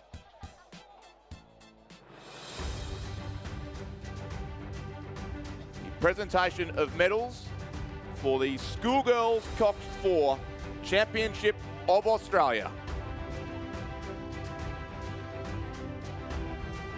Medals will be presented by Andrew Mitchellmore, AO, Rowing Australia board member.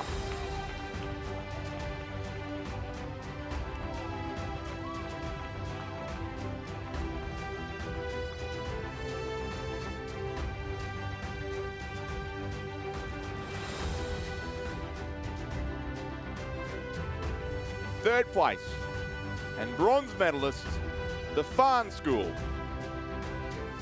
Annabelle Fry, Molly Crosby, Hannah Riches, Laura Cooper, Sophie Rolls, who is coached by Sam Manson and Chris Parnham.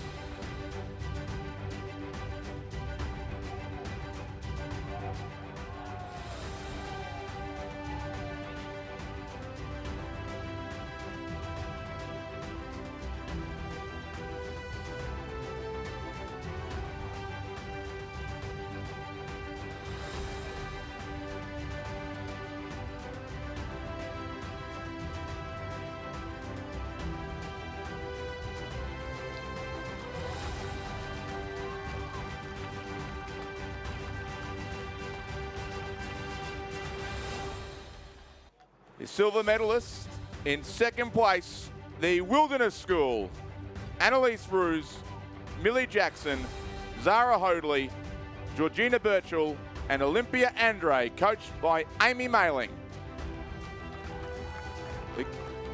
The gold medalists and Australian champions for 2022, Ballarat Clarendon College.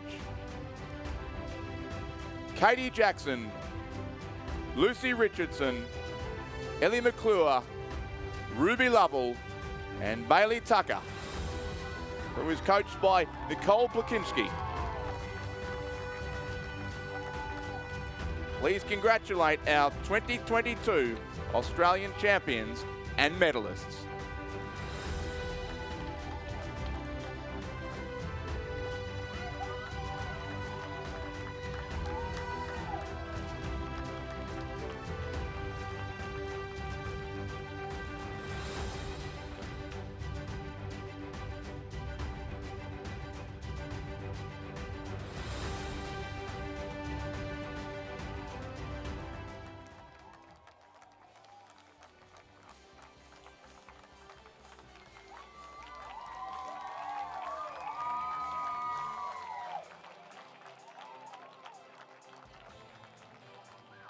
We are racing now in the A final of the under-17 Schoolgirls Coxed with the 6 cruiser on their way. Lane 2 is the St Catherine's School from Sydney. Lane 3, the Wilderness School from Adelaide. Lane 4, Loretto Kirribilli from Sydney. Lane 5, Loretto Toorak from Melbourne. Lane 6, MLCQ also from Melbourne. And Lane 7, the Queenwood School from Sydney. And going into the 500 metre mark, we haven't seen it too much today, but it is as per lane order. So St Catherine's School from Sydney leading the Wilderness School, Loretto Kirribilli, Loretto Toorak, MLCQ and Queenwood. We saw last year Radford in this event really go out hard in the first 500 metres or so and then hold on to that for the win ahead of Loretto Toorak and MLCQ. So Loretto Toorak and MLCQ sitting in 4th and 5th at the moment. So they do have a little bit to do, but also not entirely off the pace. The crew out in the lead, though, from St Catherine's School in Sydney, it is Madeline Manners, Madeline Griffiths, Bianca Rupnik-Williams, Meg O'Connor, Sienna Morgan, Leela Gaston, Madeline Swain, Jade Bliss, Jasmine Abella is the coxswain, and they're coached by Jared Watson, Richard Coakley and Abby Gibbs. In second place from the Wilderness School, Imogen Hawker, Molly Dwyer, Marjorie Tucker, Gina Rinaldi, Gracie Dowling, Lulu Tetmold Cox, Isabel Jackson, Aisha Alcazari, Sophia Tayeb Farrell is the coxswain, and they're coached by John Trovis, Grace Lindsay and Amelia Goss. We saw the Wilderness School take a medal in the just the 2 races ago. Apologies if the sound may have been cutting out during that presentation. Just a few technical issues being worked on rapidly behind us up here, but the Wilderness School certainly in the hunt here again behind our race leaders from St Catherine's School of Sydney, who are the narrow leaders here in the under-17 Schoolgirl Coxed. So St Catherine's in 2, Wilderness School in 3, and of the 2 Lorettos, it's Loretto Kirribilli who have their boat in front. Sitting in 4th place at the moment from Loretto Kirribilli, Zoe Fallon, Maya Strudwick, Zoe Ryan, Heidi Ahrens, Alexandra Whitson, Freya Bateman, Sibylla Delaney, Jessica Kovacs, Emma Bunbury is the coxswain, and they're coached by Lachlan Allen, Frederica Gibbs and Charlie Rose Iron. From Loretto Toorak, Bianca Court, Zoe Kritikides, Olivia Hope, Annabelle Bamford, Alexandra Fairchild, Molly Conquest, Charlotte Grant, Maisie Richards, Lucy Marsh is the coxswain, and they're coached by Luke Brosco, Alexander Clark and Angus Farah. From MLCQ, Anna Jackson, Ella Hosking, Paige Rodbard Bean, Lily Zymer, Isabel Laurie, Madeline Croker, Annabelle Rodbard Bean, Ella Mesley, Hannah Kilpatrick is the coxswain, coached by Goldie O'Gorman and Sarah Henderson. And then from Queenwood, Brooke Cadence, Lola Hare, Zoe James, Talia Noland, Annie Sev, Addison Rolls, Heidi Boyd, Imogen Gray, Angela Han is the coxswain and coached by Kieran Glynn, Max Stanistreet and Alfie Young. And through the 1,000 metre mark, it was again still in late order. So it's still St Catherine's School leading the Wilderness School, Loretto Kirribilli, Loretto Toorak, MLCQ and Queenwood.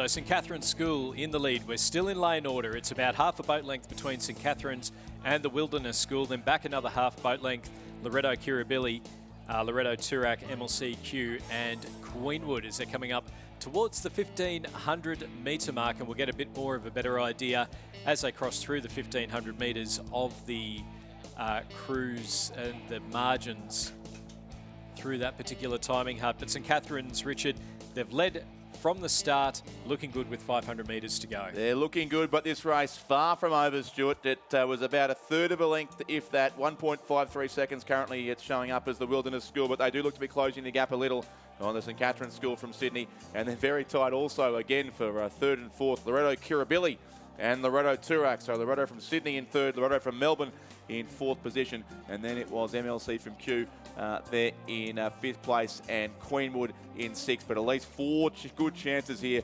for the medals, reaching the concluding stages of the under-17 Schoolgirls Coxed 8. Yeah, there's about 800 metres to go. It's still St Catherine's leading the Wilderness School. Loretto Kirribilli under pressure, though, from Loretto Toorak. Then back a little bit further, MLCQ leading Queenwood. Coming into the last 250 metres, we've got what looks to be about a boat length between first and second. But then Wilderness, Loretto Kirribilli, Loretto Toorak battling it out for the minor placings. They're into the last 250 metres now. We've still got, and it even looks like Wilderness just starting to maybe close a little bit of the gap. It does. So St Catherine's School's still out in the lead. The Wilderness School looking to hold on to silver place. We've got Loretto Toorak starting to make their move now from lane 5, pushing up towards Loretto Kirribilli, coming up towards the Red Boys now. It's still St Catherine's out in the lead. They've got the boat length. They've held the boat length. They're into the Red Boys now. Wilderness School, Loretto Kirribilli, Loretto Toorak in the battle for second, third and fourth. Who's going to come through for the placings? St Catherine's School, though, still out into the lead. They're into the last 100 metres or so. You can hear the cheers coming from the crowd massed on the banks. Wilderness School is still sitting in second by about half a boat length ahead of Loretto Kirribilli and Loretto Toorak. The St Catherine's School from New South Wales will come through with the win. Second place going to the Wilderness School. Third place will be in lane 5. Loretto Toorak, it looks like, by a bow ball for third over Loretto Kirribilli. We'll wait for final confirmation of that result, but it did look like Loretto Toorak finishing in third by a bow ball, Richard, over Loretto Kirribilli. MLCQ coming through in fifth and Queenwood in sixth. It's unfortunate one of those four crews had to miss out on a medal. There were 4 across the course over the last 100 metres, but it did look to be narrowly from here. Loretto Toorak ahead of Loretto Kirribilli for third. Certainly it was St Catherine's of Sydney first across the line. They will take the gold medal on the under-17 Schoolgirls Coxed 8 Championship of Australia title. Second place, the Wilderness School, another silver medal going back to South Australia. And at this stage, unofficially third, it's Loretto Toorak by 0.44 of a second ahead of Loretto Kirribilli, but we'll wait on that result to be confirmed. MLCQ was certainly fifth and Queenwood in sixth place.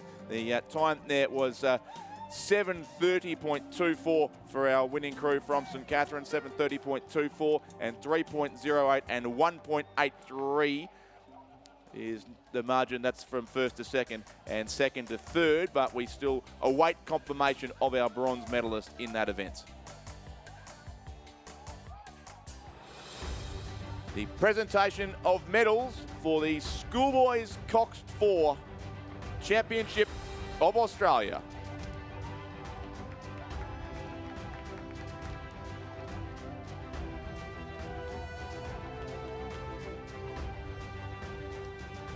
Medals will be presented by James Tompkins, OAM, 3 times Olympic gold medalist.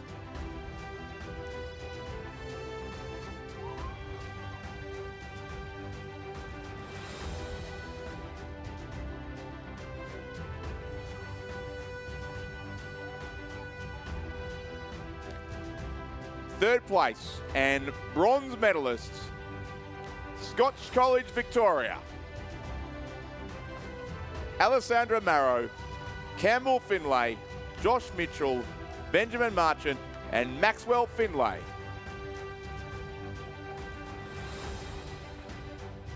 In second place and silver medalists, St Augustine's College, Tom McGee, Tane Potts, Dougal McKenzie, Joe Lynch and Ryder Taylor. coached by Björn and Judith Ugemark.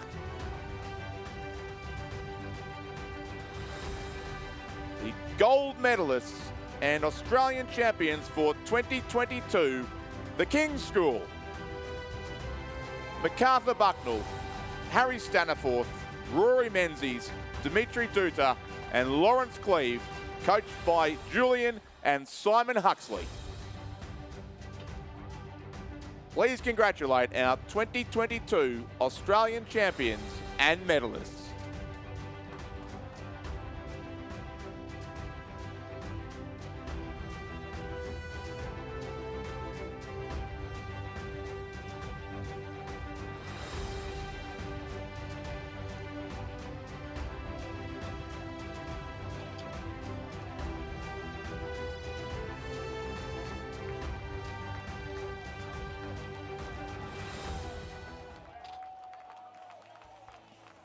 The 8th racing continues on the course with the A final now of the under-17 schoolboys coxed 8. In lane 2, it is the King's School. Lane 3 is Trinity Grammar. Lane 4, Brighton Grammar. Lane 5, Xavier College. Lane 6, Melbourne Grammar. And lane 7 is Caulfield Grammar. In race 608 as these crews are on their way, and the King's School just claimed a gold medal. Looks set to be chasing hard for another one in this race with an early lead down lane 2.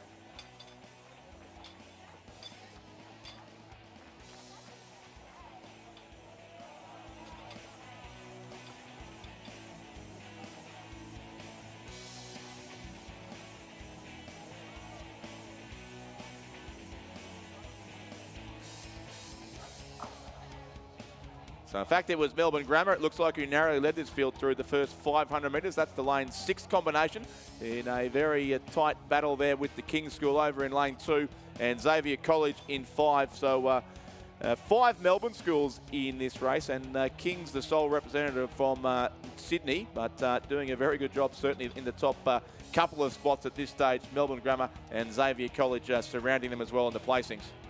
Yeah, Melbourne Grammar, well, it looks to be Melbourne Grammar and Kings out in the lead with Xavier College sitting in 3rd place through the 500 metre mark, and then Caulfield Grammar, Brighton Grammar and Trinity Grammar making up our field. So between 1st and 3rd, it was only 1.1 seconds, 2 seconds back to 4th, and then only a couple of seconds between 4th, 5th and 6th as well. So out in the lead, though, it does look to be the crew from Kings. They hadn't won a medals at the Australian Rowing Championship since 2014, and they've gone through with a couple already. They're looking good for a 3rd medal at this. The crew of Campbell Wickham, Ethan Zhu, Lewis Todd, William Rogers, Alfred McLean, Anton Teal, Tom Whalen, Charles Baker.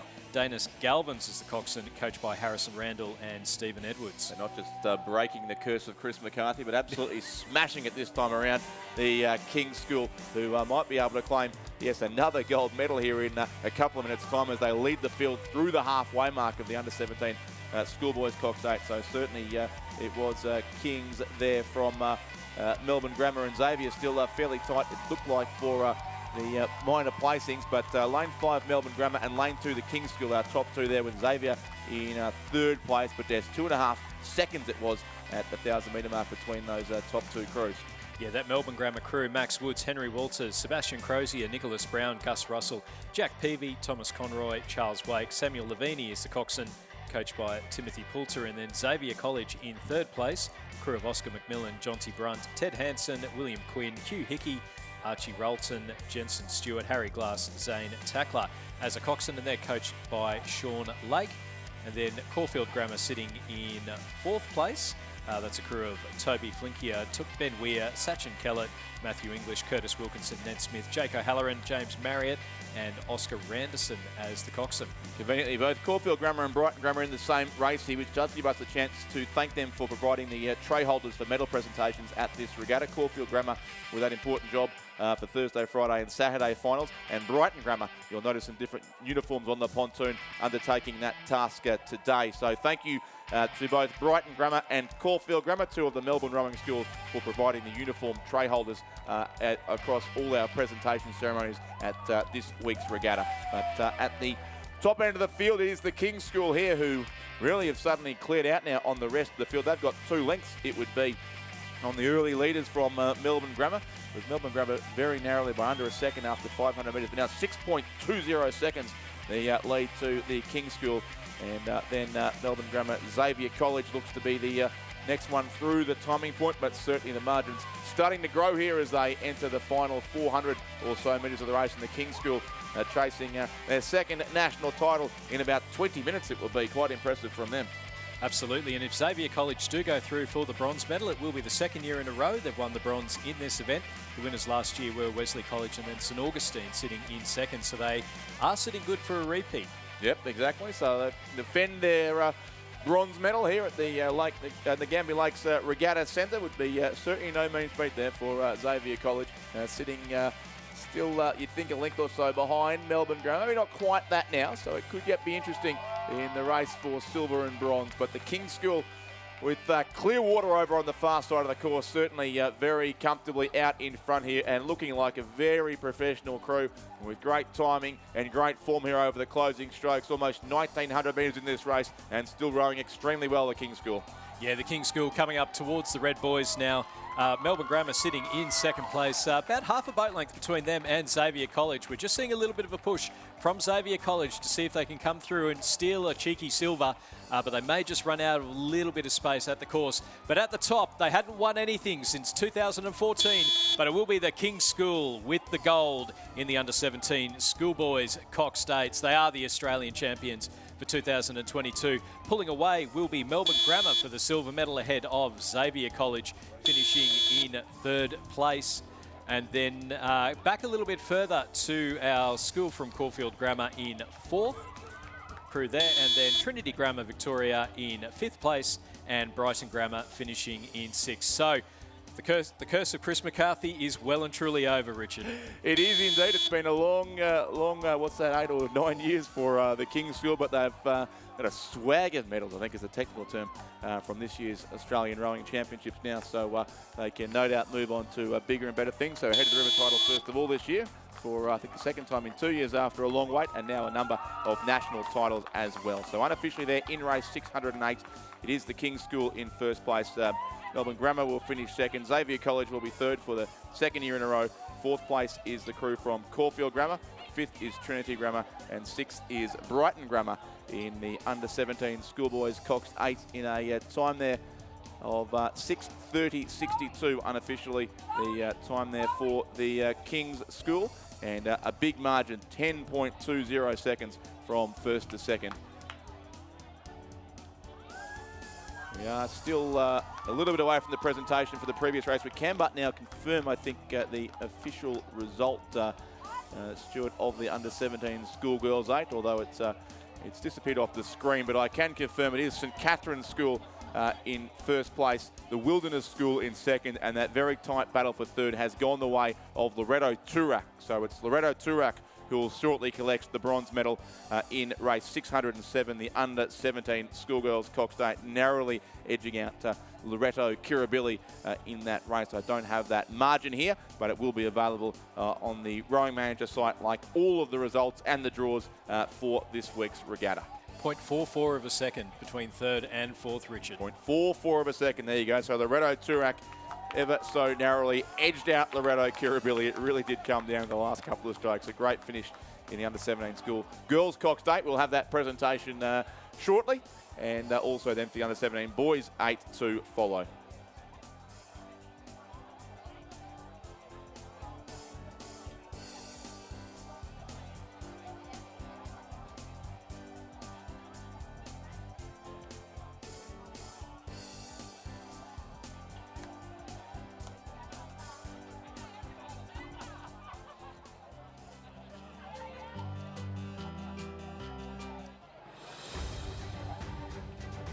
The presentation of medals for the under-17 Schoolgirls coxed 8.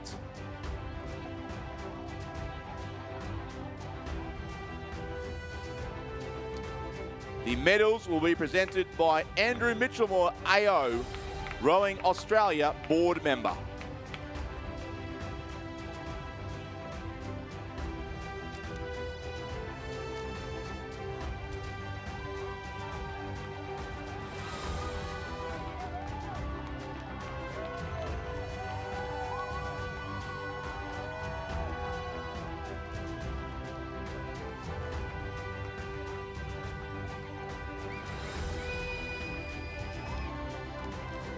third place and bronze medalists Loretto Turak, Bianca Court, Zoe Kritikidis, Olivia Hope, Annabelle Bamford, Alexandra Fairchild, Molly Conquest, Charlotte Grant, Maisie Richards, and Lucy March, coached by Luke Brusco, Alexander Clark, and Angus Farah.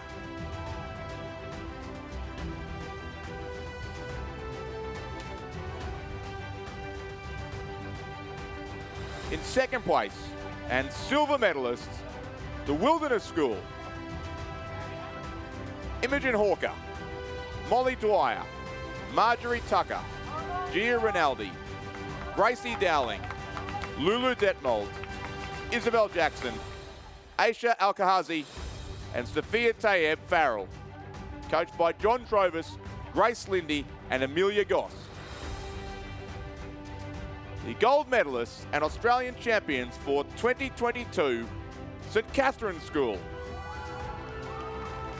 Madeline Mannins, Madeline Griffiths, Bianca Rupnick-Williams, Meg O'Connor, Sienna Morgan, Layla Gaston, Madeline Swain, Jade Bliss, and Jasmine Abela, coached by Jared Watson, Richard Coakley, and Abby Gibbs.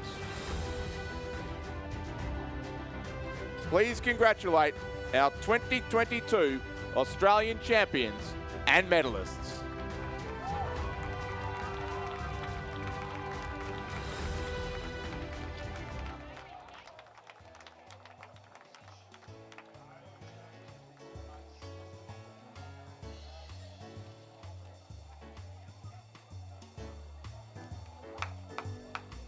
As we're racing now in the Schoolgirls Cox Quad Scull A final. Race 609 is on the course. It is Kinross Walleroy in lane 2, Melbourne Girls Grammar School in 3, Brighton Girls in 4, Strathcona in 5, Queenwood in 6, and Redlands lane 7, the field in this race. And they are through now the opening 500 metres, in fact, and it's Brighton Girls on lane 4 who are the defending national champions. They've won this event, I think it's at least 4 times in recent years, so multiple national champions. The Brighton Girls School of Melbourne, who were beaten in the head of the Schoolgirls a couple of weeks ago, but looking for some national gold medals to make up for that race. And they lead through 500 metres over Kinross Walleroy and Melbourne Girls Grammar School. Yeah, and less than 2 seconds, around 2 seconds between first and fourth. So Royton Girls, Kinross Walleroy, Melbourne Girls, Strathcona, and then back a little bit further to Queenwood and Redlands. So that Royton Girls crew of Grace Jansen, Louise Chia, Charlotte Crozier, Charlotte Ball, and Philippa Preston as the coxswain, coached by Matt Wilson. Sitting in second place through the 500 was the crew from Kinross, Lucy Scammell, Hannah Richardson, Annabelle Woods, Lucy Searle, Georgia Robson as the coxswain, coached by Andrew Gannon. In third place, we'll just see them coming up towards the 5,000 metre mark now, and it is Kinross who've taken the lead by about a bow ball over the girls from Royton Girls. Melbourne Girls Grammar sitting in third place. They've got a crew of Emily Antoine, Lily Wallace, Matilda Heyman, Sophie Johnson, Audrey Suratzi as the coxswain. Strathcona in fourth, Jemima Taplin, Jacinta Caruso, Chloe Amlin, Amy Gratian, and Jackie Evans as the coxswain. So the margins through the first 1,000 metres, Richard, under a second between first and second, and then just over a second the gaps to third and fourth. So still anybody's race through the first 1,000 metres. Yeah, and what a preview of the Interstate Regatta here. 3 crews from New South Wales, 3 from Victoria, lining up to race for the Schoolgirls Cox Quad Scull Championship of Australia. It was Wrighton after 500 metres, but now it is Kinross, or at least it was. They're very close together there on screen.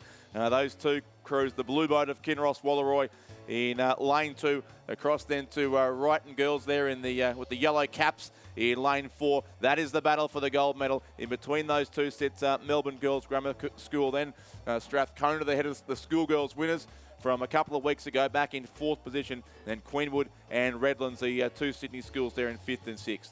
Yeah, those 2 Sydney schools are Queenwood's Imogen Gray, Olivia Dont, Sienna Williams-Bush, Emerson Stock, Sienna Fraser is the coxswain, coached by Max Stanistreet, Ella Davidson, and Ashley Finch. And then from Redlands, Georgia Verschaw, Alana Mansfield, Briar Carter, Elizabeth Holthewer, Charlotte Harmon is the coxswain, and they're coached by Lucy Mason. And as we're coming up now towards the 1,500 metres, we've only got 500 metres to go. And it is still anyone's guess between Kinross Walleroy over on the far side in lane 2 and Royston Girls in lane 4, with Melbourne Girls Grammar and Strathcona also battling it out for the minor placings. And dare I say it, Richard, there would even be a shot for the major placings. We just see coming through the 1,500 metres, it's still very close between Kinross and Royston Girls, with Melbourne Girls Grammar and Strathcona not too far behind. Yeah, I think, well, there's 5 chances there for the medals. Only the crew from Redlands, you'd think they're crossing the 1,500 metre mark now. In fact, Queenwood ahead of them too. The next 2, but the top 4 very close together. Kinross and Wrighton, it's come through as 0.59 of a second. It was barely that, then 0.8 back to Melbourne Girls Grammar School, also finishing quickly, currently in 3rd place. And then it was Strathcona leading Redlands and Queenwood, in fact. So Strathcona's still there in 4th place, but some work to do to move up into the medal spots. Certainly 3 crews across the course from the far side. Kinross Walleroy, Melbourne Girls Grammar and Wrighton Girls looking to win another national title under coach Matt Wilson, who's led a very successful program there at Wrighton for many years now, and Strathcona too, coming back late after beating Wrighton on the waters of the Barwon River 2 weeks ago. We're into the final 250 metres, and it is Wrighton Girls who are out in the lead, leading Kinross about a boat length back then to Melbourne Girls Grammar and Strathcona, closest to us in lane 5, starting to make a bit of a move in through those last 250 metres. But it is a tight finish at the top of the Schoolgirls Coxed Quad Sculls A final. It's still Wrighton Girls out in the lead. Kinross Walleroy, are they able to match it? We've got about a half a boat length back then to Melbourne Girls Grammar and Strathcona, battling it out, it seems, for the bronze medal position. Coming into the red boys now, Wrighton Girls. They are the defending champions from 2021. They are slightly in the lead ahead of Kinross Walleroy. Kinross now in that distinctive blue boat over on the far side, starting to make a little bit of a push now. It's still Wrighton Girls out in the lead. We've seen a move from Strathcona up into 3rd place at the moment, making up a lot of ground on Kinross. They may even go through to 2nd. Wrighton Girls will come through with the win. Big finish from Strathcona. They'll finish in 2nd place. Kinross Walleroy in 3rd place ahead of Melbourne Girls Grammar. It was a win for Wrighton Girls. They were being pushed by Kinross Walleroy the entire way. Then out of the clouds came Strathcona to come through and take the silver medal in the Schoolgirls Coxed Quad Sculls. What a finish from Strathcona, almost catching up to Wrighton. Worth noting that the Melbourne schools generally racing over 1,500 metres, so extending to 2,000 here at the National Championships. Indeed, the complexion of that race changed late. But Wrighton Girls have won another national title. They go back-to-back after Lake Barrington in 2021. So Wrighton Girls first on lane 4. 2nd goes to Strathcona lane 5 after that very strong finish. 3rd then Kinross Walleroy from New South Wales. 4th place was Melbourne Girls Grammar School. 5th the Queenwood School. And 6th was Redlands in the A final of the Schoolgirls Coxed Quad Scull. 7:42.70 the time there, and 1.36 seconds the winning margin to Wrighton over Strathcona, and 2.25 back to Kinross in 3rd position.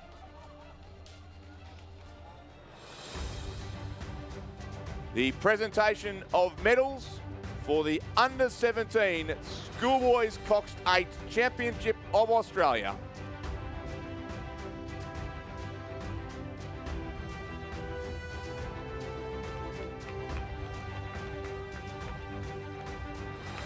The medals will be presented by Jeff Sykes, Rowing Australia Life member.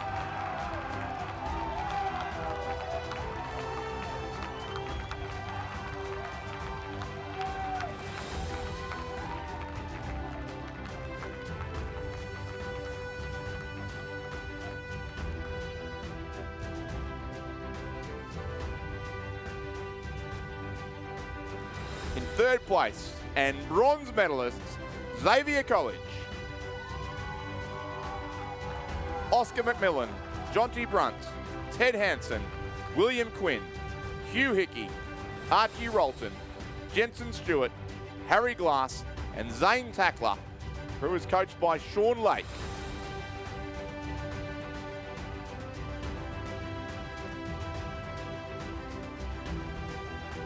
In 2nd place and silver medalists, Melbourne Grammar, Max Woods, Henry Walters, Sebastian Crozier, Nicholas Brown, Gus Russell, Jack Peavy, Thomas Conroy, Charles Wake, and Samuel Lavini. Crew is coached by Timothy Poulter.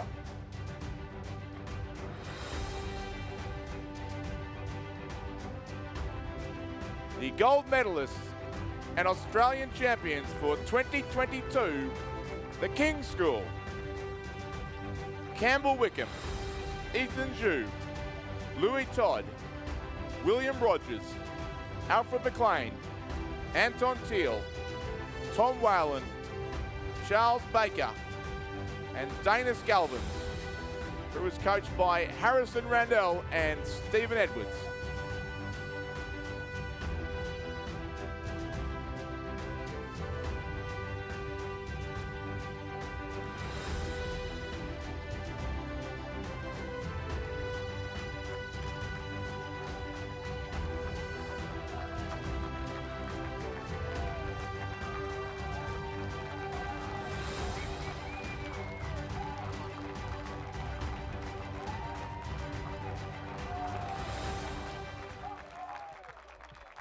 Please congratulate our 2022 Australian champions and medalists.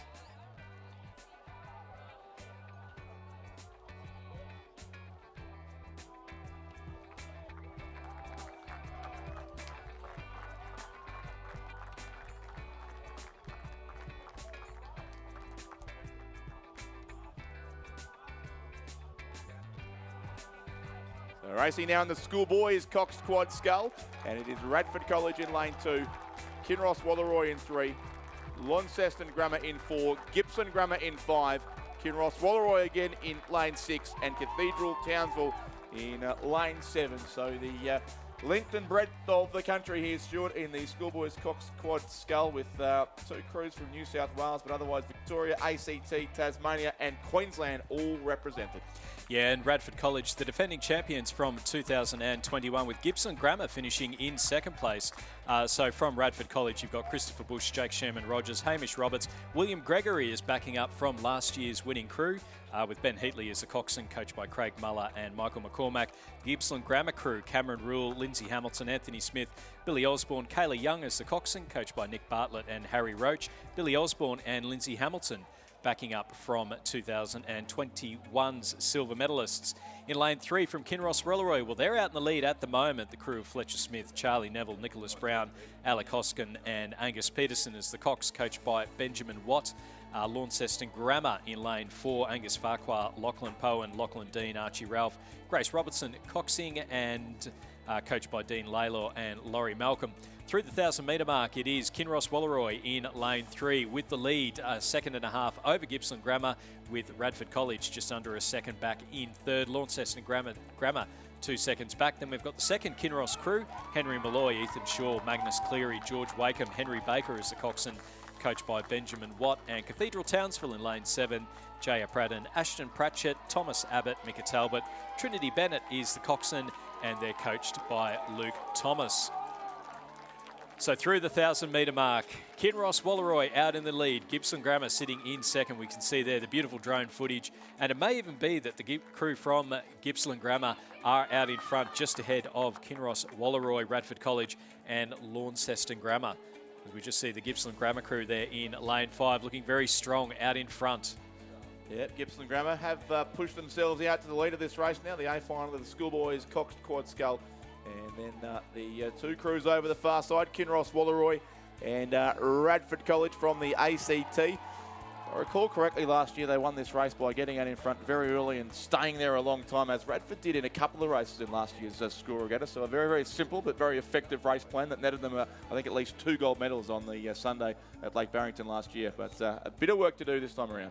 Yeah, they have done extremely well in the last few years. In the local competitions, we saw Radford win the overall point score in the 2019-20 curtailed season due to the start of COVID, and also finishing quite highly over the last couple of seasons as well. So, but under a lot of pressure at the moment, the guys from Gippsland Grammar and Kinross Walleroy sitting in first and second ahead of Radford College, and then Launceston Grammar less than a second behind in 4th place as they went through the 1500 metre mark. Then we've got a little bit more of a gap between the second Kinross crew, stroked by George Wakeham in lane 6, and then Cathedral Townsville in lane 7, making up our field. But again, we're in for an exciting finish here. It looks like Gippsland Grammar have started to pull away a little bit from Kinross. Radford starting to make their move over there in lane 2.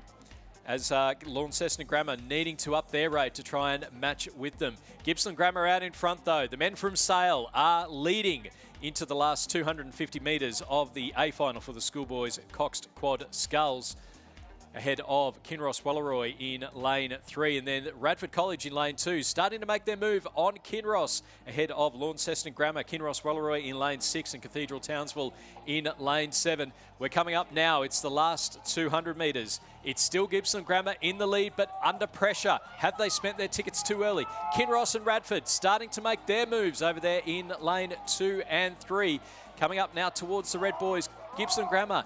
They moved out early. They got over a boat length ahead. Now Kinross and Radford are starting to come back. It's Sale, Orange and Canberra, our top 3 leaders in the schoolboys coxed quad sculls. Gippsland Grammar still in the lead though. They've got half a boat length ahead of Kinross Walleroy, with another half a boat length back to Radford College. With about 20 metres to go, that is looking like how it's going to finish. The 2022 champions will be Gippsland Grammar School.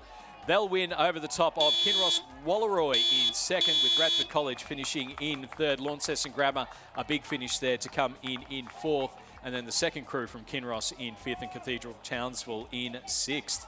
Yeah, strong finish there late from Launceston Grammar, almost snuck up into the medals as well. But yes, all the corners of the continent represented in that race, and it was a win in the end to the crew from Gippsland Grammar from Sale in Eastern Victoria. The race winners there by 3.75 seconds over Kinross Walleroy in second place. Radford College will finish third there and take the bronze medal, narrowly ahead of Launceston Grammar. Fifth, Kinross Walleroy's second crew there in lane 6, and then in lane 7, the crew from Cathedral Townsville.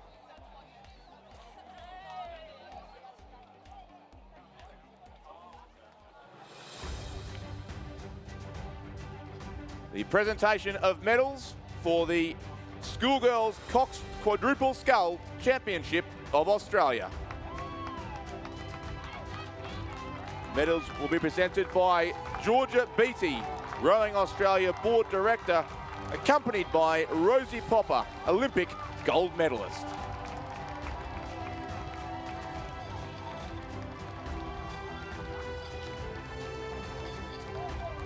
Third place and bronze medalist, Kinross Walleroy School. Lucy Scammell, Hannah Richardson, Annabelle Woods, Lucy Searle, and Georgia Robson, coached by Andrew Gannon.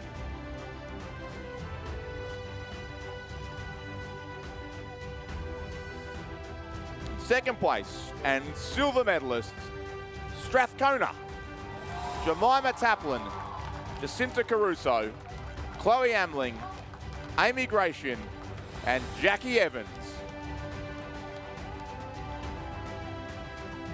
The gold medalists and Australian champions for 2022, Wrighton Girls School. Grace Jansen, Louise Chia, Charlotte Crozier, Charlotte Ball, and Philippa Preston, coached by Matt Wilson.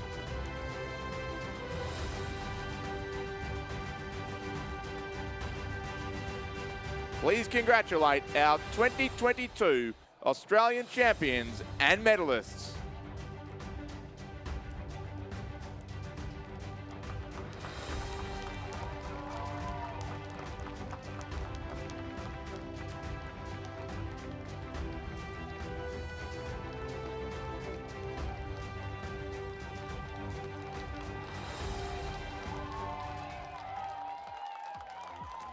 Just about to get underway in the Schoolgirls Cox State. It's the A final for the Sydney Cup. In lane 2, it's St Catherine's School Victoria. Lane 3, Melbourne Girls Grammar. Lane 4, Wesley College. Lane 5, Loretto Toorak. Lane 6, MLCQ. And lane 7, Pymble Ladies. I'm going to step out, and coming back from his wordle will be Chris McCarthy.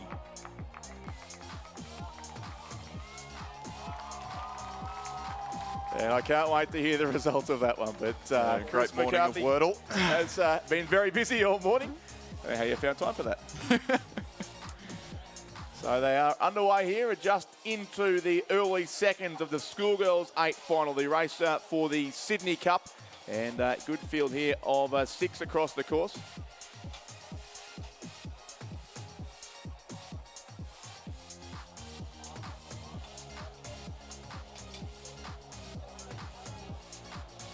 So the 5 crews here from Victoria and 1 from Sydney over in lane 7 in this race for the Sydney Cup, the Schoolgirls coxed 8. And this great vision continues once again as we see the crews pushing clear. Loretto Turak pushing into an early strong position, coached by the ever enthusiastic James Rook, as those who were here yesterday afternoon or watching on the live stream would have witnessed as he turned the Nagambie Lakes Regatta Centre briefly into Flemington. And they would be up there in the top 2 or 3. Also St Catherine's School on lane 2 and Melbourne Girls Grammar lane 3. So a couple of the top Victorian schools, really all the top Victorian schools are here, with 5 of the 6 spots in the A final being taken by schools from this side of the Murray. And then Pymble Ladies College over in lane 7. They are the Sydney crew there who was second behind Kinross Walleroy in the Sydney Head of the River just on a week ago. So plenty of highly credentialed crews here as we head up towards the 500 metre mark of the race. And it's going to be a very, very narrow lead to Melbourne Girls Grammar School as they go through the 500 metre mark by just 0.8 of a second from St Catherine's. About a second back to Loretto Turak, who were there in 3rd place, and MLCQ then in 4th position. Wesley College sit 5th, who were the Head of the River champions from Melbourne on this course just over a week ago for the 2nd year in a row, the crew from Wesley College. And then Pymble Ladies from Sydney back there in 6th place, but very tight, just over a length in fact between all 6 crews as they continue on down the course here in the race for the Sydney Cup.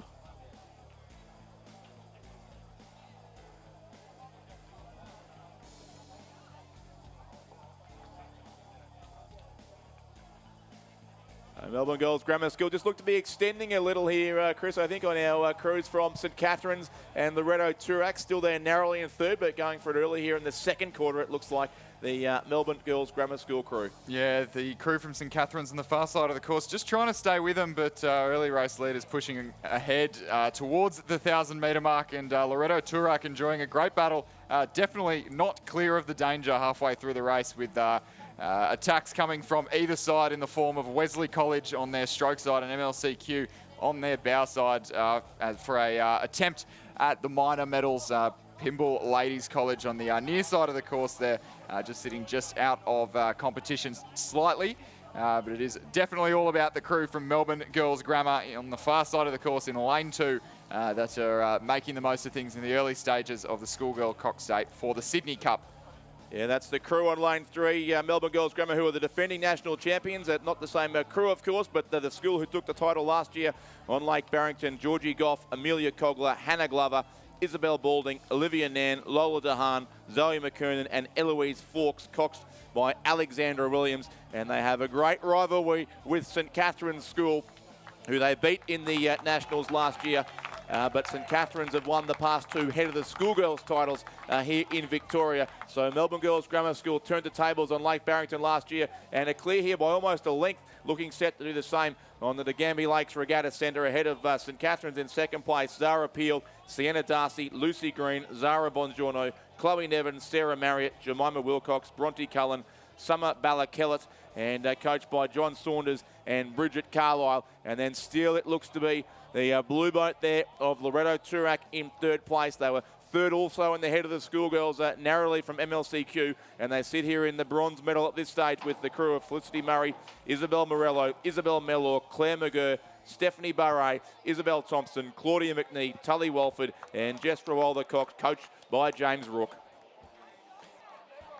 And it looks like Wesley College in lane 4, just dropping back a tiny bit in the 3rd 500, but the challenge really coming from MLCQ, trying to push into those minor medals over the top of Loretto Turak. So Loretto Turak sitting in 3rd. Challenges from both sides, MLCQ and Wesley College in lanes 6 and 4, challenging for those minor medal positions. I think it's getting interesting here for the lead as well, with St Catherine's looking to make up some ground on Melbourne Girls Grammar School down the outside of the course here. So it is a great battle, as Chris said, certainly for the bronze medal. Loretto Turak just ahead of Wesley and MLCQ, and St Catherine's certainly looking to come back on Melbourne Girls Grammar down to just 0.92, so under a second with 500 metres to race. Very tight as we come into the closing stages. Just a small image gap between first and second place at the head of the field between St Catherine's and Melbourne Girls Grammar, the reigning champions and the reigning head of the Schoolgirls champions, going toe-to-toe in the closing stages of Lake Ngambie. And St Catherine's have made up some more ground. I think this is going to get very interesting late. We might need the photo finish equipment on standby here once again. And then Loretto Turak ahead of Wesley College, still a very good race for the bronze medal again. MLCQ then sit 5th, and 6th place would be the crew from Pymble Ladies College. So you'd have to think it's going to be the Victorians celebrating victory here on their home water, but which crew it is remains to be determined. They are inside the final 250 metres of the race, and they settle down to fight this one out, which is still unclear after so much racing here on the course. It is the Melbourne Girls Grammar School combination across there on lane 3 who have their boat in front. And St Catherine's have got within a second, but can they make up any more ground late here? Melbourne Girls Grammar School in front. St Catherine's do look to be closing ever so quickly on them now, gaining a little bit with each stroke they take. Also Loretto Turak and Wesley College maybe moving up into the bronze medal spot ahead of MLCQ, but St Catherine's are coming on the defending champions from Melbourne Girls Grammar School. They're well inside the final 100 metres, and St Catherine's gaining with every stroke. It's still Melbourne Girls Grammar School, but only just. There's 4 or 5 strokes to go. St Catherine's and Melbourne Girls Grammar School as they charge the line. St Catherine's have got their boat in front, and they will win the Sydney Cup. St Catherine's by a canvas, a fantastic finish over Melbourne Girls Grammar School in second place. 2.5 lengths back to Wesley College, who get up in a great race for third as well, edging out by just over a length in the end. Loretto Turak, who'll finish 4th, MLCQ in 5th place. Pymble Ladies in 6th. So after all that, they finish in lane order. But what a race and what a finish and what excitement there for the crew from St Catherine's who've won the Sydney Cup.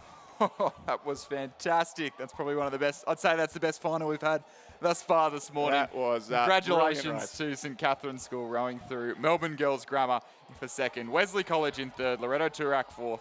MLCQ in 5th. Pymble Ladies in 6th. The winning time for the national champions for the Sydney Cup, 7 minutes and 3 seconds, 0.62.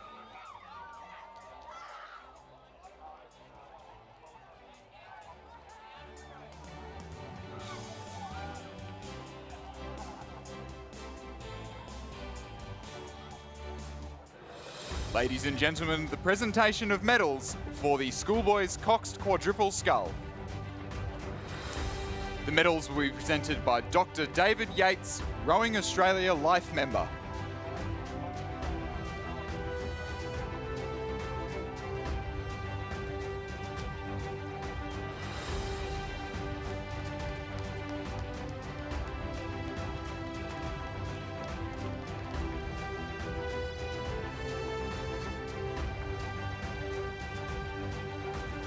Third place and bronze medalists, Bradford College. Represented by Christopher Bush, Jake Sheeman Rogers, Hamish Roberts, William Gregory, their cox Ben Heatley. Crew was coached by Craig Muller and Michael McCormack. Second place and silver medalists, Kinross Walleroy School. Represented by Fletcher Smith, Charlie Neville, Nicholas Brown, Alec Hoskin, their cox Angus Peterson. The crew was coached by Benjamin Watt.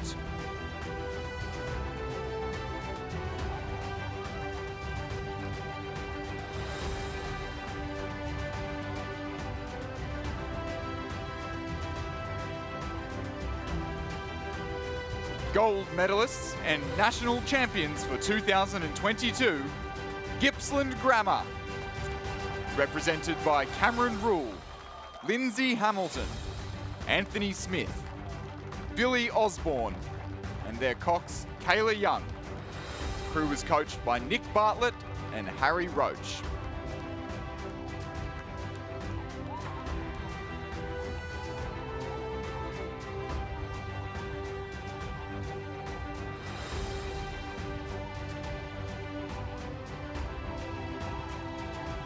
Ladies and gentlemen, please congratulate our 2022 Australian champions and medalists in the Schoolboys Coxed Quadruple Scull.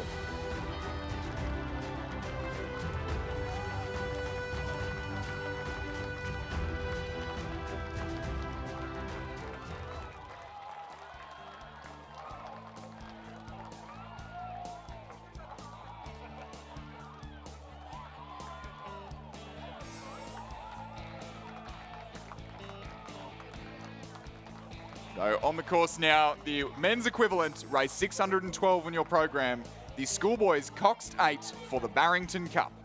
In lane 2, Scotch College. Lane 3, Melbourne Grammar. Lane 4, the Shaw School. Lane 5, St Peter's College. Lane 6, Brisbane Boys College. And in lane 7, St Kevin's. And in this race, Chris, rather than the Victorian-a-thon of the previous event, a great spread from across the country and a number of well-credentialed crews. We'll go through those details shortly, but I can tell you it's Melbourne Grammar School who are leading from Scotch College, the two crews over on the far side of the Ngambia Lakes Regatta Centre at this stage. Melbourne Grammar leading Scotch College by 1.18 seconds after 500 metres. So they are your early leaders in the race. Then just a little back to the Shaw School in third place. St Peter's of Adelaide, last year's winners, of fourth. St Kevin's in fifth place, and Brisbane Boys College in sixth position. So for many years over the past decade or more, this race alternated between Scotch College and Shaw taking home wins, interrupted only by Nudgee College taking the race back to Brisbane in around about 2015. And of course the win last year by St Peter's College, who won it for South Australia for the first time in a long time. So St Peter's there in lane 5 in fourth place, the defending national champions and the South Australian head of the river winners, racing against the Shaw School there, lane 4, who were beaten, Chris, you were pleased to see, by the King's School in the Sydney head of the river a week or so ago as well. Sure, definitely coming out for redemption here at the Lake Ngambia course at the 2002 Australian Rowing Championships, and doing a pretty good job of it in the early stages of the race, sitting in the provisional bronze medal position. A bit of a gap then back to St Peter's College. So top 3, Melbourne Grammar in the lead by almost a boat length over the crew from Scotch on the far side of the course, and Shaw School in third as they cross the 1,000-metre mark and into the second half of the course here at Lake Ngambia.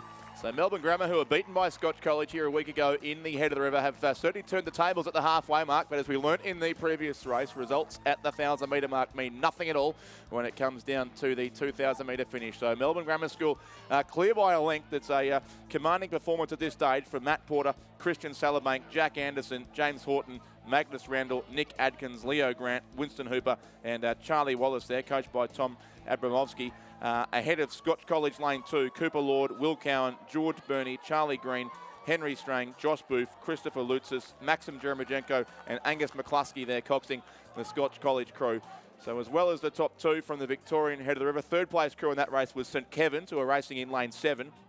And also in the race, Brisbane Boys College from Queensland, who won the Junior 8 race just yesterday, and they are the 2-time now head of the river winners from the Lake Warralong course up in Queensland. After a long drought of some almost 30 years, they have won the last 2 Queensland head of the river trials, but just not quite here matching it yet with the schools from Sydney and Melbourne in the race for the Barrington Cup.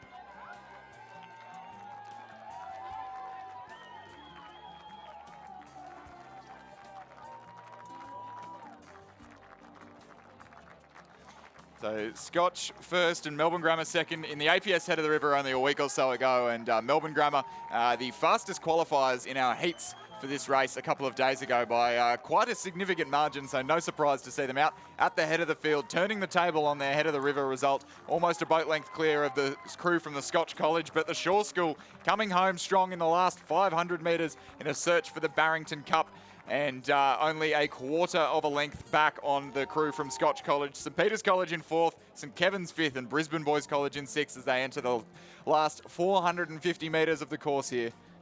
So we almost saw a redemption story in the last race, but Melbourne Grammar School run over in the closing strokes by Melbourne Girls Grammar. That was, of course, by St Catherine's. It's Melbourne Grammar here leading Scotch College, who are stalking them but there in the outside lane of the course. We saw this play out just 10 or so minutes ago when St Catharines stormed over the top from the far lane, and Scotch College looking to do the same here, but probably have the best part of about 2/3 of a length to make up. So it's Melbourne Grammar in front, Scotch College there in second place. The Shaw School from Sydney narrowly holding off the defending champions there. St Peter's of Adelaide would be fourth. St Kevin's of Melbourne now fifth place, and Brisbane Boys College in sixth position. But it's Melbourne Girls Grammar School holding strong here.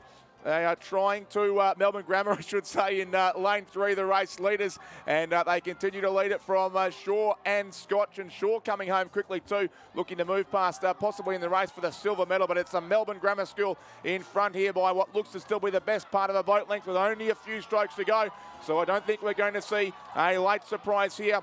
It is Melbourne Grammar in front. Scotch narrowly from Shaw in the race for the silver medal, then St Peter's and also St Kevin's, but it's going to be Melbourne Grammar who win the Barrington Cup. Melbourne Grammar by almost a length go across on lane 3 and take it out. Scotch will hold on for second place. Third will go to the crew from Shaw.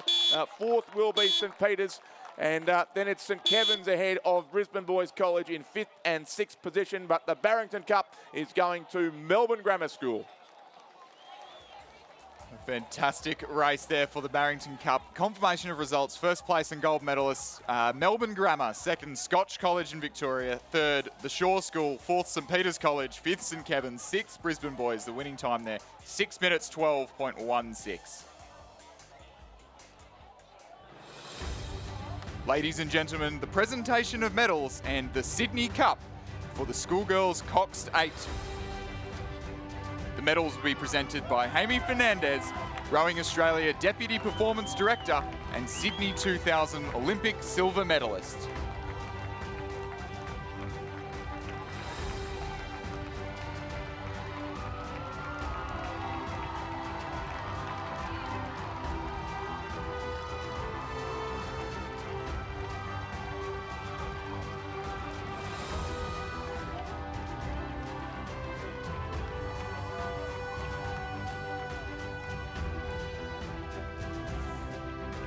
Third place and bronze medalists, Wesley College. Represented by Lauren Keneally, Caitlin Woods, Madeline Market Walker, Lauren Mayhood, Kesem Shahak, Thea Cool, Lucy Thompson, Saskia Blackburn, and the Cox Fiona Dow.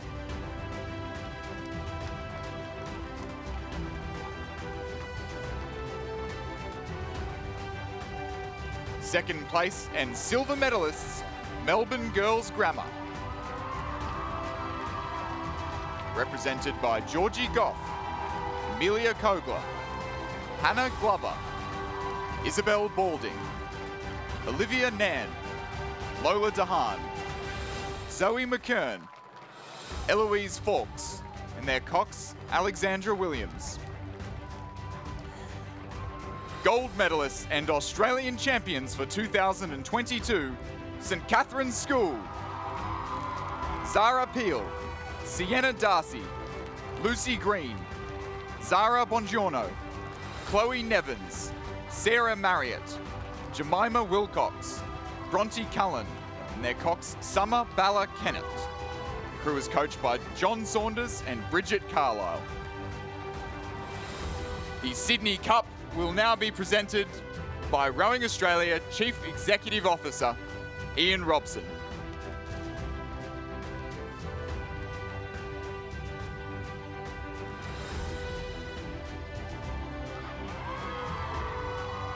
Ladies and gentlemen, please congratulate our 2002 Australian champions and medalists in the Schoolgirl Coxed 8.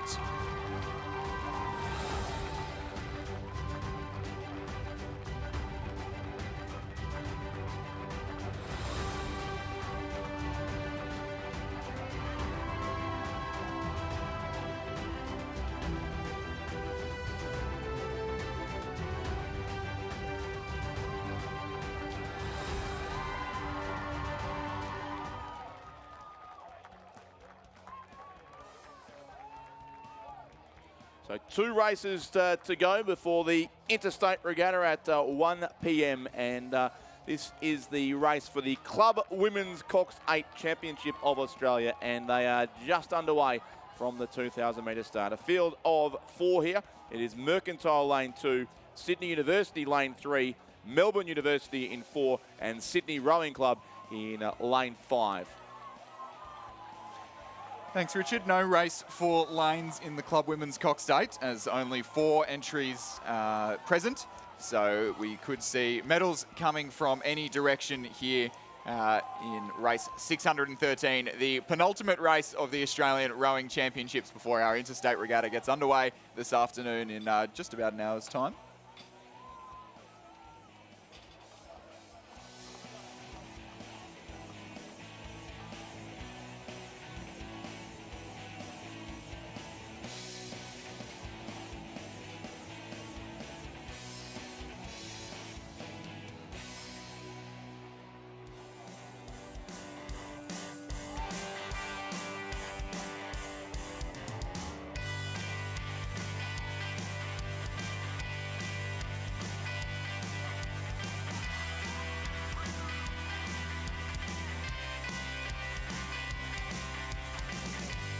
So as we approach the 500 metres mark, it does look to be the crew from Mercantile Rowing Club on the far side of the course. That's Talia Barbianis, Harper Waring, Louise Carr, Jess Hawker, Bethany's Max, Xanthi Hadfield, Remy Mackay, Henrietta Patterson, their cox Erin McCarthy, the crew coached by Samuel Fennessy and Alistair Matthews, who are at the head of the field by over 3 seconds from Melbourne University Boat Club in lane number 4, rather. It's Christina Kamenev, Livia Rosea, Georgia Mortimer, Zara Lavery, Chloe Cooper, Meg Cartwright, Shah Will, Isabella Booth, and their cox Emily Coughlin crew there, coached by Edward Fuller. But it's anyone's race for the minor medals here. Mercantile having the best showing in the opening stages, but second, third, fourth between Sydney University, Melbourne University, and Sydney Rowing Club on the near side of the course could be absolutely anyone's game here in the penultimate race of the club championships.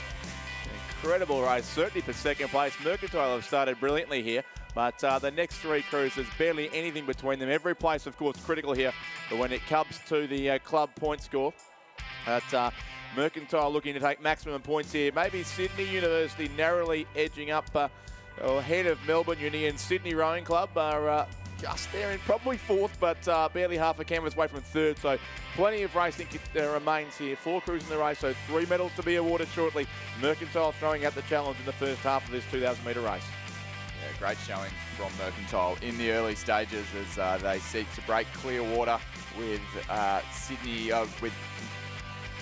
University, who are currently sitting in the provisional silver medal position as they approach the 1,000 metre timing point, which will give us a little bit of a clearer indication on how this race is progressing.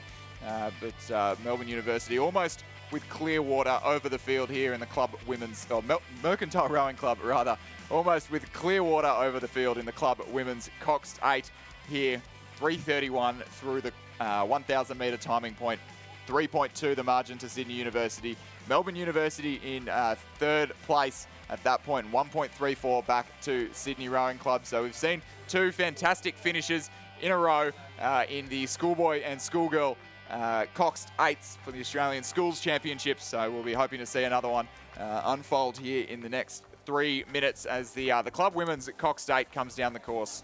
And it's great to see these club crews all from the same club, of course, as required under these events. No composites in the club events, and makes it easier for us, but also great to see these big rowing clubs with their strong crews and their 8s out on the water racing here for the national championship title. Sydney Rowing Club on screen there with a little bit of ground to make up alongside Melbourne University as we go across the field to Sydney Uni. A very strong second, 500 from them, moved up into a clear second spot. But Mercantile continue to be our race leaders as they come through now with about probably 700 metres still to race. But Mercantile will be difficult to catch from there. It looks to be a clear water lead now from Sydney Uni chasing hard in this 3rd 500 metres of the race.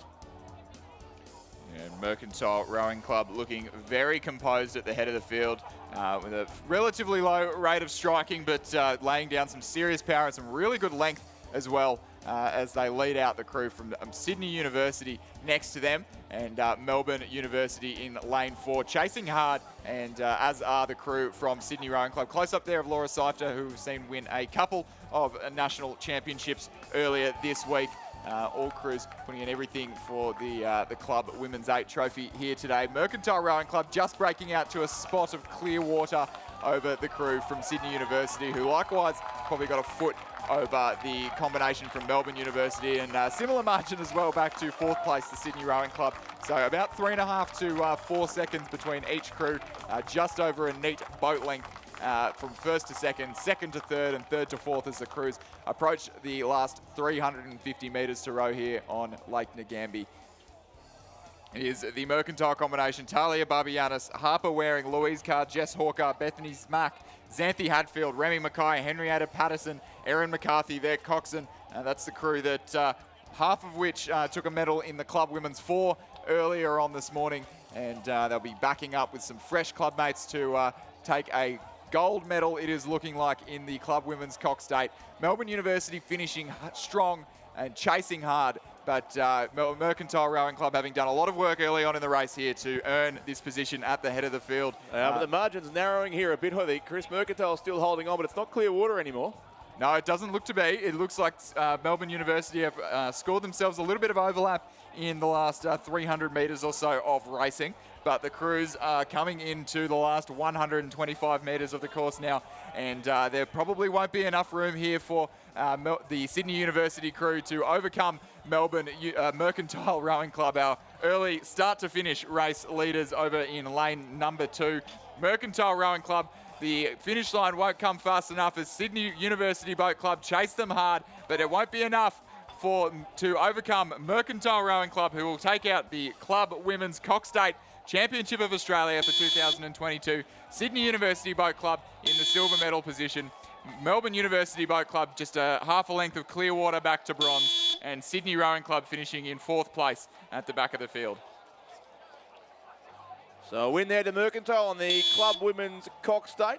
My maths is right. That's about 6 wins in a row to Victorian crews here at the Ngambie Lakes Regatta Centre. So one to keep the home crowd very happy indeed. Mercantile first there, 7:02.99 their unofficial time. Second place goes to Sydney University.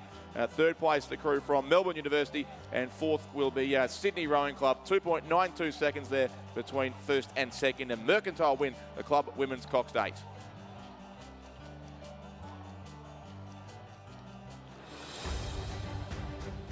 The presentation of medals and the Barrington Cup for the Schoolboys Coxed 8 Championship of Australia.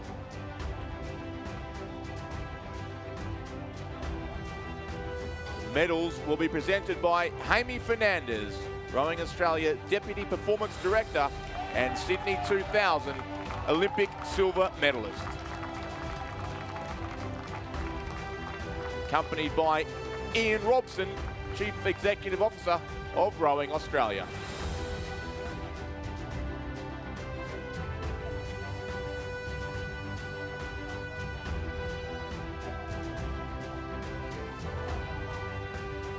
In 3rd place and bronze medalists, the Shaw School.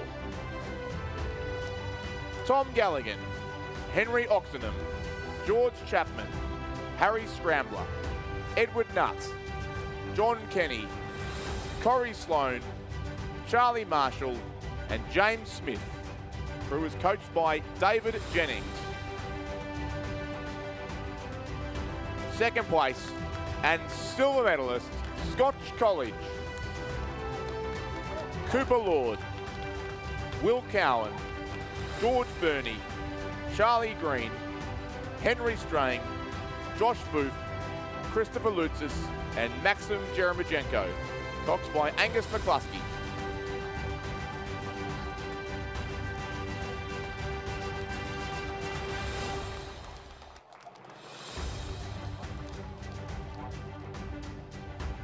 The gold medalists and Australian champions for 2022, Melbourne Grammar School.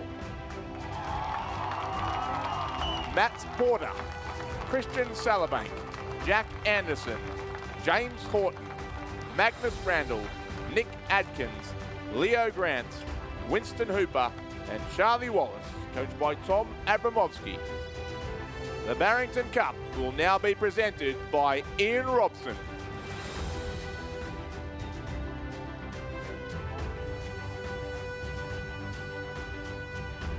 Please congratulate our 2022 Australian champions and medalists.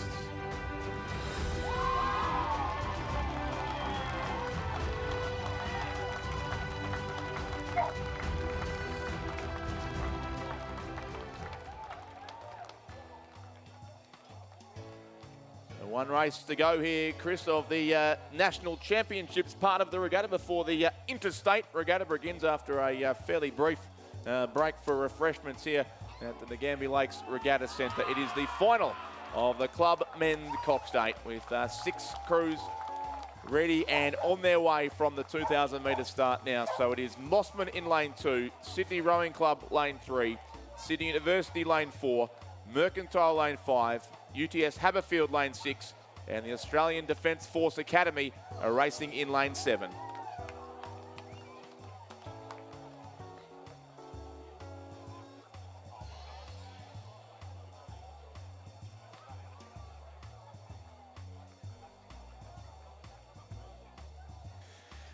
Thanks, Richard, and a pretty clear first, second, and third emerging from our field. But the order in which they will cross that first 500-metre line is pretty undecided.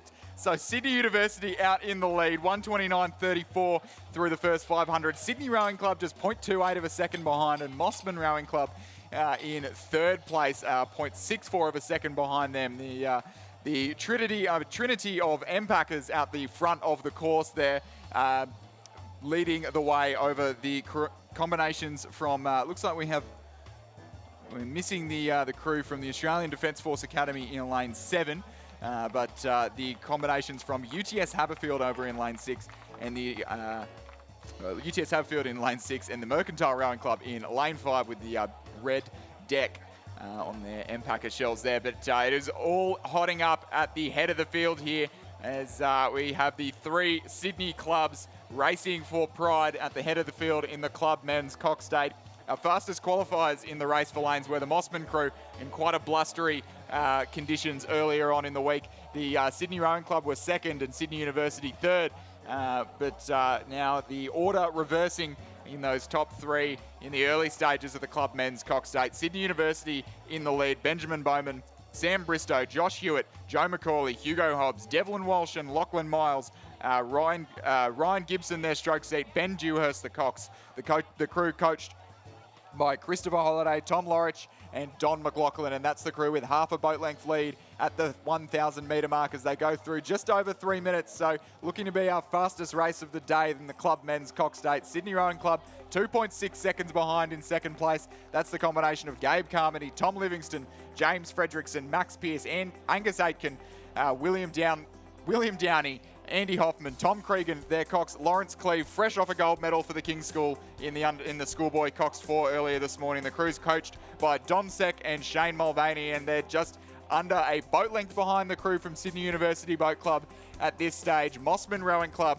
firing in third, half a length back on Sydney. And that's Bo Nicholas, Kyle Brown, Benjamin Irving, Joe Lynch, Dougal McKenzie, Brandon Smith, Oliver St. Pierre, Joshua Wilson, and Ryder Taylor, their Cox. Some of those names will be familiar to those of you who have been watching along throughout the week, as this crew is mostly made up of a St. Augustine's composition, with those 2 crews sharing a boat shed. But it is the Sydney University Boat Club at the head of the field there. You can see the stern pair there working very hard to set a rhythm. Ryan Gibson and Lachlan Miles in stroke and 7 respectively. The Sydney Rowing Club crew on the screen there, rowing in the Ernie Chapman M-Packer shell, working very hard. Tom Cregan in the stroke seat there, rowing for Australia in the King's Cup 8 at the Henley Royal Regatta in 2019. And now moving back to club rowing with a goal of heading off to the Henley Royal Regatta in the middle of this year. UTS Haberfield on the course there, a crew filled with lighties. I can see James Waldersey working hard in the bow seat there, as he always is. Sydney University at the head of the field, opening up a little bit of clear water over the Sydney Rowing Club. And the stern 4 of this crew were the national champions in the Club Men's Coxless 4 earlier this morning.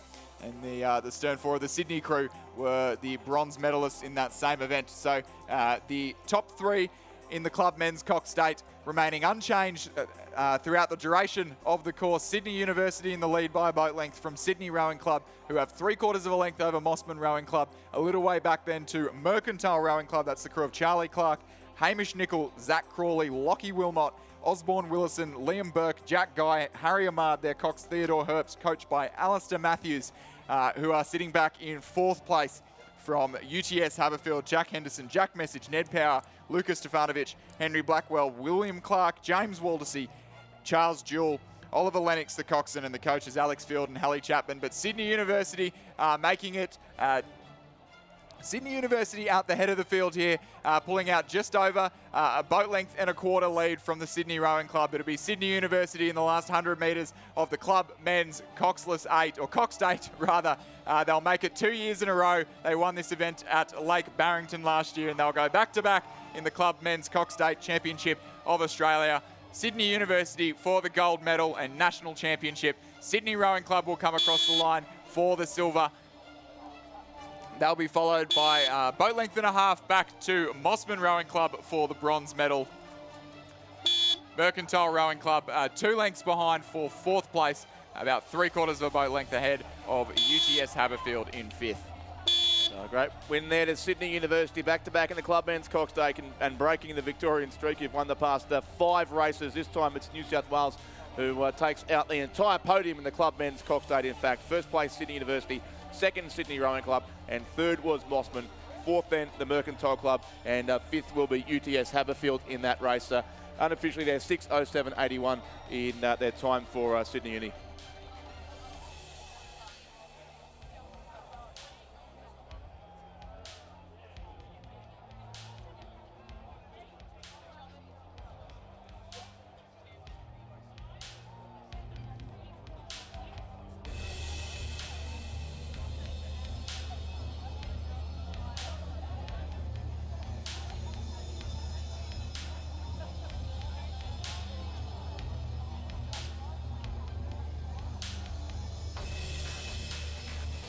For a presentation shortly, but we'll also hopefully have some clarity on the club point score before too long. Chris, I know you're looking at that with some interest, but we'll save that one for later in the regatta. We have a couple more presentations to get through here, and then the Interstate Regatta will begin at 1 o'clock with the PR3 Women's Single Scull, the first of 10 races to conclude this regatta coming up shortly.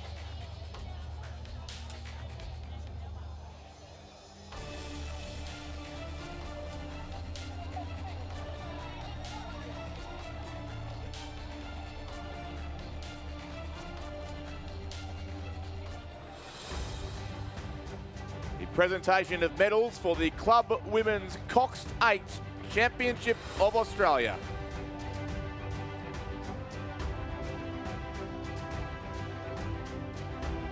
Medals will be presented by Councillor Laura Binks, Mayor, Strathbogie Shire Council.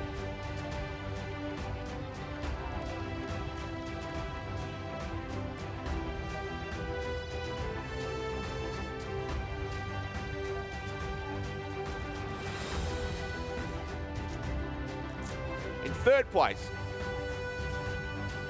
and bronze medalists, Melbourne University, Christina Kamenev, Livia Rasaya, Georgia Mortimer, Zara Lavery, Chloe Cooper, Meg Cartwright, Shah Will, Isabella Booth, and Emily Coughlin, coached by Edward Fuller.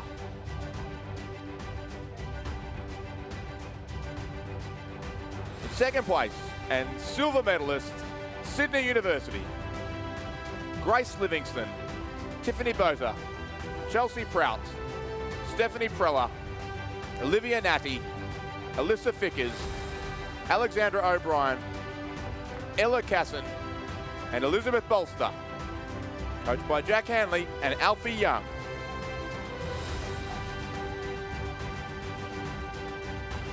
Gold medalists and Australian champions for 2022, Mercantile Rowing Club, Talia Barbanaris, Harper Waring, Louise Carr, Jess Hawker, Bethany Mack, Xanthi Hatfield, Remy Mackay, Henrietta Patterson, and Morgan Hester, coached by Sam Fennessy and Alistair Matthews. Please congratulate our 2022 Australian champions and medalists.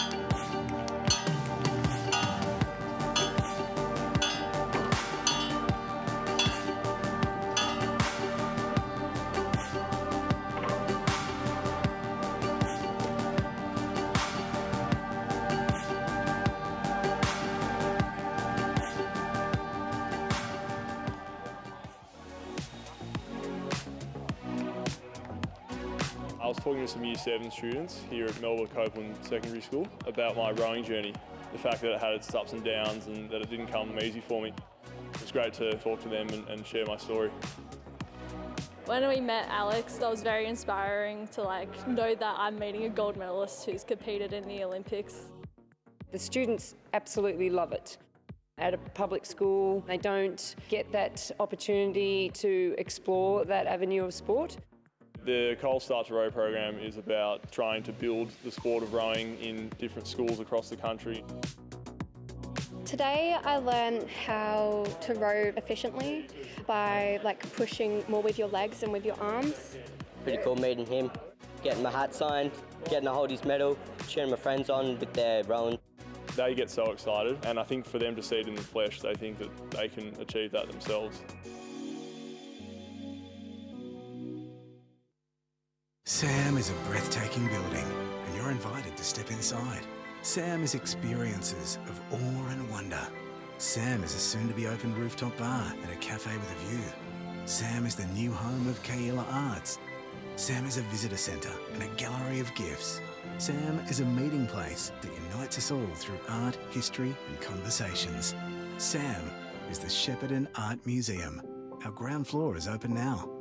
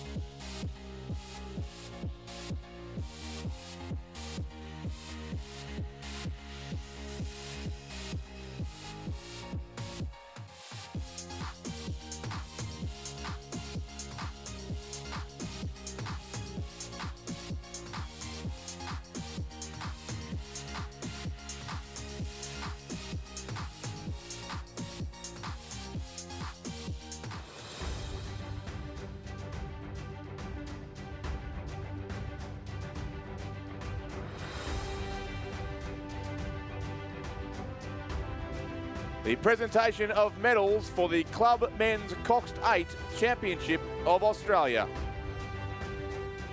The medals will be presented by Paul Thompson, MBE, Rowing Australia Performance Director.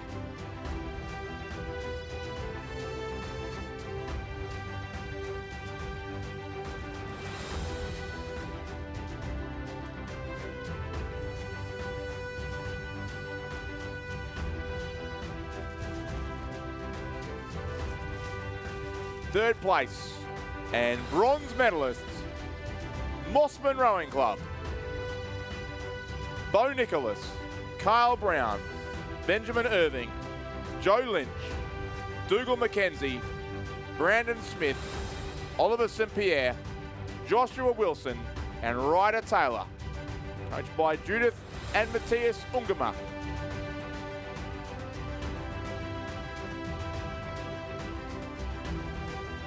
Second place and silver medalist, Sydney Rowing Club. Gabrielle Carmody, Thomas Livingston, James Fredrickson, Max Pearce, Angus Aitken, William Downey, Andy Hoffman, Tom Cregan, and Lawrence Cleve, coached by Donovan Seck and Shane Mulvaney.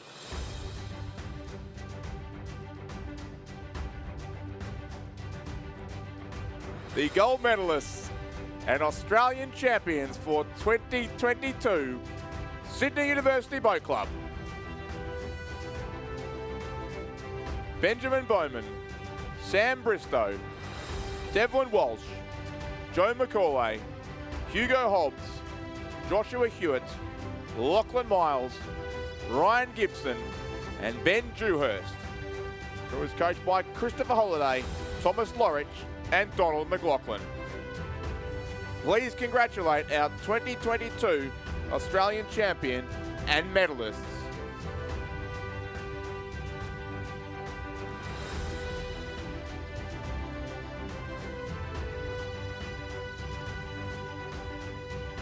At the conclusion of the club events, we are also able to confirm the results of the club point score, which are hot off the press. My pleasure to announce that the champion club at the 2022 Australian National Championships, Sydney Rowing Club.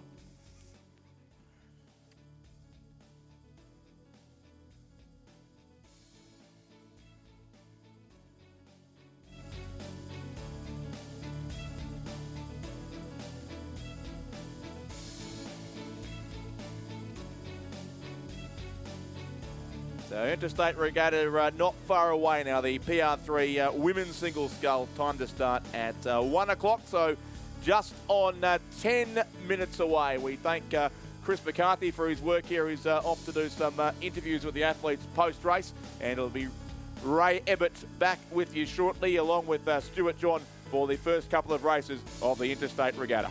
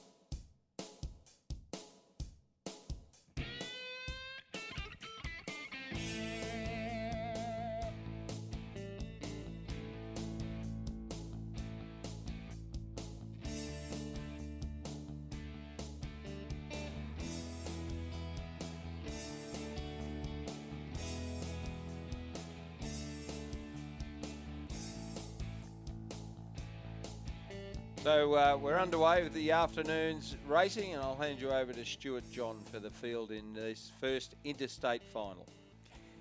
In the Interstate Women's PR3 Single Scull, representing Victoria, Jessica Gallagher, coached by Samuel Fennessy.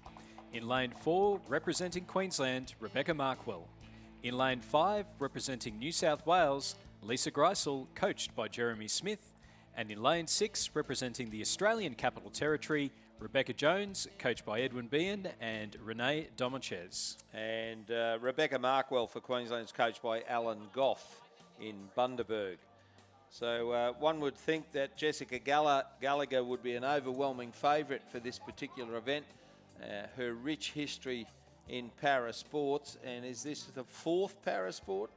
This is the fourth para sport that Jessica Gallagher's been involved with. So she competed as a Paralympian in skiing at Vancouver in 2010, in athletics in 2012, in 2012 Olympics were in, temporarily escapes me. In London? In London, yes. And then in 2016 in Rio in cycling. She was the first Australian female to medal at the Winter Paralympics, and that was in the giant slalom, and her goal is to be the first to win a medal at both the Winter and Summer Paralympics.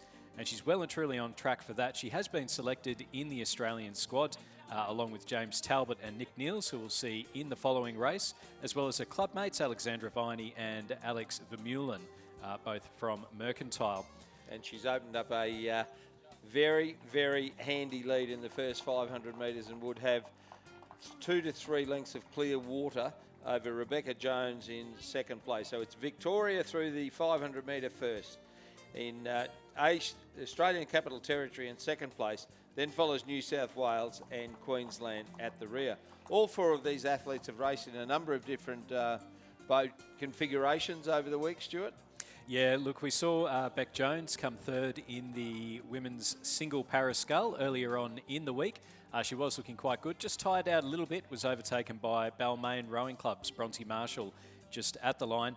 But Beck is, prior to acquiring an impairment, Beck rode at Pymble Ladies College in Sydney. She was in the first 8 that placed second at the head of the river in 2019. Joined the ANU Boat Club in 2020 when she went up to university in Canberra, which is coached by Nick Hunter, the president of ANU, who's also a very big supporter of para rowing. She had a stroke, unfortunately, in mid-2021, which has left her with a leg impairment that qualifies her for para rowing. So you will quite often see Beck on the shore with a either in a wheelchair or with some sort of a strap to help her move her legs around. I have seen that strap, yes, exactly. And Rebecca Markwell is severely vision impaired. I think she only has something like 7 or 8% sight, and therefore there is an umpire's boat following Rebecca down in lane 4.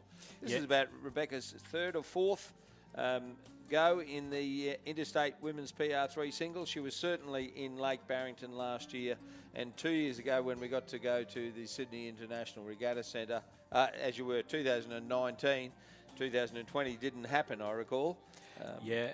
2017 are the notes that I've had here, that Rebecca Markwell has been representing Queensland. Just on the topic of Beck Jones and the strap that she does actually have, she actually made that one herself to be able to help her with her movement. So very talented lady, as is Lisa Greisel from the Lake Macquarie Rowing Club. She's coached by Jeremy Smith, who's a fellow member of the club, who's offered to help Lisa with her dream and goal of representing New South Wales and beyond. And Lisa, again, a relative newcomer to rowing. She acquired a leg impairment when a rare and cancerous tumour was removed from her spine. So previous to that, she was a big runner, loved to get out and do the park runs and that kind of thing.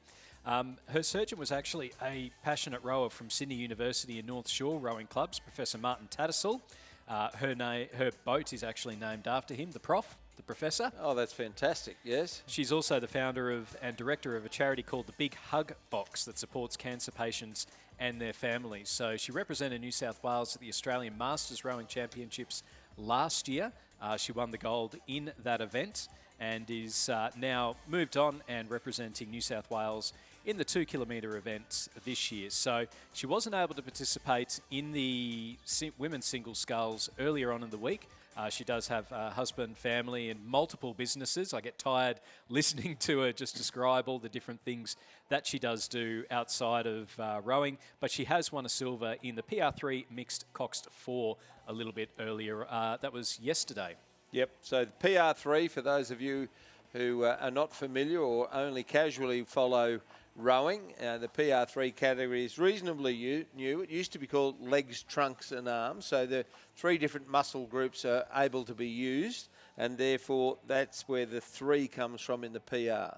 That's right, and then you've got PR2, which is trunk and arms. So with the PR2 races, you will see them, and that's Catherine Ross and Simon Aubrey, our Paralympic representatives last year in Tokyo. And that's where they've actually got the seat fixed into place, so you have some kind of an impairment, which means you can't use your legs. And then PR1, which is Eric Horry, they'll be strapped into place with the seat upright. They'll have the pontoons either side, the floats either side. They can either be down or they can be up. And that's basically just your arms. So Yes. You can't rock forward, you can't use your legs. You're just able to use your arms. As we just see some nice footage there of Lisa Greisel from New South Wales. Just before that, there was footage of Jessica Gallagher, and she's sculling absolutely beautifully here.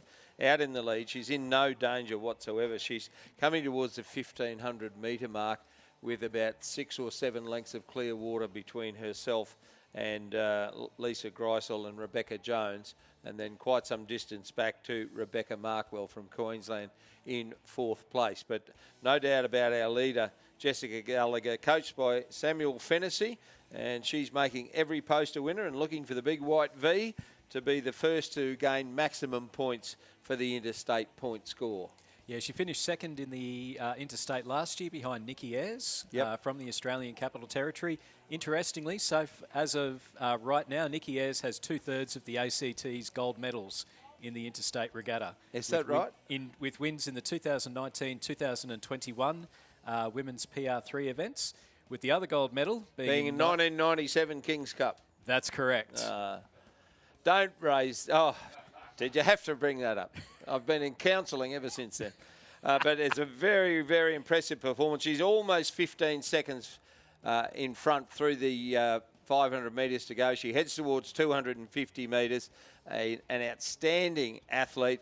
Her 4th discipline, looking to represent Australia in this discipline and go as far as she can, because she's gone a long way in every other thing she's tried, and is a dual Paralympian and a winter Paralympian as well. And as we've said earlier, Ray, in a sport full of high achievers, I think Jessica Gallagher has right up there. She has a very good claim at the title of the highest of achievers, particularly within sports. But she is coached by Sam Fennessy, who also coaches the fellow Australian squad members Alexandra Viney and Alex Vermeulen. Alex Viney was due to race for Tasmania. She's originally from Tasmania, now living up in Victoria. Big shout out to Al Viney and Al Vermeulen, and I hope you guys are able to recover quickly and head on overseas with the Australian crew. Yes, the illness and, well, not just COVID, but other illnesses are going around at the moment, and there's been lots of crew changes and replacements, and it continues on right up until the King's Cup at the end of today's program at 3:20 approximately. But a very, very strong win for Jessica Gallagher for Victoria. The big white V gets the first maximum points in the Interstate Women's PR3 single scull. It'll be New South Wales in 2nd place. 3rd will be the Australian Capital Territory. And 4th will be Queensland, represented by Rebecca Markwell, who's coached by Alan Goff. So some distance still to be covered by Rebecca Markwell as the New South Wales sculler crosses the line in 2nd place. The boys just changed from yellow to red for Rebecca Jones of Australian Capital Territory, and Rebecca Markwell still has some 250 metres to go to complete the 2,000 metre course in the first of 10 finals here for the Interstate Championship. And we're we're really blessed to have the new Executive Director of World Rowing here, Vincent Gaillard. And if he's like most Europeans and Britons for that, they don't understand this interstate rivalry that we have. And it's certainly a highlight of the regatta when it comes down to Sunday afternoon's racing. And Ray, it's interesting to see that we've got a Victoria, New South Wales 1 and 2. There are always a lot of bragging rights between those two states in the battle for the interstate point score as well. Not just the King and Queen's Cups, but also for the interstate point score. So it's a win for Jessica Gallagher representing Victoria. That she's moved up from second place last year. And then on their interstate debuts, Lisa Greisel for New South Wales finishing with the silver medal, and Rebecca Jones of the Australian Capital Territory finishing with the bronze. And here comes Rebecca Markwell for Queensland, with still about 15 strokes to go. She's got the beat right up there. She's racing it all the way to the line. Trains on the Burnett River in Bundaberg, and I imagine on the weekends probably goes out to the Buckawea. And Rebecca Markwell goes across in 4th place. So confirming the results of race number 615, the Interstate Women's PR3 Single Scull. A win to Victoria, Jessica Gallagher. Second place to New South Wales, Lisa Greisel. And third to the Australian Capital Territories, Rebecca Jones. Moving on to race number 616, it's the Interstate Men's PR3 Single Scull. In lane 3 from the Australian Capital Territory, Nicholas Neals, coached by David Fermano. In lane 4 from Victoria, Aaron Skinner, coached by David Skinner. In lane 5, representing New South Wales, James Talbot, coached by Christopher Holliday. In lane 6, representing Queensland, Mac Russell, coached by Michael Russell. And in lane 7, from South Australia, Sam Stenell, coached by Christine McLaren. Sam Stunnell it is, yes, and his dad, Andrew, is an underage selector for Australia, having rode for Australia himself back in his days as a lightweight in South Australia. So Nicholas Neals, Aaron Skinner, all of these scullers very highly credentialed and have raced very well here at this National Championships. And Nicholas Neals led through the first 500 metres. They're looking for another gold medal for the Interstate Regatta here for the ACT, Stuart. Yeah, look, you know, ever increasing, but Nick Neals has a leg impairment which qualifies him for para rowing. He learnt to row at his Melbourne school. He was captain of boats and head boy. And then he didn't actually realise that he was eligible for para rowing until tapped on the shoulder by Nick Hunter at ANU during the O Week a couple of years ago. So he was coached by Charlie McKenzie. Represented the ACT last year, where he won bronze behind Jed Altschwager from South Australia, Mac Russell from Queensland, and he's recently been selected in the national PR3 squad, which is heading off to Europe to race in the Para International Regatta in Varese and World Cup #1. And he has already won 3 gold medals here: the men's singles PR3 single scull, the men's pairs with James Talbot, and the PR3 mixed 4 with Susanna Lutz, Jessica Gallagher and James Talbot. Unfortunately, we've lost one of the scullers at the start, and I think it might be Sam Stunnell from South Australia. Aaron Skinner, I think, is back there. Certainly looks like Nicholas Neals is clear here of New South Wales, James Talbot. That's Mac Russell in the yellow boat there. And it looks to me like this must be Aaron Skinner back here, and that would mean that Sam Stunnell is unfortunately the sculler who had a mishap in the start zone, or outside of the start zone, I would imagine.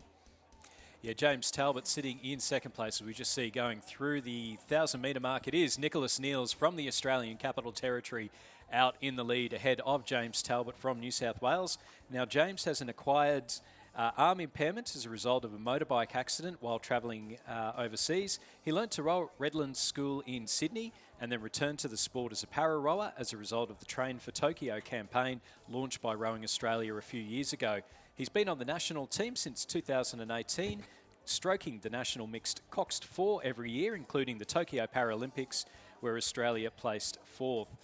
He also won a silver medal with Jed Altschwager in the PR3 men's coxless pair at the World Championships in 2018, represented New South Wales in the single scull at the 2018 Interstate Regatta and won bronze, and he has gold in the mixed 4 and the pairs, and then silver in the PR3 single scull. So he's about, through the 1,000 metres, he is 5 seconds behind the behind our leader, Nicholas Niels. So the ACT looking to win a gold medal here. I can see the chairman of the board at the ACT out on the veranda watching the race very closely.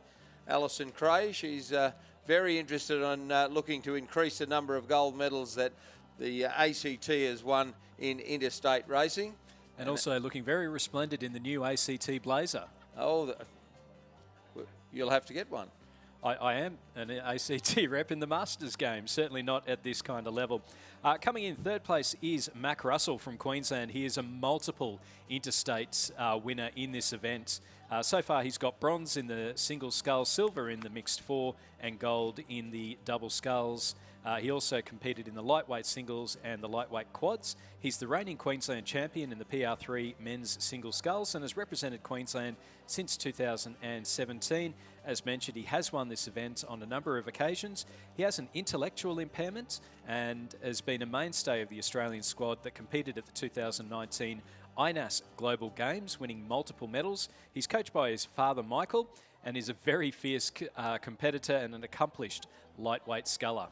Absolutely, and it doesn't matter whether he's on the water or on the ergometer. He goes hard at it, does young Mac, and I had the pleasure of doing the commentary at the INAS Global Games where he absolutely cleaned up. If he was flying home, he would have been charged for the excess luggage. But on the course, it is Nicholas Niels of ACT Rowing, coached by David Framano, who's well and truly in command here. He's got the look back at James Talbot of New South Wales, coached by Chris Holliday. Mac Russell of Queensland, coached by his dad, Michael Russell. And then in fourth place is Aaron Skinner, coached by David Skinner, I imagine his dad as well. But it is a commanding margin here for the ACT sculler, Nicholas Niels, as he comes through the 250 metre mark. And just on Aaron Skinner, he's been the Victorian PR3 sculler since the event started back in 2016 when it was back over 1,000 metres as the legs, trunks and arms single. He's raced at national championships since 2007, started rowing at the age of 13 and has an intellectual impairment. It qualified him to be part of that 2019 INAS Global Games held in Queensland, and he was the only Victorian in that squad, winning 5 silver medals and 1 bronze. And he's also got a silver in the PR3 mixed double and mixed four, and placed 4th in the single sculls. So our leader, Nicholas Niels, still on about 29 or 30 strokes to the minute and has got the look back at the rest of the field. He can see the sky blue singlet of New South Wales, so James Talbot there in second place, Queensland's Mac Russell in third place, and then follows Victoria's Aaron Skinner, and unfortunately the South Australian representative Sam Stunnell had a mishap in the start zone and will not complete the course. But all-way win for ACT's Nicholas Niels in the Interstate PR3 single scull. Second, New South Wales James Talbot with about 4 strokes to go. Then follows Mac Russell for Queensland and Aaron Skinner of Victoria. Confirmation of the results in race number 616, the Interstate Men's PR3 single sculls. A win for the Australian Capital Territory's Nicholas Niels. Second place to New South Wales' James Talbot. And third to Queensland's Mac Russell with a winning time of 7 minutes 55.38 and a margin of 19.31 seconds.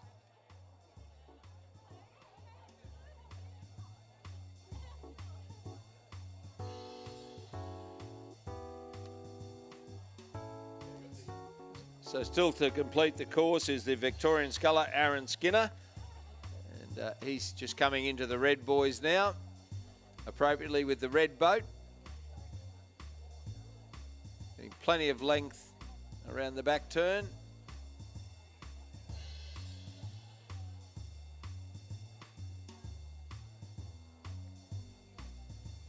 And those last few strokes can often be the hardest.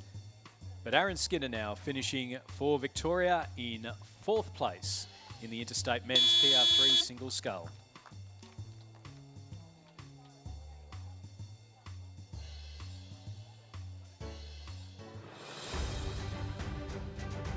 Ladies and gentlemen, the presentation of medals for the Interstate Women's PR3 single scull.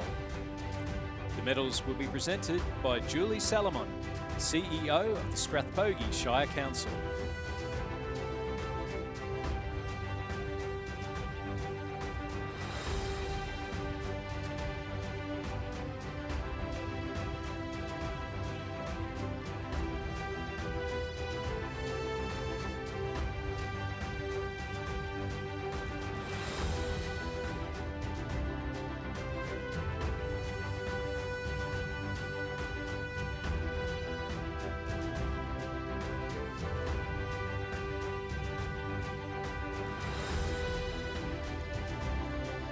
third place and bronze medalist, representing the Australian Capital Territory, Rebecca Jones.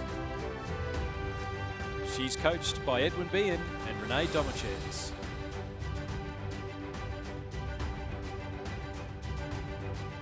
In second place and silver medalist, representing New South Wales, Lisa Greisel. Lisa is coached by Jeremy Smith.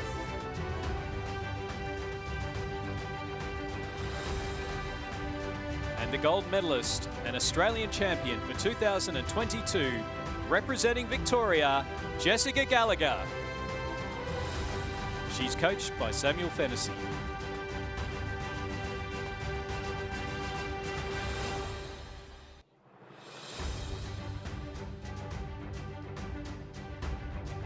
Please congratulate our 2022 Australian champions and medalists.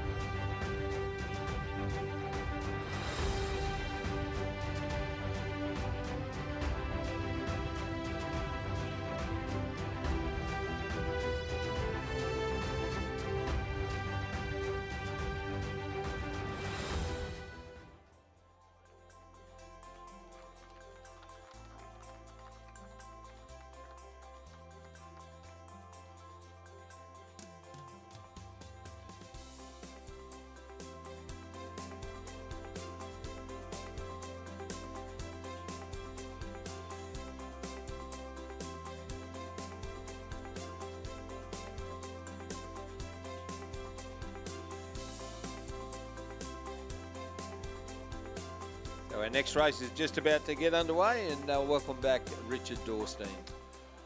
Thank you, Ray. Great to be up here for the last few races of this regatta, and what a program in front of us here as we await the start of the Interstate Women's Single Scull. There's a field of just 4 now at the scratching of Western Australia in lane 3. But it is Miller Marston for Victoria racing in lane 4. He's coached by Mitch Nelson.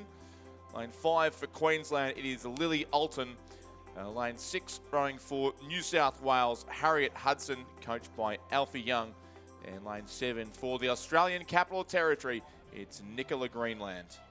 And one would think that Harriet Hudson would be an overwhelming favourite here. At one stage, Tara Rigney was going to be the New South Wales representative, and then she fell unwell a few days ago, and then it was going to be Rowena Meredith. And in the end, it is Harriet Hudson, who is actually a Queenslander by birth and went to Somerville House. I thought you might mention that. But, and her mum and dad still reside in Warwick, where they're both general practitioners and very important members of the community in Warwick. Looks like we're using lanes 4, 5, 6 and 7. And so the scullers will be closer to the spectator side of the course. The stunning views of the township of Ngambie in the background behind the start installation now, thanks to the Shire of Strathbogie, the City of Shepparton, the Ngambie Rowing Club and Victorian Government for their contributions to make this regatta happen on such short notice. And what a show Ngambie has put on over the past week. There's been a lot of work go on to make this happen in the 12 days of preparation time between the decision to change venue and at least the decision to bring it here and the first day of racing on Monday. And it has been a fantastic week of racing, and what a view once again there of the town of Ngambie, looking over the start pontoon installation here as we wait for these 4 scullers to be on their way in the race for the Interstate Women's Single Scull, which is timed for 1:25, so about 10 or 15 seconds away.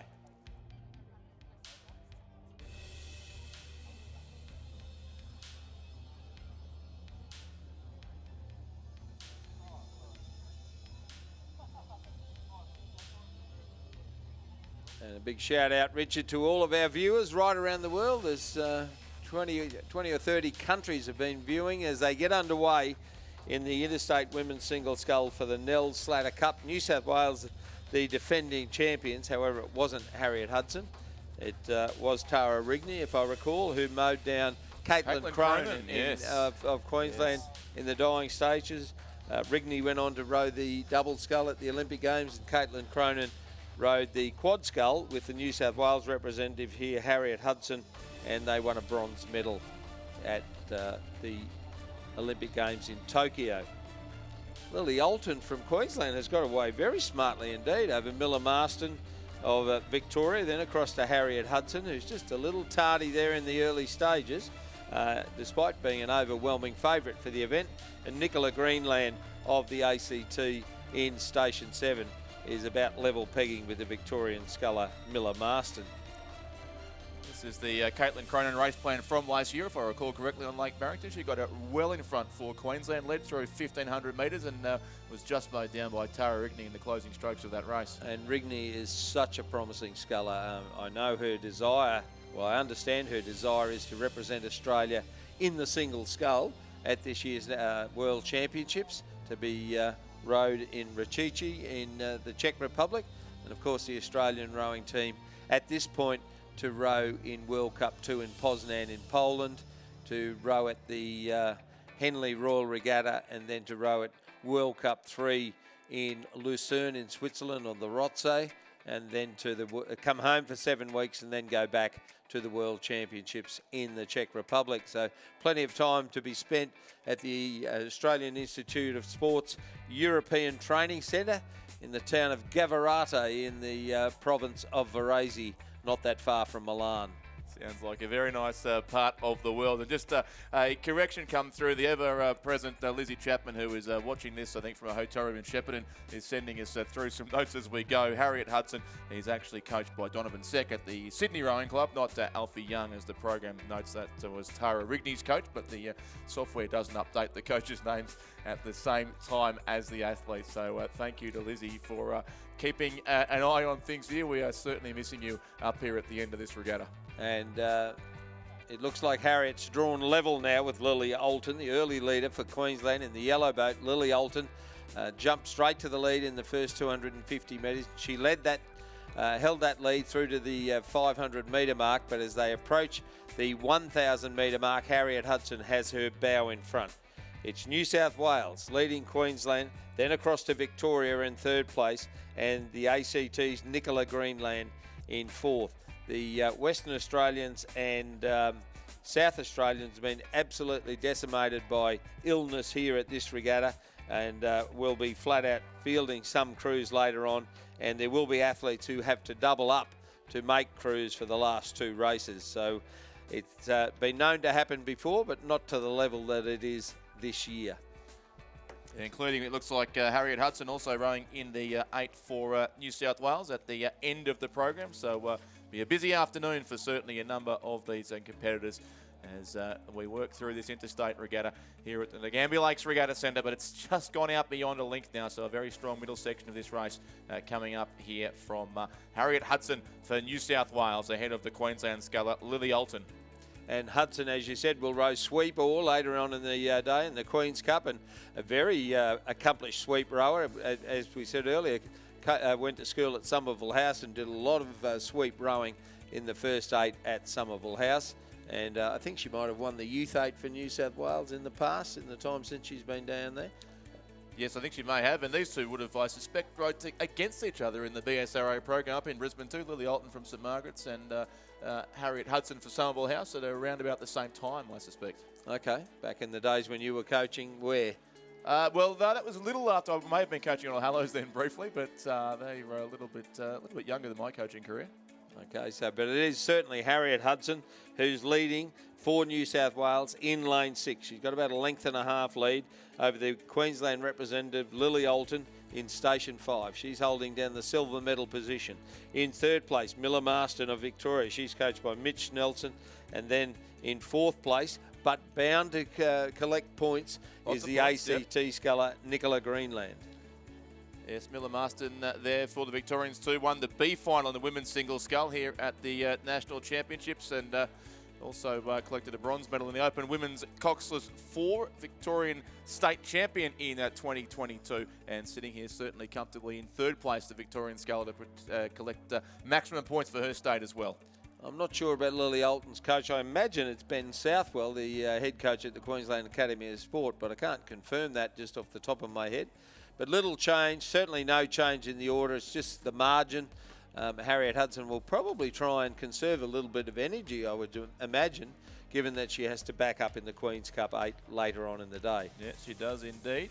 As does Lily Alton, who's rowing in the Queensland crew in that race, the penultimate race of the regatta. So two big races in the space of a couple of hours for both of these leading couple of rowers at least.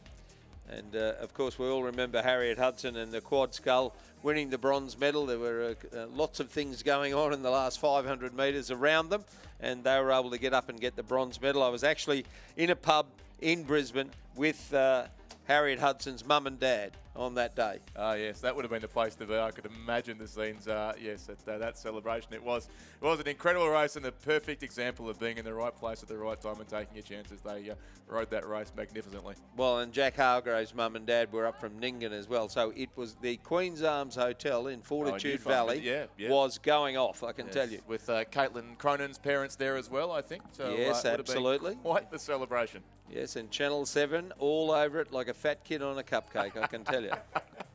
So Lily Alton got the job in front of her to try and peg back Harriet Hudson, but she's holding down second place. But Harriet Hudson for New South Wales in the lead. So we're going to have three different winners in the first of the three interstate races. Isn't it? Yep, the results being shared around already. Of course, points for the states count for the Rowing Australia Cup at the end of these 10 races to work out the winning state of the Interstate Regatta, which is hard fought, certainly amongst all the states. And the ACT may well win another in the next for the President's Cup.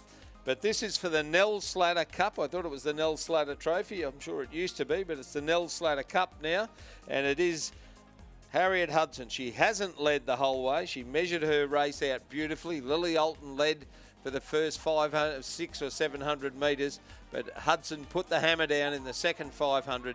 She's maintained that lead that she established at 750, and as she comes towards where the boys change from yellow to red, it's Harriet Hudson for New South Wales, coached by Donovan Seck from the Sydney Rowing Club, who's about a length and a half clear of Lily Alton of Queensland in second place. Third is the Victorian sculler Miller Marston, and fourth is Nicola Greenland from the Australian Capital Territory. But Hudson just turning it off there. She's dropped the rate. She'll get across the line first, but will conserve some energy in the second half of the race. Gold medal to New South Wales, Harriet Hudson. Silver to Queensland, Lily Alton. Bronze to Victoria, Miller Marston. And in fourth place, the ACT's Nicola Greenland. A well-timed race there for Harriet Hudson of New South Wales, who takes out a Nell Slatter Cup for the Interstate Women's Single Scull Championship of Australia. The unofficial results are coming through now. First place, Harriet Hudson. Second, Lily Alton. And third is Miller Marston for Victoria. Queensland second there with Lily Alton. And fourth place across the line now for the Australian Capital Territory is Nicola Greenland. 8:10.91. The unofficial winning time, and 4.16 seconds the margin. A well-measured victory there to Harriet Hudson for New South Wales.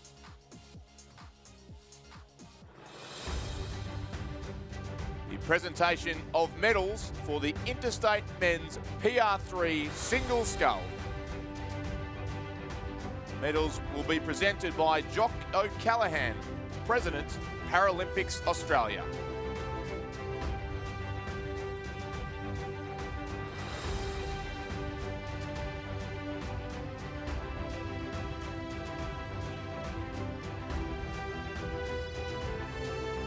Third place and bronze medalists representing Queensland, Mac Russell. Mac is coached by Michael Russell.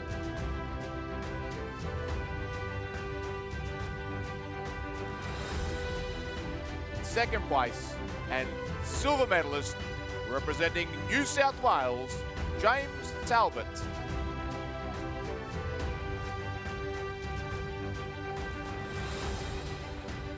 Gold medalist and Australian champion for 2022, representing the Australian Capital Territory, Nicholas Niels, coached by David Framano. please congratulate our 2022 Australian champions and medalists.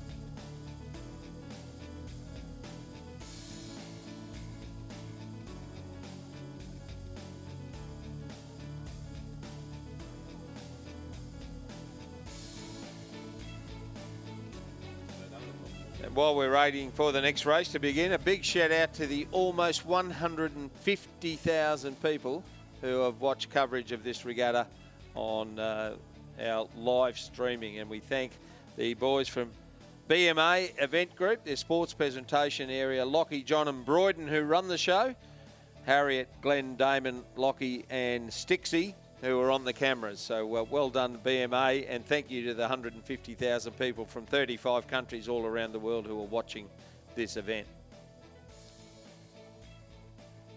Which is soon to be underway. Race 618, the Interstate Men's Single Scull for the President's Cup. And we have a field of 6 scullers there in the start blocks and soon to be on their way down the course here. It is Lane 2, Queensland, represented by Jackson Free. Lane 3 from Victoria is Red Matthews. Lane 4, New South Wales, David Bartolo. Lane 5 from Tasmania is Alec Patterson. Lane 6 from the Australian Capital Territory, Caleb Ansell. Lane 7 from Western Australia, it's Jack Cleary, and they are underway in the race for the President's Cup. And this is a random lane draw, ladies and gentlemen. The draw was done in the bottom of the finish line installation here a couple of days ago, I understand. The respective state CEOs were involved in that, and the new executive director of World Rowing walked into the lane draw with a Queensland cap on. And I think the CEO of Rowing Queensland was called all sorts of names by the other CEOs when that happened. So, as you said, Richard, Queensland in 2, Victoria 3, New South Wales 4, Tasmania 5, ACT 6, Western Australia 7, and unfortunately, no sculler from South Australia. South Australia's the defending champions will not be there to try and defend that championship. Alex Hill won the event last year for South Australia. Lane 2, Queensland, Jackson Free, his uncle Duncan won this race 6 or 7 times, equal most wins in the President's Cup, along with Ted Hale, who represented New South Wales. And of course, Jackson's grandfather, Reg Free, won it when rowing for Tasmania.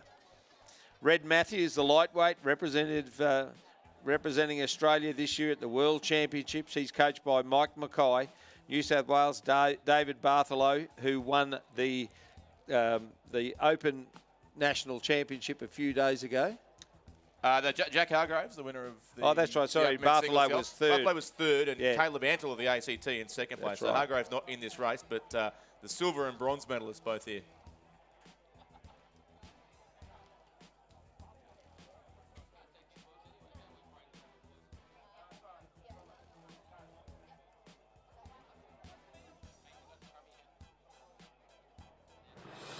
The presentation of medals and the Nell Slatter Trophy for the Interstate Women's Single Scull.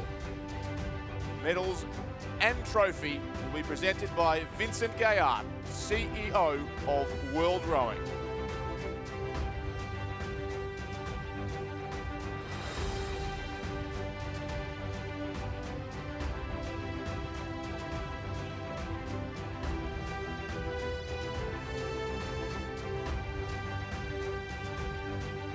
Third place and bronze medalist representing Victoria, Miller Marston.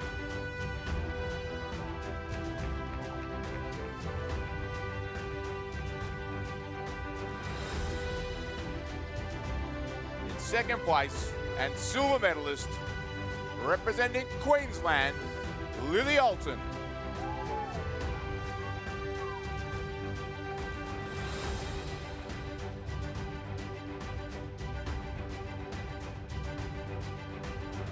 Gold medalist and Australian champion for 2022, representing New South Wales, Harriet Hudson.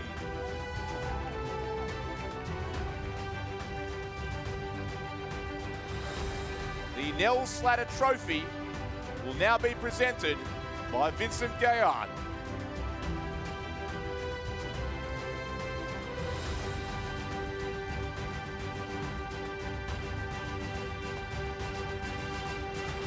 Congratulate our 2022 Australian champions and medalists. So on the course now, Caleb Antle led through the first 500 metres, but David Bartholow has really pushed through there and has taken the best part of a length's lead. It's New South Wales leading the ACT, Victoria in third, Tasmania fourth, then follows Queensland and Western Australia. But Jack Cleary, I think, will be up closer than that. And in fact, yes, it is Bartholow who's leading. There's no doubt about that. Then across to Anthill. I think that's not in question. So Red Matthews of Victoria in the middle of the field there. At the moment, no match for Bartholow, but he's got a length or two over the Queensland representative Jackson Free. And then back on the far side, on this side of the course, Jack Cleary closest to the spectators. And Alex Patterson representing Tasmania. He's coached by the ACT, by the Tasmanian Institute of Sport head coach Brett Crow, and Caleb Antle coached here by Nigel Harding. Talking about changes in the field, Ray, the only competitor here who also rode at Lake Barrington last year actually is the Victorian Red Matthews, who was the Victorian representative for 2 years in a row, but everyone else is a different competitor this time around, but Alexander Hill actually has won the last 3 President's Cups too, with that year between missing out, of course, when there was no regatta in Sydney in 2020. But we'll have a new champion this time around in the President's Cup for the Interstate Women's Single Scull. And just a lazy 3 President's Cups mixed in with an Olympic gold medal in a sweep event. So Pretty good few years' work, isn't it? So New South Wales leading from Victoria and then back to the ACT. So Red Matthews is having a red-hot crack over there for Victoria in Station 3. And no prouder Victorian than his coach, Michael Mackay, who won the King's Cup far too many times to mention. And certainly to try and count. And he and Noel Donaldson pulled off an absolute coup last year with Victoria winning both the men's and women's Interstate 8-oar championships.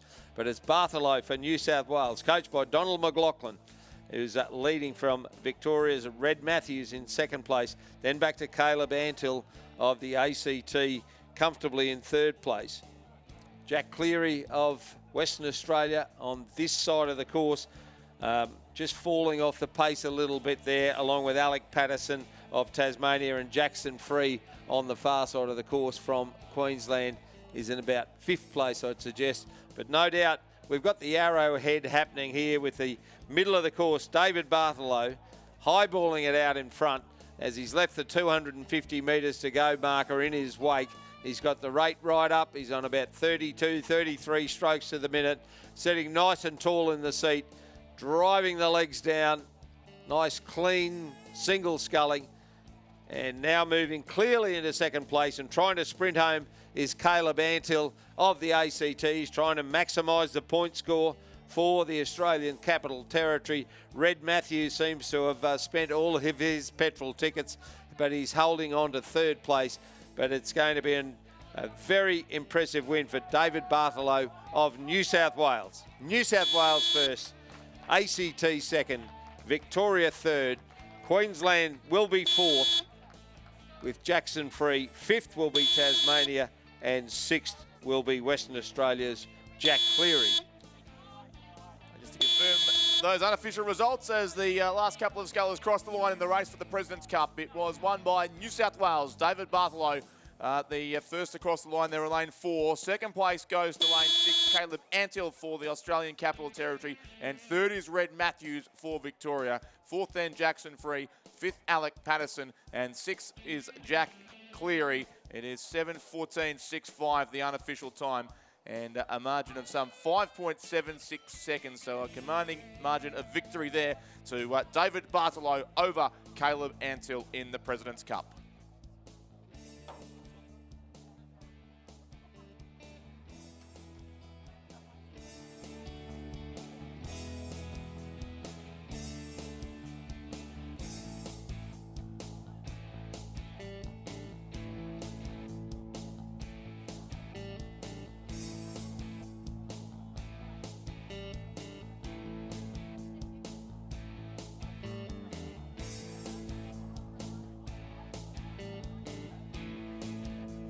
So we've got a few minutes to go until the next final is underway at 1:55, and we're going to roll a video about lightweight double sculling. It's men's lightweight double sculling, but our next 2 races on the program are lightweight races: the women's interstate lightweight women's quad scull and the interstate lightweight men's coxless 4 for the Penrith Cup. So we'll roll this video about lightweight sculling in the interim.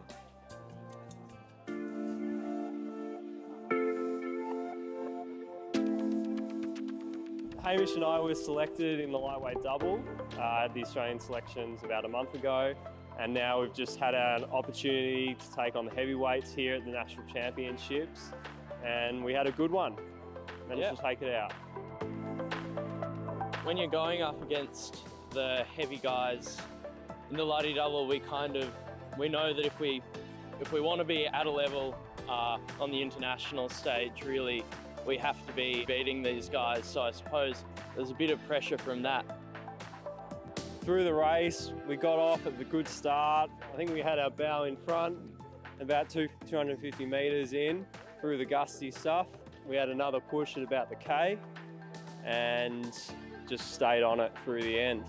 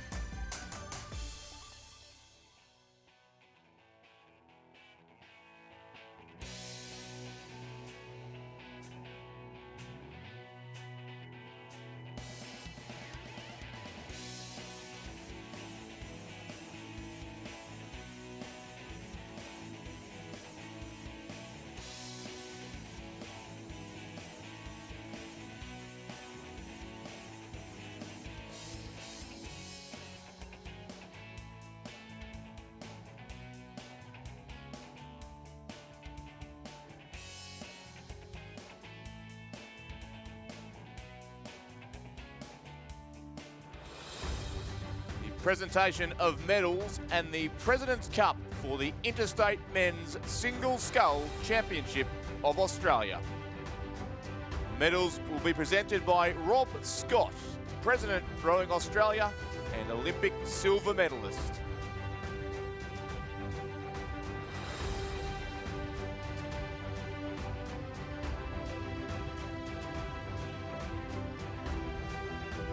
Third place and bronze medalist representing Victoria, Red Matthews. Coached by Mike Mackay.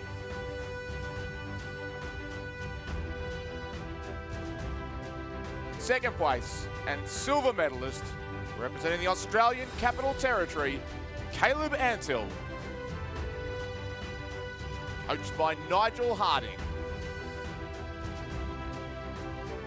The gold medalist and Australian champion for 2022, representing New South Wales, David Bartolo.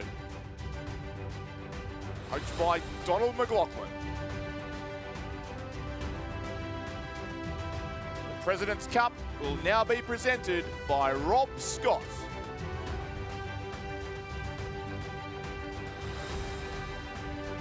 Please congratulate the 2022 Australian champions and medalists.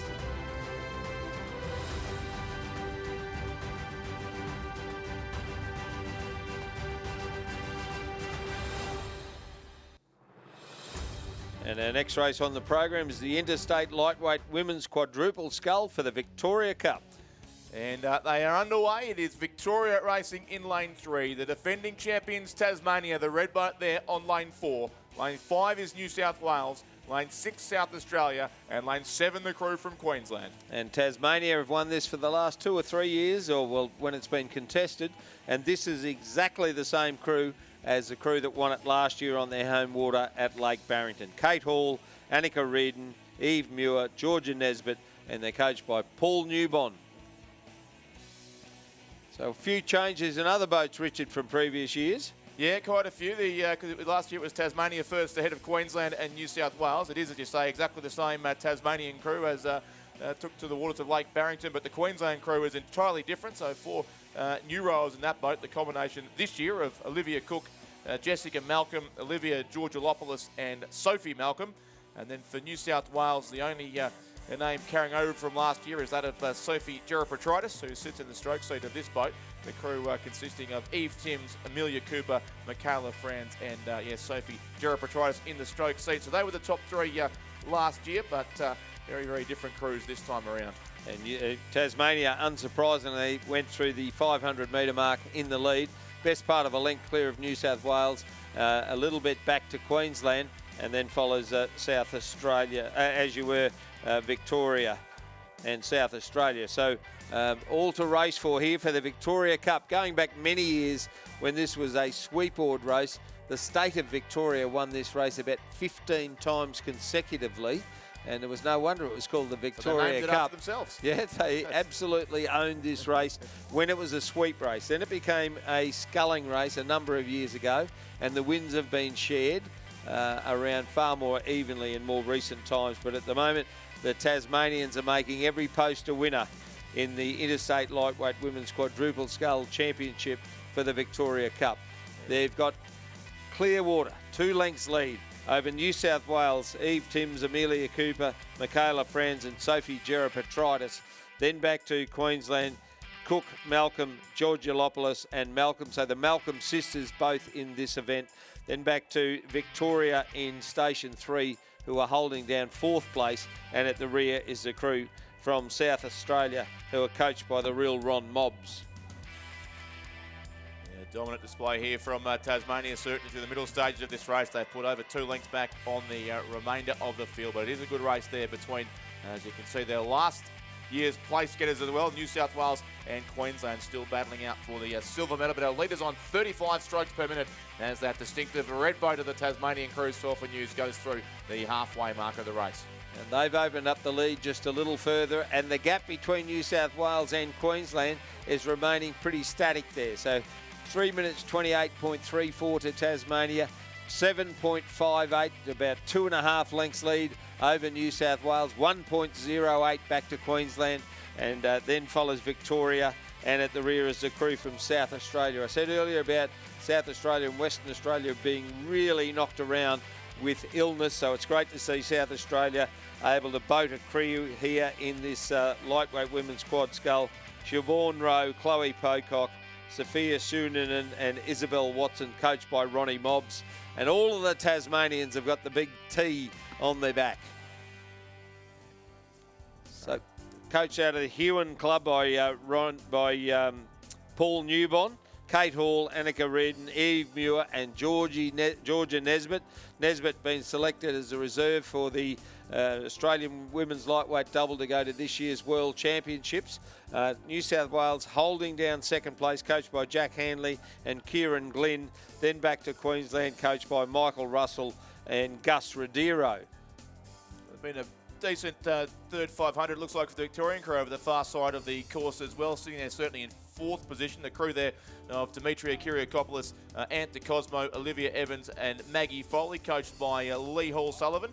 And then over on the other side of the course, the fifth place crew there is from South Australia, Siobhan Rowe, Chloe Pocock, Sophia Suhanen and Isabel Watson, coached by Ron Mobbs, as you said, and there have indeed been a couple of substitutions in that crew, it looks like, but the Victorians moving up maybe from fifth to fourth there, but Tasmania still well clear. That is a commanding margin as they go through the 1,500 metre mark. And they went through in 5 minutes 16.62. New South Wales have now got a length's lead over Queensland for the silver medal position. In turn, Queensland's got about a length and a half over Victoria. And then back in fifth place is the crew from South Australia, who are yet to come into our view. South Australian crew, they're working hard, but as Richard said, a couple of changes in that crew. Changes in almost every crew in the regatta on this last day, and some athletes having to double up and row 2 races. But it's going to be an all-the-way win for the Tasmanians. I think they've already won 3 in a row, I believe. So this should make it 4. They had some wonderful years in times gone by with lightweight 4 rowing. A couple of different dynasties for lightweight rowing. At one stage, for the men's lightweight 4, you had to have a name beginning with B to get in it. That's exactly right. Broad, Butler, Burt Whistle, Barmforth and Belts and one another. But this lightweight women's quad, coached by the great Paul Newbon, are well clear. They've got many, many lengths of clear water over the rest of the field. New South Wales are in second place, Queensland are in third, Victoria fourth, and South Australia fifth. And it's hard to see the order changing, although the New South Wales crews just had a couple of dodgy strokes there. They were just going up and down in the one spot there for a moment or so. But I doubt if that Queensland crew can make up that leeway in this last 150 metres. But it is an all-the-way win, and an impressive win at that, to Tasmania in the Interstate Lightweight Women's Quadruple Scull. Kate Hall, Annika Reardon, Eve Muir, Georgia Nesbitt, coached by Paul Newbon. Second will be New South Wales in Station 5. Third will be Queensland in Station 7. Fourth will be Victoria, and fifth will be South Australia. Tasmania do take out their third Victoria Cup in a row and their 7th overall in the streak, going back to their first win on Lake Barrington in 2009. It's been a great area for Tasmanian lightweight women's rowing, certainly. So Tasmania first in the race for the Victoria Cup. And this event, yes, changed to a sculling race in 1999, we understand, going from a coxless 4 to a quad scull. So it's been that way for just over 20 years now, and Tasmania have been very successful in the past 12 or so. So Tasmania first there across the line, New South Wales in second place.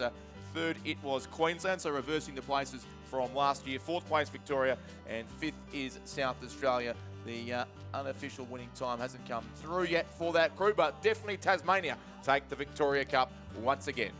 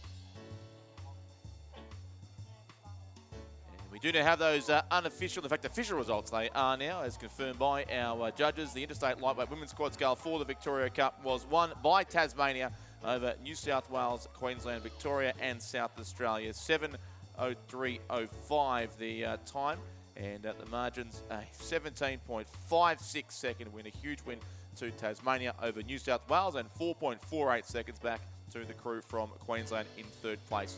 And the presentation we will have shortly of the Victoria Cup and the medals, and also only a few minutes away from a start in the Penrith Cup for the Interstate Lightweight Men's Coxless 4.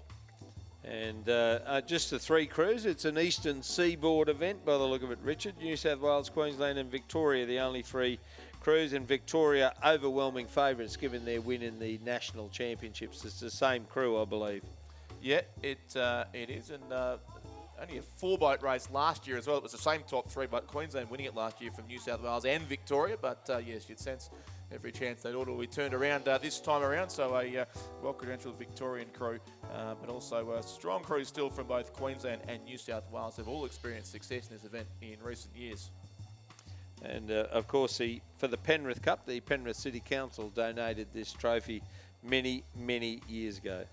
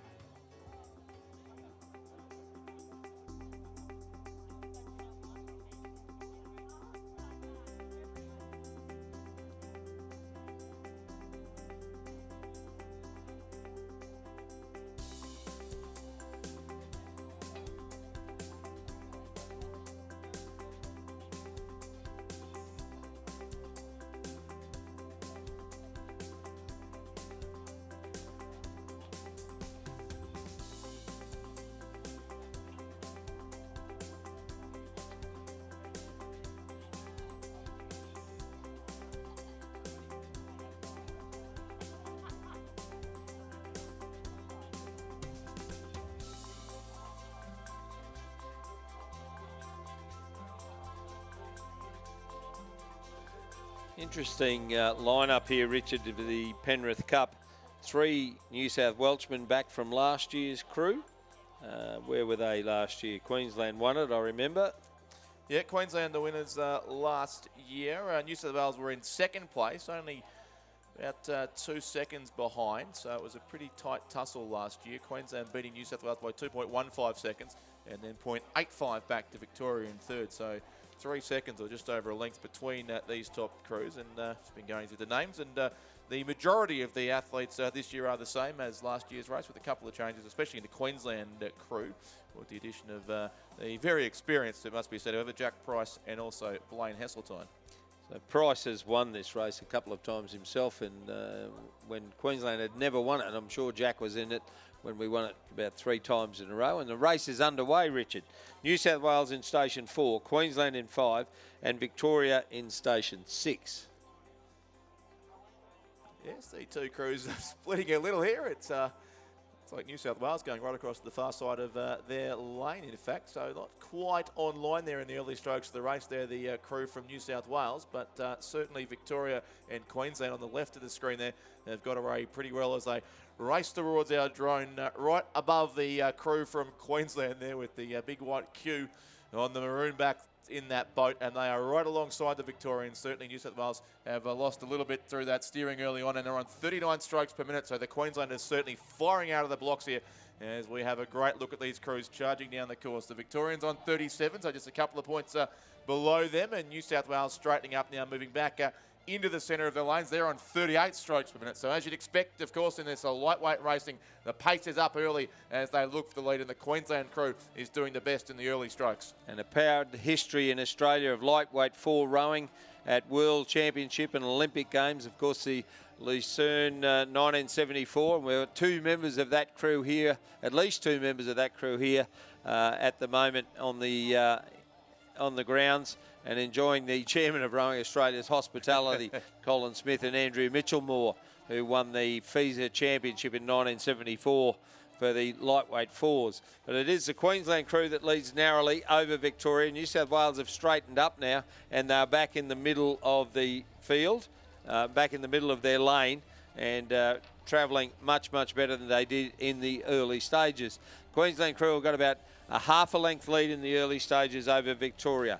Sam Oostendorp, Harry Cathcart, Carl Tomzak and Thomas Hastings. Tomzak, the only change from last year's crew. Oostendorp, Cathcart and Hastings were all in the boat last year when it finished in the bronze medal position. Queensland, Jack Price, Blaine Heseltine, Jack Bowser and Tom Williamson.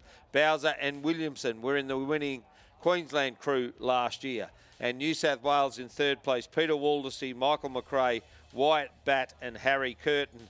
And Waldersee, McRae and Wyatt Batt were in the New South Wales crew last year at Lake Barrington.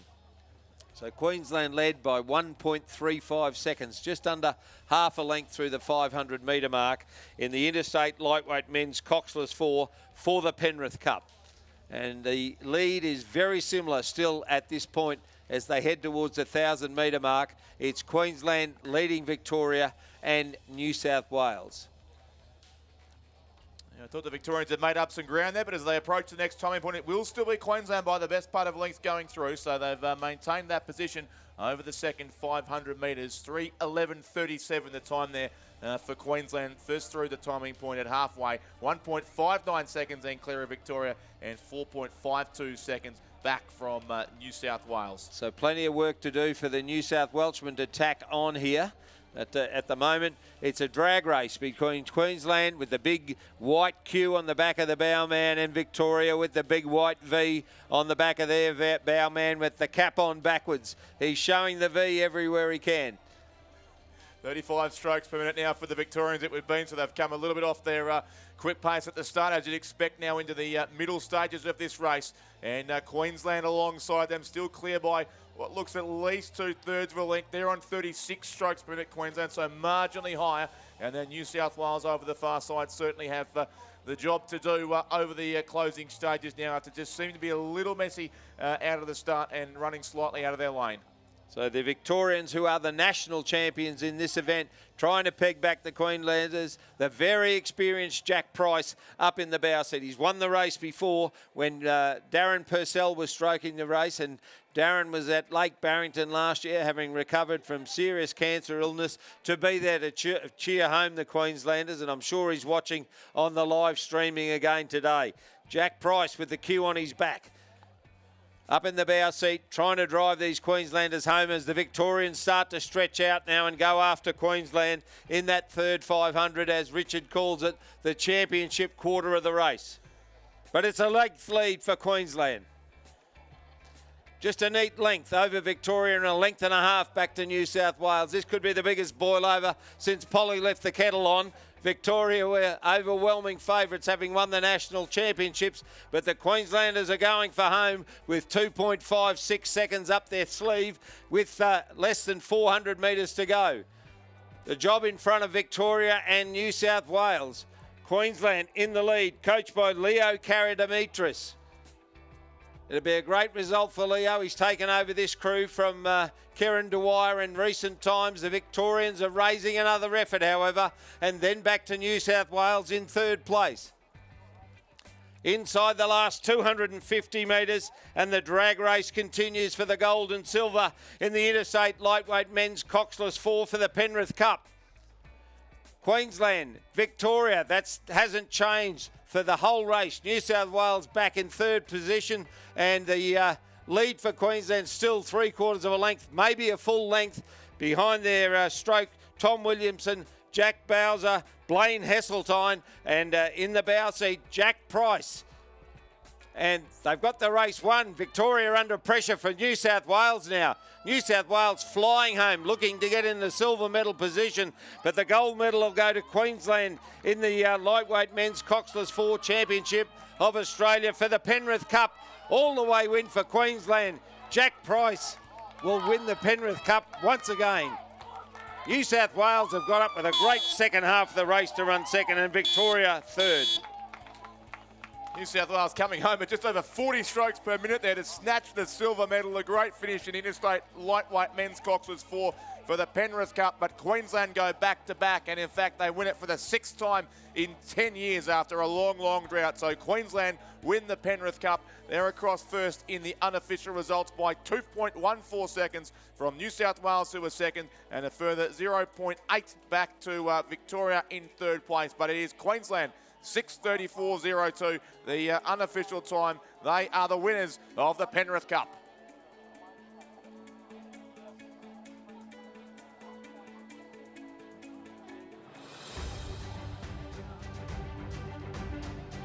The presentation of medals and the Victoria Cup for the Interstate Lightweight Women's Quadruple Scull Championship of Australia.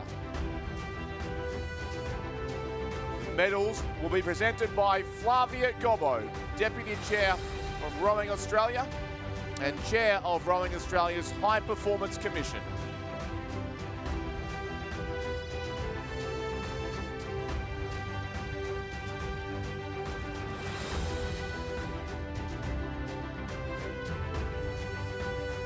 In third place and bronze medalists, Queensland,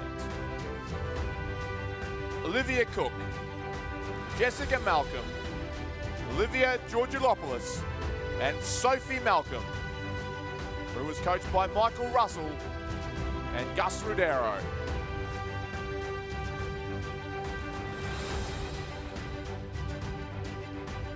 In second place, and silver medalists, New South Wales, Eve Timms, Amelia Cooper, Michaela Franz, and Sophie Gerapetritis, coached by Jack Hanley and Kieran Glynn. The gold medalists and Australian champions for 2022, Tasmania, Hayden Hall, Annika Reardon, Eve Muir, and Georgia Nesbitt, who was coached by Paul Newbon. The Victoria Cup will now be presented by Flavia Gobbo. please congratulate our 2022 Australian champions and medalists.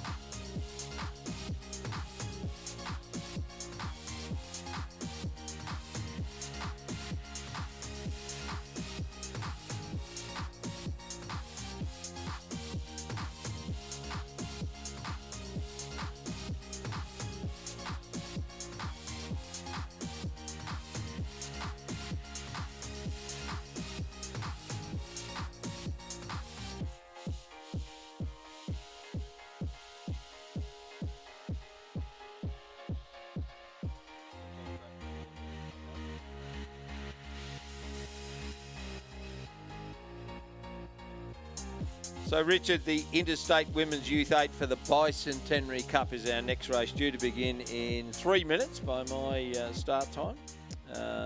And a full field of 7, which is very refreshing on this trying Sunday. It is indeed, yes, great. There's been substitutions and a few withdrawals sort of left, right and centre so far as we waited for the final crews to come out. But in the Women's Youth 8 and the Men's Youth 8, we have all 6 states and 1 territory represented, so that is brilliant to see. And it should be a great race with 7 8s on the course here, racing for the Bicentenary Cup in the Women's Youth 8. A race that was won last year by Western Australia on Lake Barrington, which broke a duck, a long string of wins shared amongst Queensland, New South Wales and Victoria, stretching all the way back, in fact, to Lake Barrington in 2003. So it has been largely an Eastern Seaboard event, this one. But, and the last time we're here at Lake Barrington? Last time at Nagambie Lakes Regatta Centre? It was Queensland.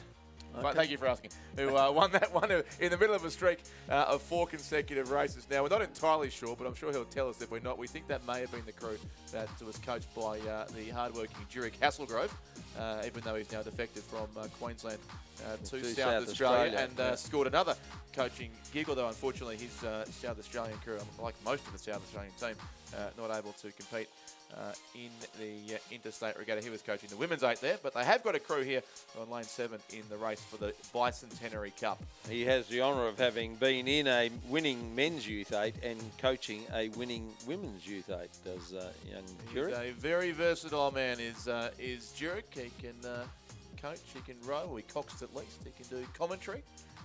He's good with his woodworking skills. Except for the thumb he's taken off. Yeah, well, you know, there's always and one he's or two rough edges. currently loading boats. He is, and no doubt yelling at the speakers down in the boat park. So our field, Richard, in this race. Yeah, the field is in the blocks and won't be long till they're on the way. So 7/8, as I mentioned, every lane occupied here. Lane 1, the crew from New South Wales. Lane 2 is Queensland. Lane 3, Western Australia, the defending champions in the Youth 8. Lane 4, the Australian Capital Territory. Lane 5, Victoria. Lane 6, Tasmania. And Lane 7 is South Australia.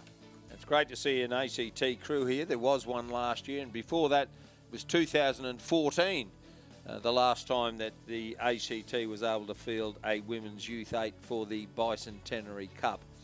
But a full field of 7, and the town of Ngambia is in the background as the 8s just swing nicely to be straight up and down the course.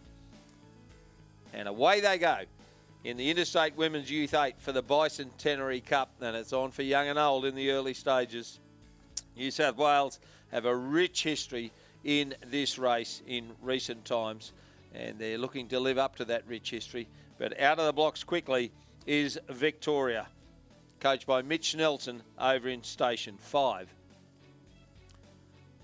Victoria second last year, just only about a second and a half behind the crew from Western Australia. There are a number of names common to both crews, so it's not a completely new Youth 8, it looks like, from either state, but certainly has been a strong start from the Victorians, and New South Wales over the far side of the course as well. So very little to choose at the moment between New South Wales in the light blue and Victoria in the dark blue. Then it'd be Queensland in third place, along with Western Australia, the defending champions in the event. Then across to South Australia, the ACT 8 got away well, and Tasmania currently in 7th place.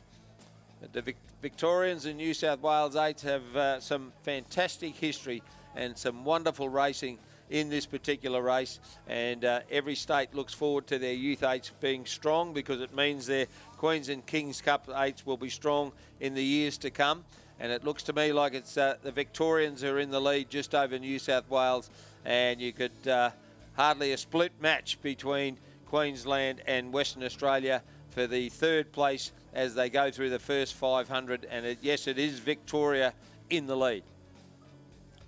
There's Victoria narrowly there in front. The crew of Steph Gordon, Evelyn Dow, Katarina Bitsios, Emma Haberfield, Hannah Magasanic, Juliette Roy-Smith, Romy Cantwell, Olivia Sargent, Miller Hoffman, the cox, and Mitch Nelson, the coach of that crew from Victoria, who lead through with 1.33 seconds on their closest rivals from New South Wales, right across there on the far side of a very lush and green-looking bank there here at the Ngambia Lakes Regatta Centre as well. So New South Wales in second place. They were third last year. That is the crew of Lisa Page, Evie Thompson, Talisa Noak Driver, who's already got several medals from this regatta, including a gold and a single scull, Taylor Kerpeniotis, Caitlin McManus-Barrett, Isabella Scammell, Grace Cypher, Grace Turner, and Hannah Cow up there, coached by Lachlan Carter and Felix Dure. So some of these young ladies have done a lot of laps of this course, and Grace Cypher, former Rockhampton Grammar School student, is in the 7 seat. So I said to her a couple of days ago, she's got to be the smallest 7 seat I've ever seen in a Youth 8, and she said, I've been rowing in 5 in some of the training sessions. So she's certainly the smallest 5 woman I've seen in a Youth 8. And I reckon the New South Wales crew have drawn level with Victoria there, and still not a split match between Queensland and Western Australia. There's 3 races going on here. There's New South Wales and Victoria for first and second. There's Queensland and Western Australia for third and fourth, and the rest of the field for 5th, 6th and 7th. A few recognisable names in the Queensland crew too, who've had some success over the course of this regatta. Ella Smith and Jave Proberts with the swagger medals between them for the Pine Rivers Club, now racing here for Queensland as well. Izzy Drew there, along with Danica Free, Sophia Whiteman, Ellie Reedy, Lucy Hope, Nancy Duncan-Banks, and Sadie Ridgway, the cox of the Queensland crew, coached by Catherine Borgia and Andrew McNichol. And they have certainly moved ahead now of the defending champions from Western Australia. Not the same crew as last year, but several of the ladies are back in the boat for the second time around. Lila Five, Greta Spencer, Aquila Ambrosino, Genevieve Hart, Jackie Swick, Holly Cannon, that is, Charlotte Broad, Tanika Webb and Kiana Hall, the cox, coached by Greg Wilson and Keely Atchison. And we were correct. New South Wales have got their bow in front, and they're moving away. No doubt, New South Wales is where the action is. The crew in Station 1 with New South Wales have got a length's lead now as Queensland go out to after Victoria for the silver medal. It's New South Wales clearly, and you can see little Grace Cypher there in the 7 seat. She's as tough as an old boot, and she was raised in the bush, and she knows how to work hard. There's no doubt about it. And she's in the 7th seed of this New South Wales crew that has opened up a magnificent lead in the second 500 and heading into the championship quarter, Richard. They look like they're putting their stamp of authority on this race. Brilliant performance through the middle of the race there from New South Wales. Victoria jumped out of the start, but they have gone up into a clear lead, and the Victorians are dropping back, or maybe Queensland powering past them instead. Certainly a very strong move here in the Premiership quarter by the crew from Queensland. Ahead still ahead of Victoria now. Western Australia there would be in about 4th place. Then Tasmania, South Australia, and the crew from the Australian Capital Territory as they're approaching the 1,500 metre mark now in the Interstate Women's Youth 8 race for the Bicentenary Cup. And I'm not sure anyone can catch New South Wales from there. You can put down the glasses for the gold medal. There's no doubt that New South Wales are the crew with all the momentum. Queensland are in 2nd place, about a third of a length clear of Victoria, and then half a length back to Western Australia. And then the rest of the field are not in the same race, headed by the crew from Tasmania by the look of it, then South Australia and the Australian Capital Territory. But 6.97, 2.5 lengths lead for New South Wales over Queensland. A half a length back to Victoria, 1.58 that equates to in this category, and 1.16 back to 4th place. But the Western Australians holding down 4th. That crew coached by Greg Wilson and Keely Atchison. But this New South Wales crew coached by Lockie Carter and Felix Dure have got the Interstate Women's Youth 8 for the Bicentenary Cup absolutely sewn up. They've got it in the luggage and they're ready to take it home. Victoria and Queensland in a great battle for 2nd, and the Western Australians are coming home. The Victorians coming back at Queensland. They put a lot of effort in the middle 1,000. The Queensland crew to get up into 2nd place, and they're trying to hang on to that 2nd place in front of Victoria, and then back to Western Australia in 3rd place. In 4th place, Tasmania next, then South Australia and the ACT in 7th place. New South Wales go for home in the red, boys, 2.5 lengths clear, and a great victory coming up for New South Wales in the Women's Interstate Youth 8 for the Bicentenary Cup. And the rich blue colours of New South Wales as they drive to the line. They'll finish on this stroke. New South Wales first. Queensland will be 2nd in Station 2. Victoria in Station 5 will be 3rd. Western Australia will be 4th. Tasmania, great row from them, will be 5th. Then follows a good battle for 6th and 7th between the crew from South Australia and the ACT. That is a very, very impressive victory. Absolutely was. New South Wales powering away in the second 500 metres as Tasmania now crossing the 5th. It'll be South Australia narrowly in 6th place and the Australian Capital Territory in 7th. But great to see all 7 8s on the course there. And New South Wales win the Women's Youth 8 for the first time since 2019, the year they swept all 4 8s races at the Interstate Regatta on their home water at the Sydney International Regatta Centre. So it's New South Wales in 1st place, Queensland was 2nd, Victoria 3rd, Western Australia 4th, then Tasmania, South Australia and the ACT. The winning time there for New South Wales, 6:45.58, and it's a substantial margin once again, 7.58 seconds back to Queensland and 2.47 to Victoria.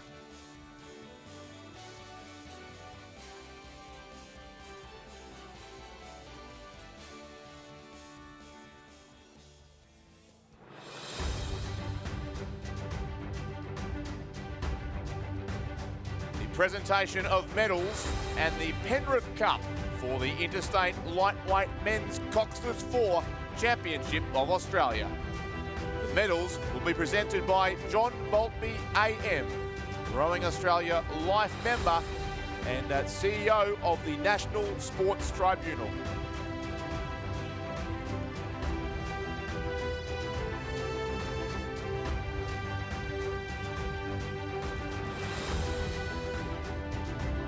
In 2nd place and silver medalists, New South Wales, Peter Waldersee, Michael McRae, Wyatt Batt and Harry Curtin, coached by Alex Field and Lachlan Allen.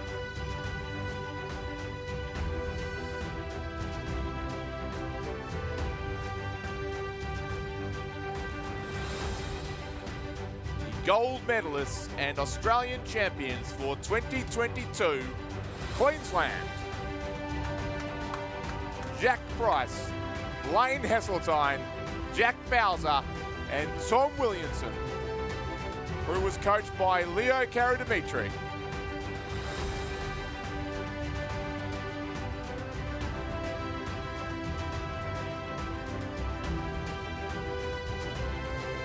The Penrith Cup will now be presented by John Boltby.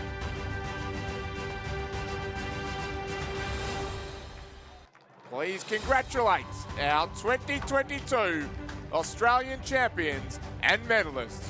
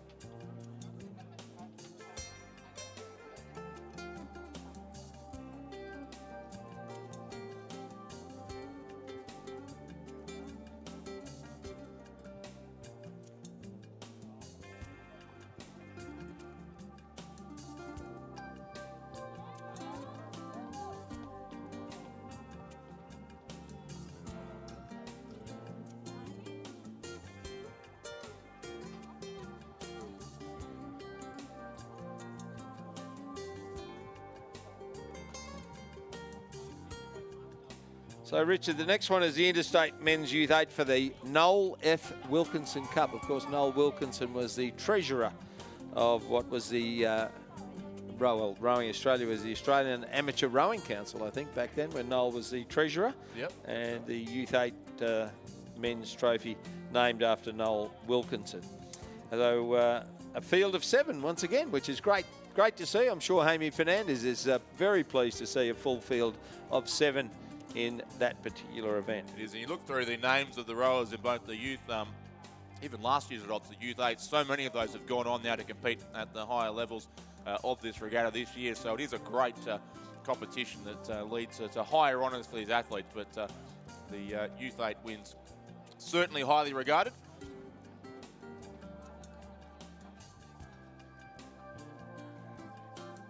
So, and the ACT, the first time they've had a Youth 8 for men since 2011. So some good things happening in the ACT at the moment.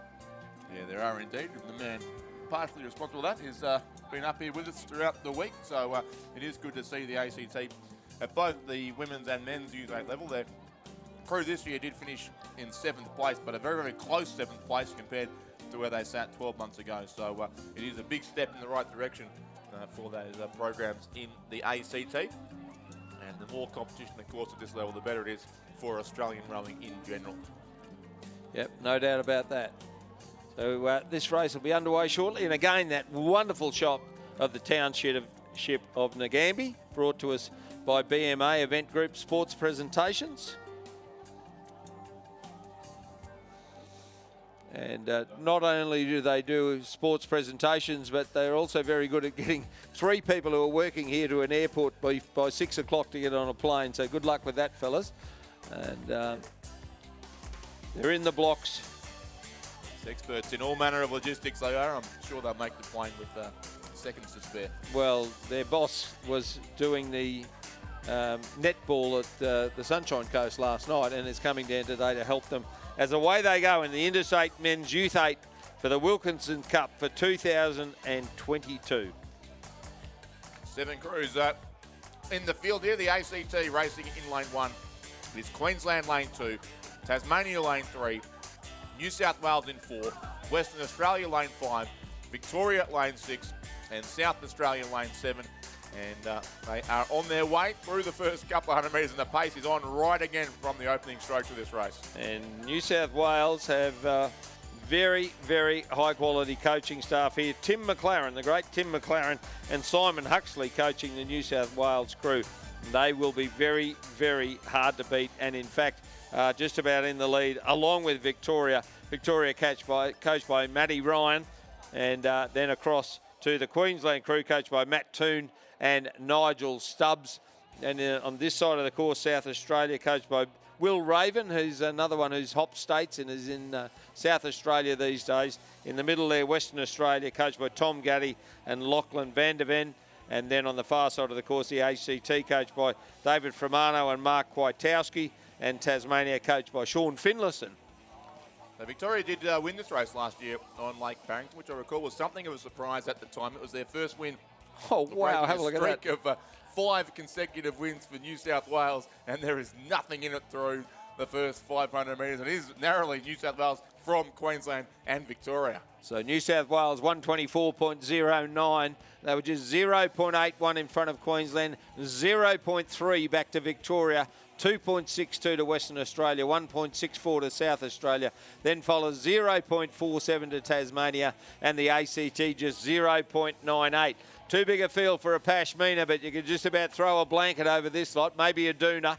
They're very, very tightly packed together as the crew from New South Wales starts to exert some sort of superiority there, but Queensland are going right with them, and then Victoria are in 3rd place. The New South Wales crew, Richard. Is Declan Glendinning, Nicholas Pender, William Delaney, Miles Harold, Hamish Danks, Max Von Appen, Henry Ryan, Bradley Graham, and Teresa Harris, the Cox, as you mentioned. Some great coaches there, Tim McLaren and Simon Huxley for the combination from New South Wales. And Queensland narrowly in 2nd place, who were 3rd last year. That's Noah Roseman, Darcy Watter, Mackenzie Branch, Max Taylor, Jared Lord, Samuel Atherton, Daniel Horsley, Mitch Salisbury, and Chelsea Ashby, the Cox, coached by Matt Toon and Nigel Stubbs. So they're in a absolute ding-dong battle for gold and silver at the moment, and the Vics are only about a half a length back. In fact, Victoria may have their bear in front of Queensland. No, Queensland by a canvas. 0.36 is the margin for New South Wales over Queensland. My timing says 1.89, but I think it was a lot closer than that. It wouldn't have been a canvas between Queensland and Victoria. And in turn, the New South Wales crew is out in the lead. 0.36 was the margin. 4th then is the crew from Western Australia. The ACT, for the first time since 2011, have a crew over in Station 1. South Australia in Station 7 and Tasmania in Station 3. Victoria there in 3rd place, the crew of Benjamin Simons, Dom Frederico, Joe Bryant, Thomas Harding, Joshua Bortolucci, Flynn Stimson, Austin Rainier, Felix Oliver, and Halley Verbunt, the Cox. Matt Ryan, of course, the coach there of the combination from Victoria. And then behind them, it was a bit of a gap, but only a length or so to Western Australia in 4th place. Liam Davis, Alex Gachelli, Aria Almasi, Blake Wyatt, Apollo Solomon, Ben Scott, Liam Walker, Alex Baroni, and Cooper Anspach, the Cox, coached by Tom Gaddy and Lachlan van der Ven, the 4th place crew currently from Western Australia. But New South Wales just looking to assert their authority now. And they as are. They come through to the closing stage of the race, and indeed they are doing exactly that. They're just moving away by 20 or 30 centimetres with every stroke they take, the New South Wales crew.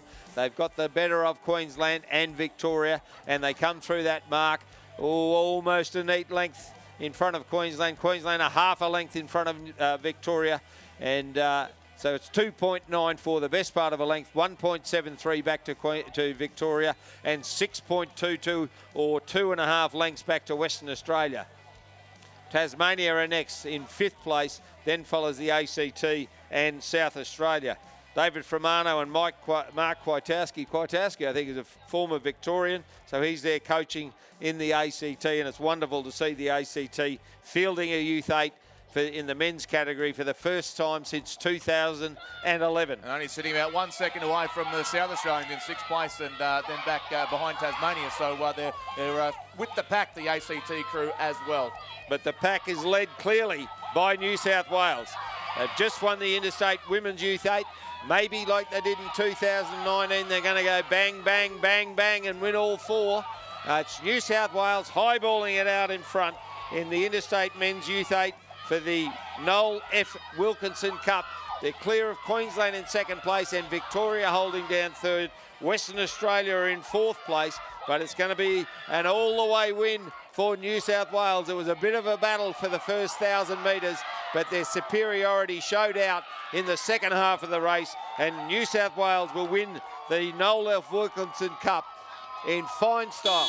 New South Wales first, Queensland second, Victoria third in the Interstate Youth 8 for men. 4th is Western Australia. 5th then is Tasmania. And 6th on the far side will be the ACT, and 7th will be South Australia.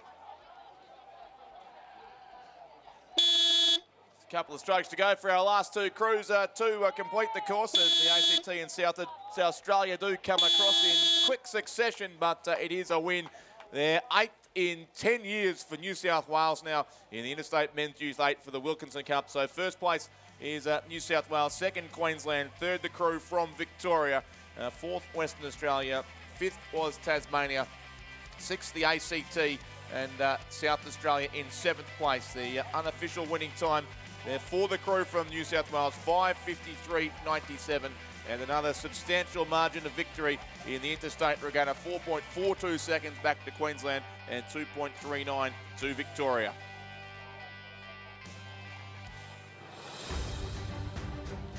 The presentation of medals and the Bicentenary Cup for the Interstate Women's Youth 8 Championship of Australia. Medals will be presented by Rosie Popper, OAM, Tokyo 2020 Olympic gold medalist.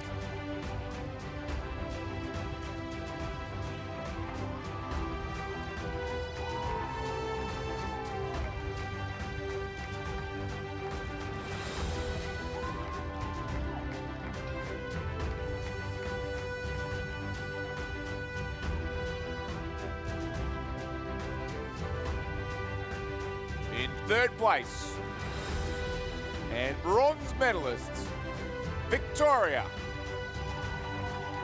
Steph Gordon, Evelyn Dow, Katerina Bitsios, Emma Haberfield, Hannah Magasanik, Juliette Roysmith, Romy Cantwell, Olivia Sargent, and Miller Hoffman, coached by Mitch Nelson. 2nd place and silver medalists, Queensland, Ella Smith, Jave Proberts, Izzy Drew, Danica Free, Sophia Whiteman, Ellie Reedy, Lucy Hope, Nancy Duncan Banks, and Sadie Ridgway, coached by Catherine Borgia and Andrew McNichol. The gold medalists and Australian champions for 2022, New South Wales, Liesl Page, Evie Thompson, Talisa Noak Driver, Taylor Kerpeniotis, Caitlin McManus Barrett, Isabella Scammell, Grace Cypher, Grace Turner, and Hannah Callum, coached by Lachlan Carter and Felix Jur.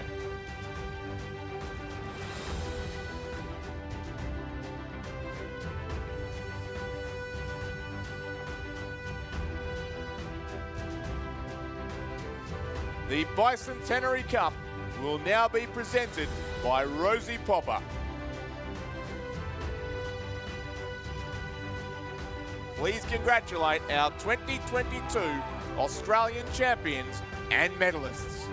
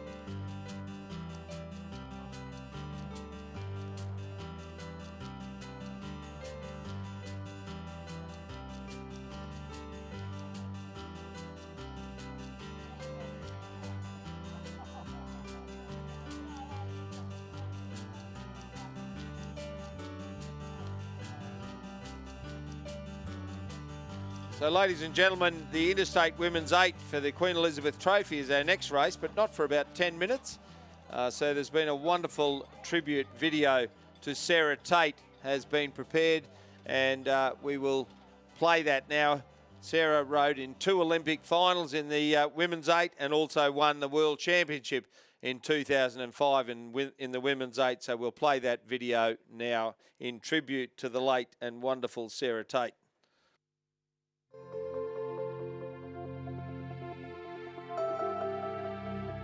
It's huge. It's very special. We had a bit of a moment on the start line, just thinking of Sarah and her family, and being from Mercantile, I feel a sense of pride to win this with Lucy. And Lucy has had, a lot to do with Sarah, and she was an idol for me growing up and being at the club. So it's incredibly emotional and special to have won the trophy. Sarah, I was actually lucky enough to row the pair with her when she came back for a little stint in at the end of 2013, and I think just what she stood for and how she led this squad, and it was a massive thing after she got silver in the pair. It was about coming back and trying to qualify that 8 and do well in the 8, and unfortunately she couldn't be there, and we got to go to Rio, and I think for me it was about carrying on that legacy that she taught me. And yeah, they obviously said that they were going to change the name of the trophy, I think, in 2016. I won the pair in 2016 and they still didn't have the Sarah Tate Memorial Trophy. So it's been a long 5 years of wanting to get it. So to get it is very special for someone who has definitely shaped me and helped me become the athlete that I am.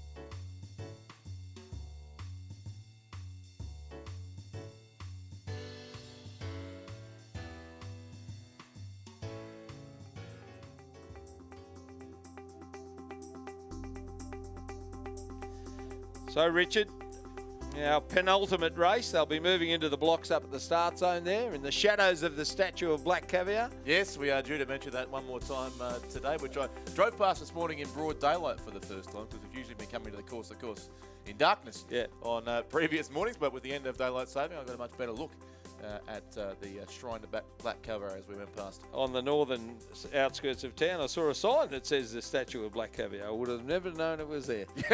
No, we haven't mentioned it much, so it's good that the people of Ngambia have another reason to come here as well, not to mention this fantastic regatta course. And what about these conditions? We're going to leave Ngambia as we came here back on Monday morning, 7 days ago. Absolutely pristine conditions. Absolutely. Yeah, so we Interstate Women's 8 for the Queen Elizabeth II Trophy, and we have a field of 5 here, Richard.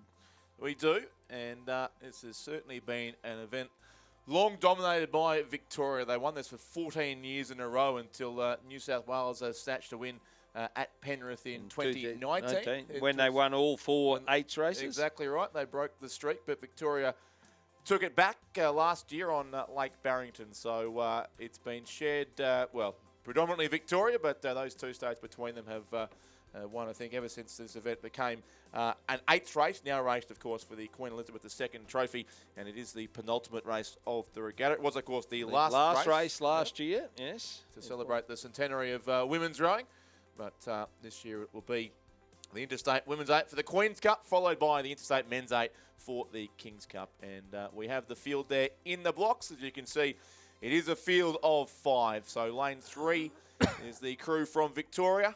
Lane 4 is Western Australia. Lane 5, New South Wales. Lane 6, Tasmania. And lane 7, Queensland. The 5 crews to soon be on their way in the Interstate Women's 8 for the Queen Elizabeth II Trophy. And the uniqueness of this interstate rivalry that the Europeans and Americans and Brits don't understand is highlighted by Sarah Hoare, who was rowing in the Victorian 8.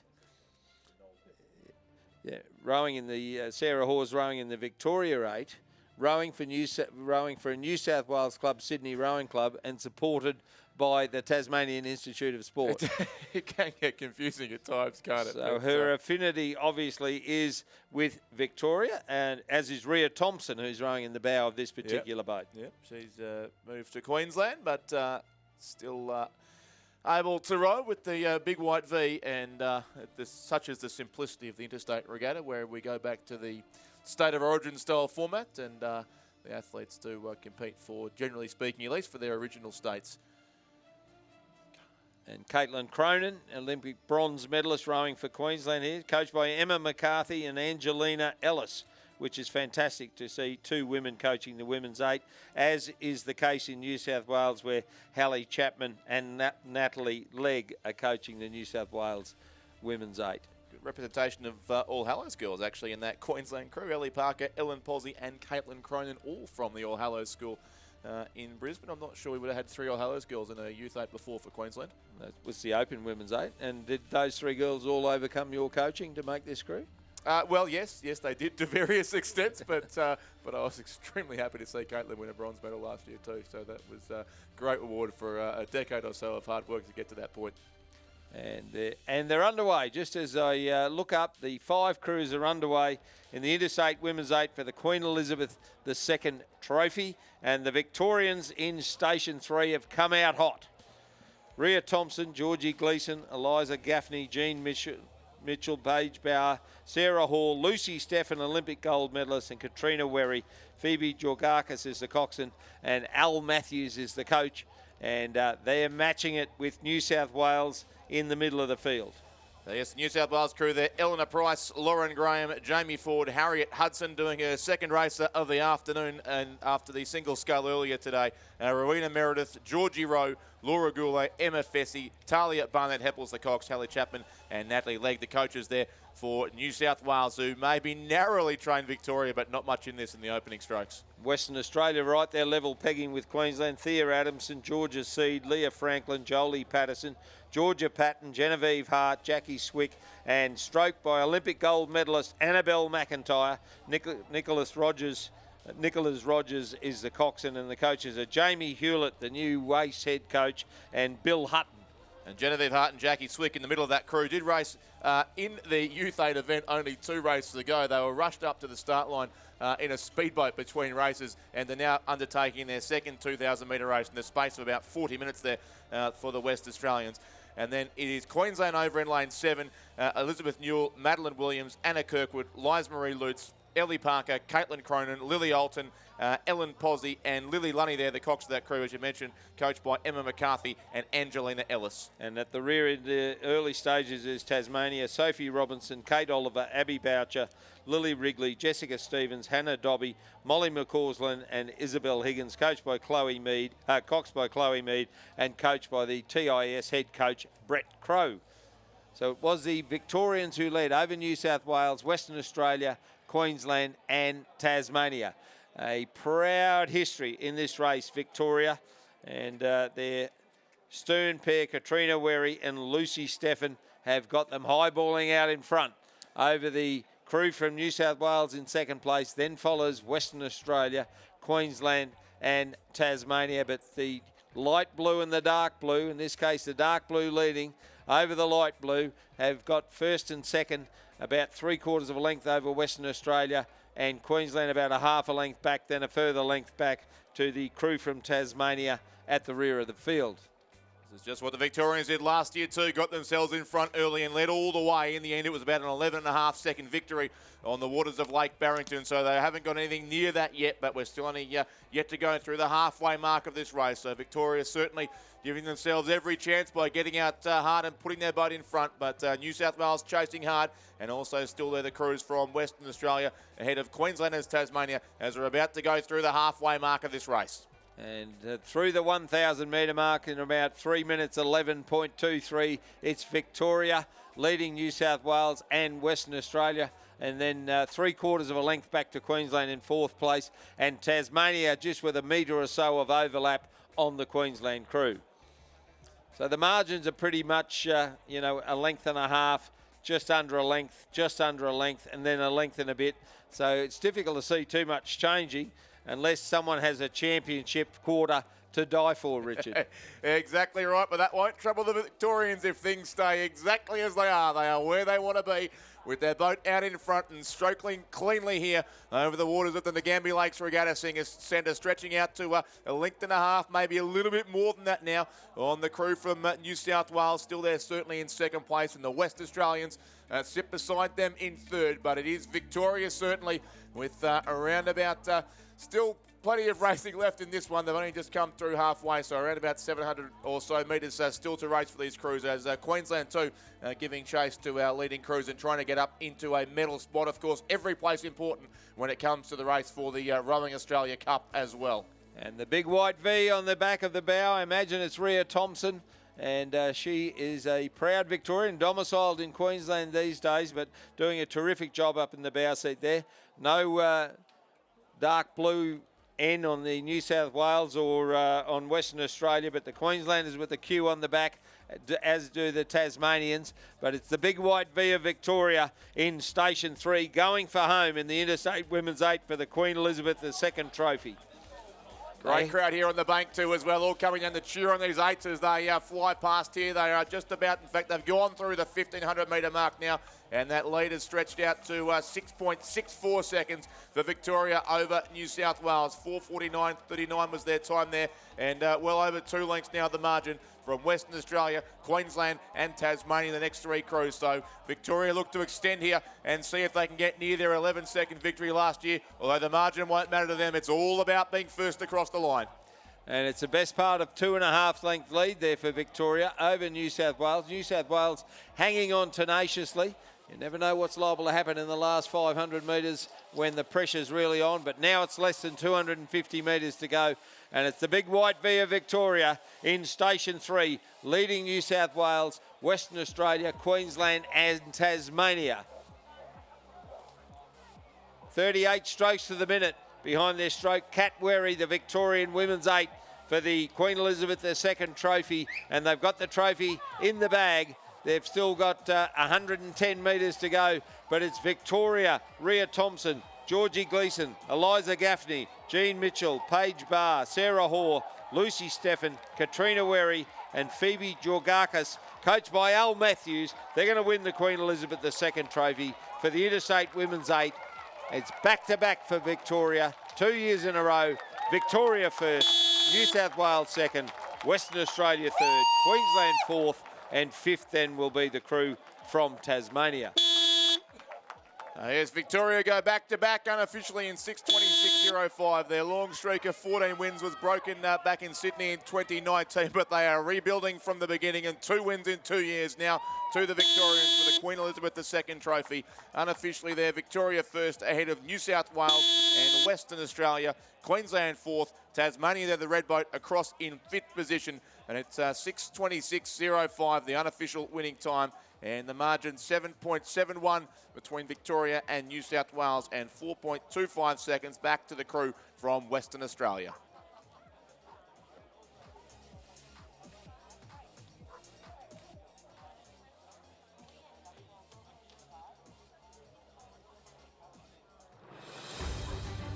The presentation of medals and the Noel F. Wilkinson Trophy for the Interstate Men's Youth 8 Championship of Australia. Medals will be presented by Ian Chesterman AM, Vice President of the Australian Olympic Committee and Chef de Mission of the Tokyo 2020 Australian Olympic team.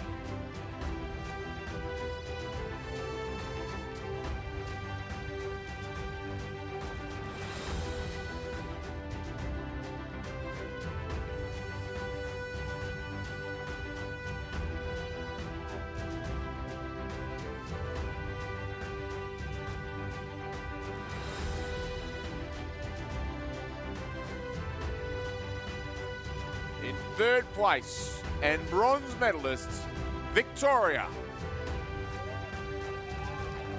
Benjamin Simons, Dom Frederico, Joe Bryant, Thomas Herding, Joshua Bortolucci, Flynn Stimson, Austin Renier, Felix Oliver, and Hayley Verbunt, who is coached by Matthew Ryan.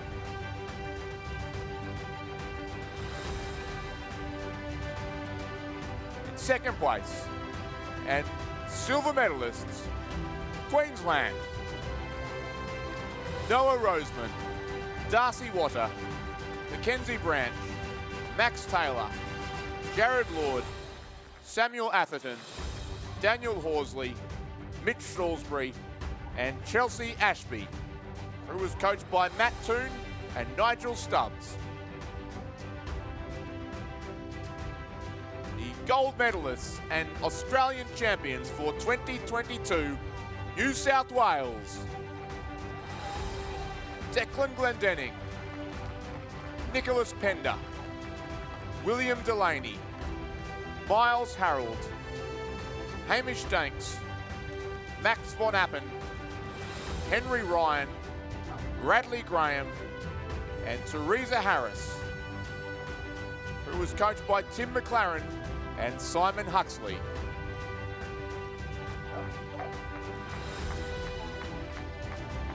The Noel F. Wilkinson Trophy will now be presented by Ian Chesterman. Please congratulate our 2022 Australian champions and medalists.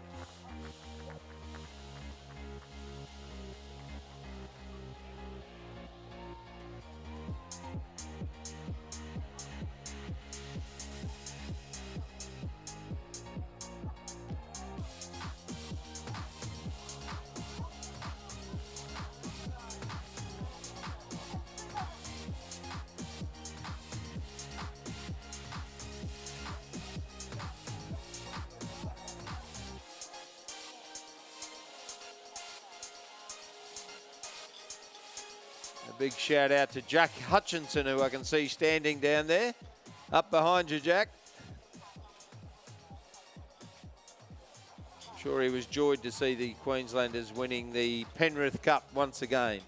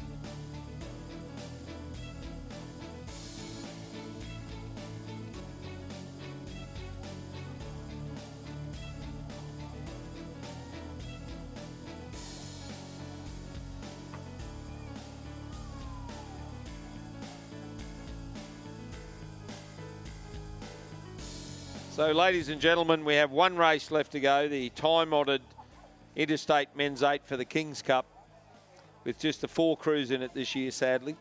But it's a good time to acknowledge all of our volunteers have done an amazing job here, but other people who have done a fantastic job to make this regatta happen, like Alice Evans from Rowing Australia, Chris Grummett, the staff from BMA, Lockie, John, Broyden, Harriet, Glenn, Damon, Lockie and Stixie. The wonderful support from Nagambie Rowing Club, from the Shire of Strathbogie, from Shepparton City Council, the Victorian Government and others who remain unnamed.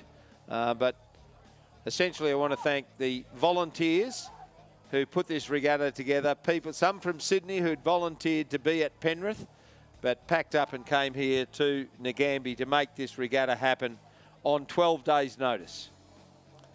It was a massive task, and all of those people who've made this regatta happen, including the boat race officials, of course, the boat holders, all of those volunteers who've just worked their backsides off to make this happen. It's a credit to you, and you should all give yourselves a big pat on the back. I should also mention Ted Events, Fred Taylor and Cassia Petrus, the fantastic job that Ted and Cassia have done pulling this event off on just 12 days' notice. To relocate from Sydney here to Nagambie was nothing short of amazing. So well done to you all, and we'll bring you the King's Cup and the presentation, and then it'll be good night from us and good night from you.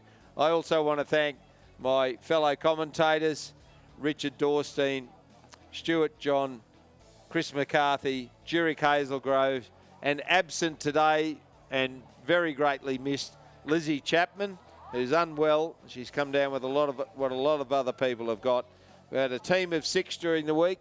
We were to have 8, but Owen Nix and Ben Homer, Ben Homer's double scull partner, came down with COVID, and Owen Nix is trying to put regattas together in New South Wales on flooded rivers, regattas that have been postponed and postponed and postponed again. So thank you to the commentary team, and we look forward to doing it all again in about a year's time at Champion Lakes in Western Australia. Indeed, and we must thank you too, Ray, for your work in pulling together this commentary team, and a lot of work you do behind the scenes in making the regatta happen too. We've had a lot of fun up here this week, not the least of which was yesterday afternoon during the sprint regatta, but your role as captain of the commentary team should not be forgotten. It's been great fun working with you again, and we look forward to doing it in Perth next year and on into the future after that as well. Thank you, Richard. And I remember when I was the youngest person in the commentary team.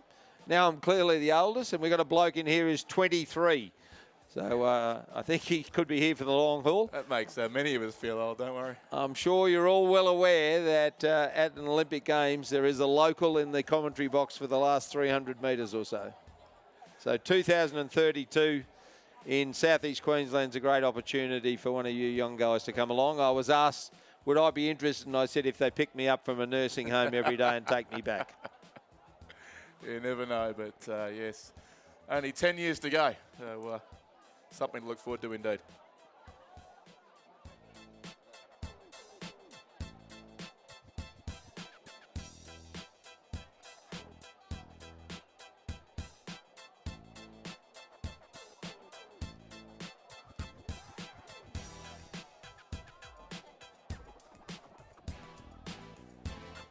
So we can now take you down to the start line for the final race, 624 on the 7-day program here at the 2022 Australian Rowing Championships. The Interstate Men's 8 for the King's Cup is just a couple of minutes away, about 3 minutes in fact, till the official start time for the race. But we'll have one last look at the start pontoon there.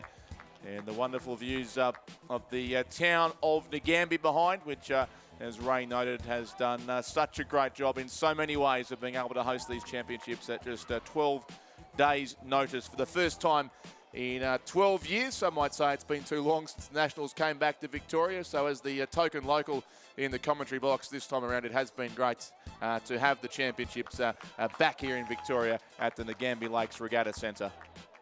And a big shout out to the 151 or 152,000 people from around the world who've watched the event. 156, in fact. The count is ticking over as we speak, it sounds like. The numbers are still rising as we get to the last race of the regatta. It's ticking over a bit like those mentions of Sydney Rowing Club that Chris McCarthy gets paid for, I'm sure.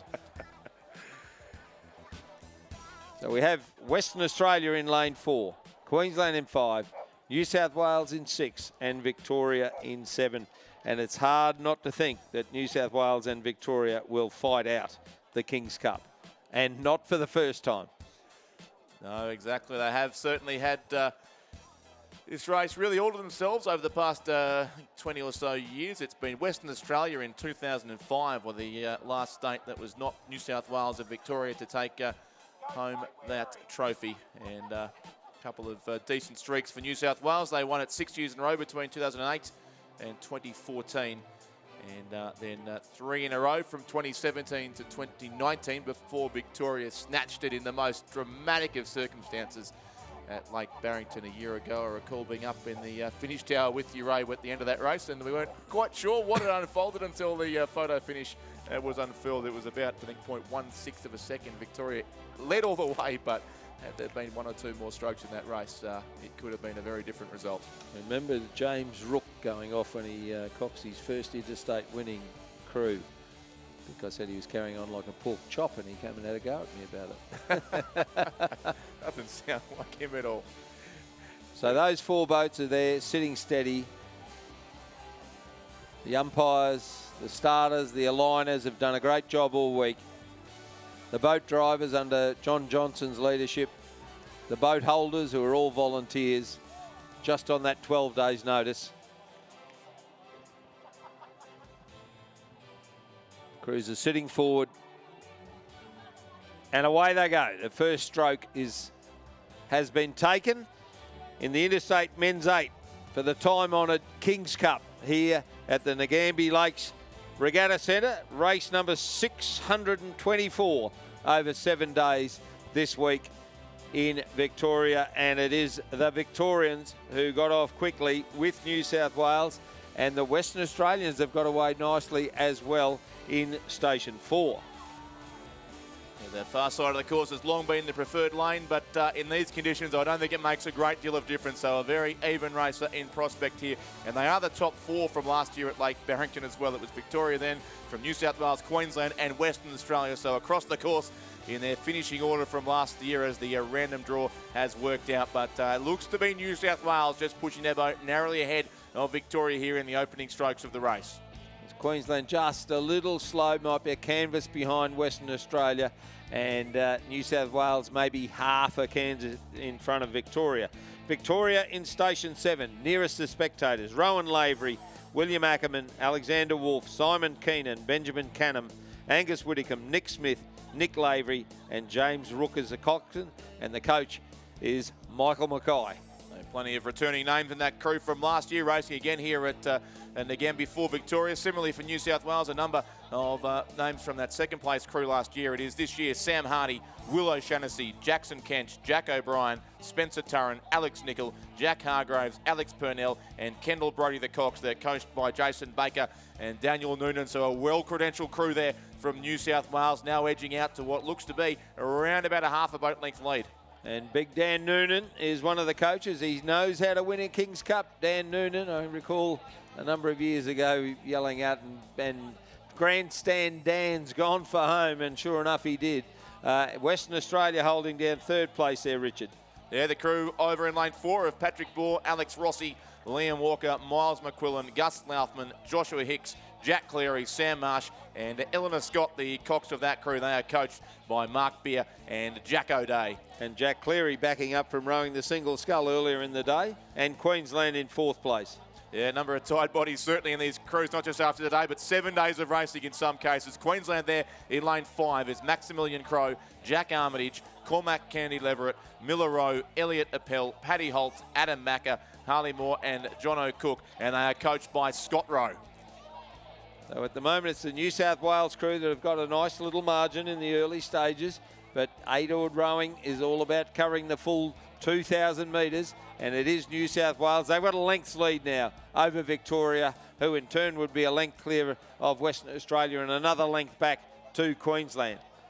Through the 1,000 metre mark, it was more than a length, 4.06 the margin for New South Wales over Victoria, 4.44 back to Western Australia and 2.99 back to Queensland in 4th place. They're in the championship 500, Richard. They're hard to see with all the spectators on the veranda here. Yeah, great crowd on the veranda and on the banks of the Gambia Lakes Regatta Centre here too. Watching these 4-8s come towards us in the King's Cup for the Interstate 8-oared Championship of Australia as these 4 boats come towards the finish, and New South Wales certainly comfortably in front now. They've got still the best part of 750 metres to row, but it's New South Wales by almost 2 boat lengths, it would seem, over the crew from Victoria. So New South Wales highballing it out in front, trying to break that back-to-back from Victoria, but and they look like they're going to achieve that. They've got a length and a half to 2.5 lengths lead here. New South Wales over Victoria. Jason Baker and Dan Noonan. Jason Baker's had a wonderful coaching career, and Dan Noonan coaching at school as well as coaching the King's Cup for New South Wales. An Olympian, a medalist at the Olympic Games, and doing a terrific job with this New South Wales King's Cup crew. They're a length and a half clear of Victoria in 2nd place, who are in turn about 2.5 lengths clear of Western Australia. That's 7.51 seconds back and just 3.09 back to Queensland. So it's a well spread out field with just the 4 boats, and it's becoming a bit of a procession, it's fair to say. It's New South Wales clear, Victoria in 2nd place, Western Australia 3rd, and Queensland 4th in the Interstate Men's 8 for the King's Cup. New South Wales with the Blue Blades there. We saw them training a couple of times. They even had a row this morning in between the club races. At lunchtime, I think it was, yeah. Yeah, just before the Interstate Regatta began. This crew has been training since about November, I believe, and I think Jason Baker and Dan Noonan have been alongside them the whole time. The full journey here for New South Wales. It includes some pretty talented athletes, Jack Hargraves, Alex Purnell and Spencer Turren, all Olympic gold medalists from Tokyo, and they're going to win the King's Cup to back up that Olympic gold medal from last year. It's going to be an all-the-way win. Victoria have hung on tenaciously, but no match for New South Wales. New South Wales will win the King's Cup for 2022. New South Wales first, a neat length clear. Victoria 2nd. 2.5 lengths back to Western Australia in 3rd, and a length and a quarter back to Queensland in 4th place. So it is New South Wales, just 0.16 of a second separated those 2 crews 1 year ago, but that was a big statement from New South Wales, who've reclaimed the King's Cup on the waters of the Gambia Lakes Regatta Centre through in the end in an unofficial time of 5:43.01 by pretty much exactly a length, 3.17 seconds it was over Victoria in 2nd place. 3rd was the crew from Western Australia. further 9.86 seconds back, and Queensland finishing in 4th position.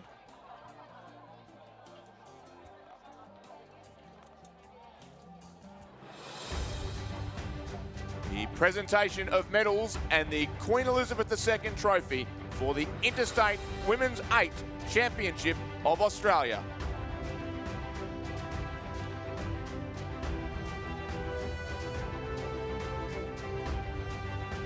The medals will be presented by Her Excellency Mrs. Linda Hurley,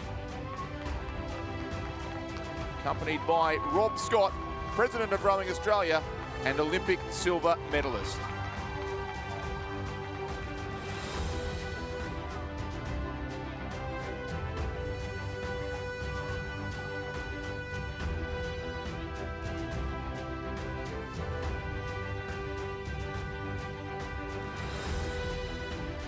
Third place and bronze medalists, Western Australia. Thea Adamson, Georgia Seed, Leah Franklin, Jolie Patterson.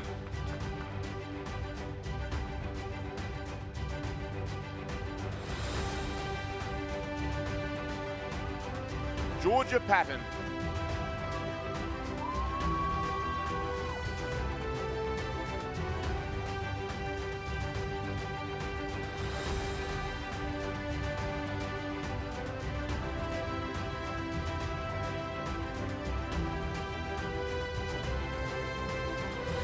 Genevieve Hart, Jackie Swick, Annabelle McIntyre, and Nicholas Rogers. Crew is coached by Jamie Hewlett and Bill Hutton.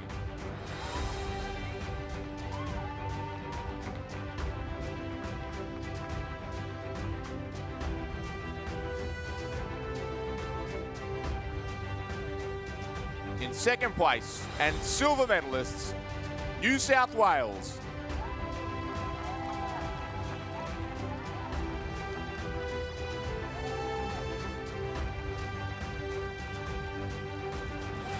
Eleanor Price, Lauren Graham,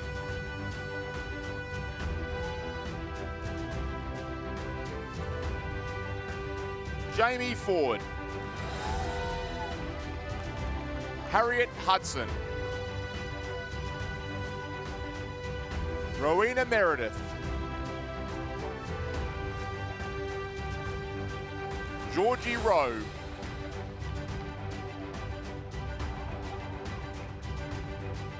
Laura Goulet, Emma Fessy,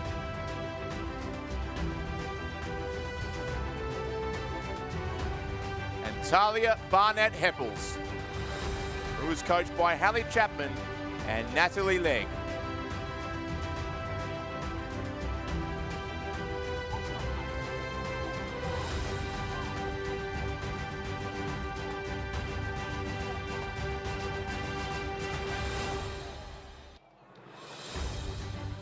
The gold medalists and Australian champions for 2022, Victoria.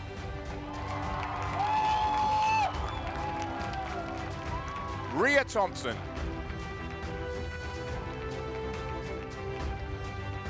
Georgie Gleason.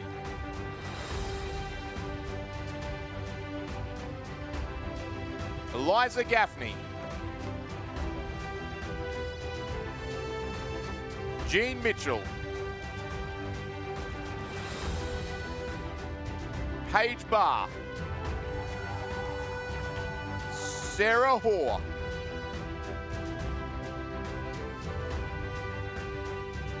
Lucy Steffen.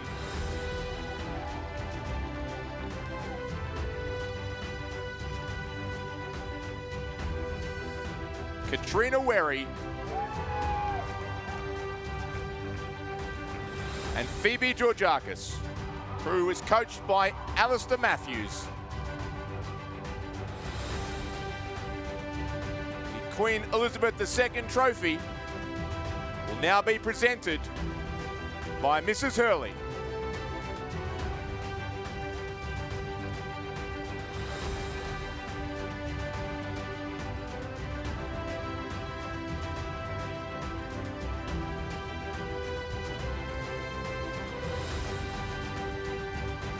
please congratulate our 2022 Australian champions and medalists.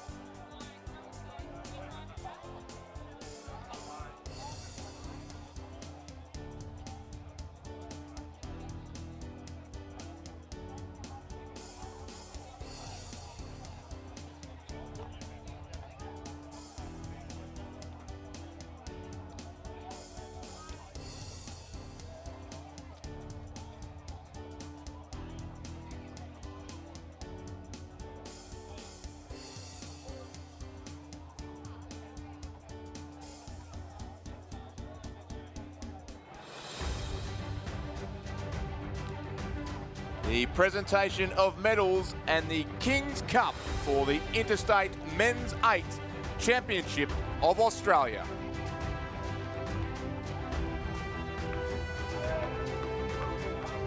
The medals will be presented by His Excellency the Honourable David Hurley, Governor-General of the Commonwealth of Australia. accompanied by Rob Scott, President of Rowing Australia and Olympic silver medalist.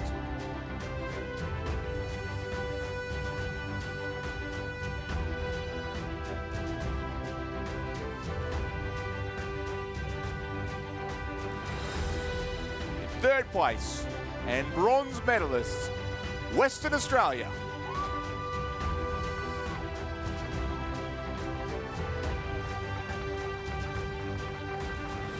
Patrick Bohr, Alex Rossi, Liam Walker, Miles McQuillan, Gus Laufman, Joshua Hicks, Jack Cleary, Sam Marsh, and Eleanor Scott, who was coached by Mark Beer and Jack O'Day.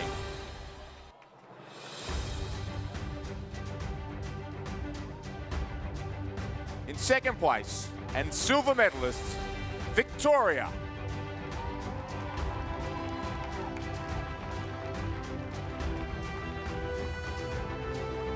Rowan Lavery, William Ackerman, Alexander Wolf, Simon Keenan, Benjamin Canham, Angus Whitcomb, Nick Smith, Nick Lavery, and James Rook, who was coached by Michael Mackay.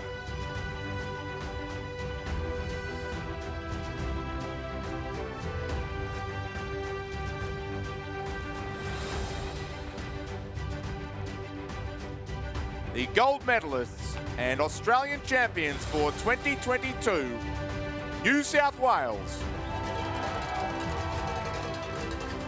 Sam Hardy, Will O'Shannessy, Jackson Kench, Jack O'Brien, Spencer Turren,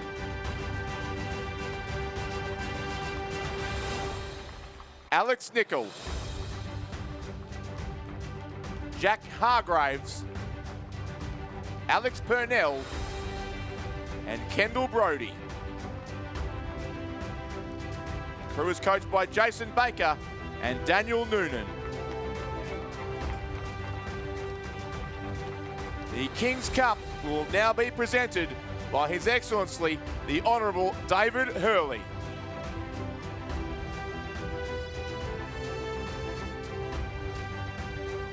Please congratulate our 2022 Australian champions and medalists.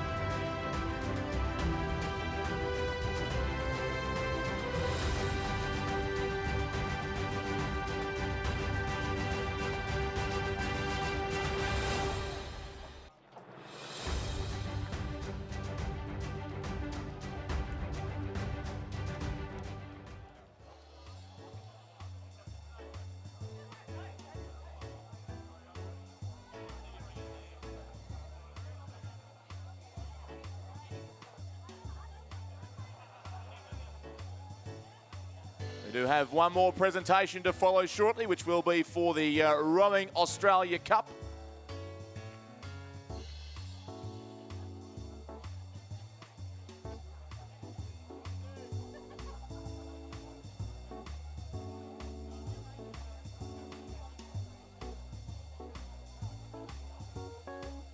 We congratulate the Kings Cup place getters again as they leave the podium following the final race there.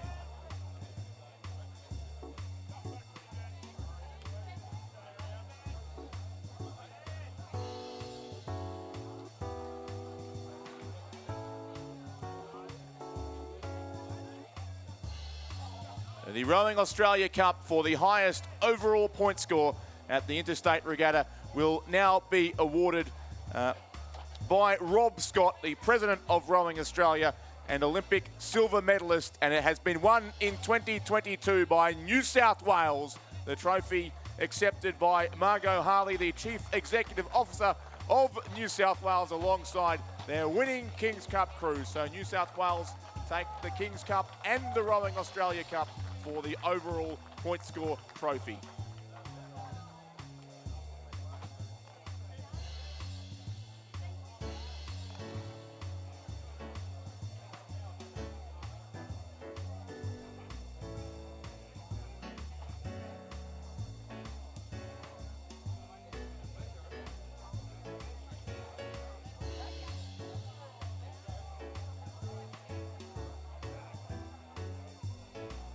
Ladies and gentlemen, that does conclude the formalities off the water and, of course, the racing on the water here for the 2022 Australian Rowing Championships. Ray Abbott did thank a number of people before, and I would reinforce all of his thoughts on that matter. The volunteers have been fantastic, the organisation spectacular. Nagambie has put on a great show on the course, and everyone has worked extremely hard to make this happen, as it turned out, with just 12 days' notice to move the regatta from Penrith to Nagambie.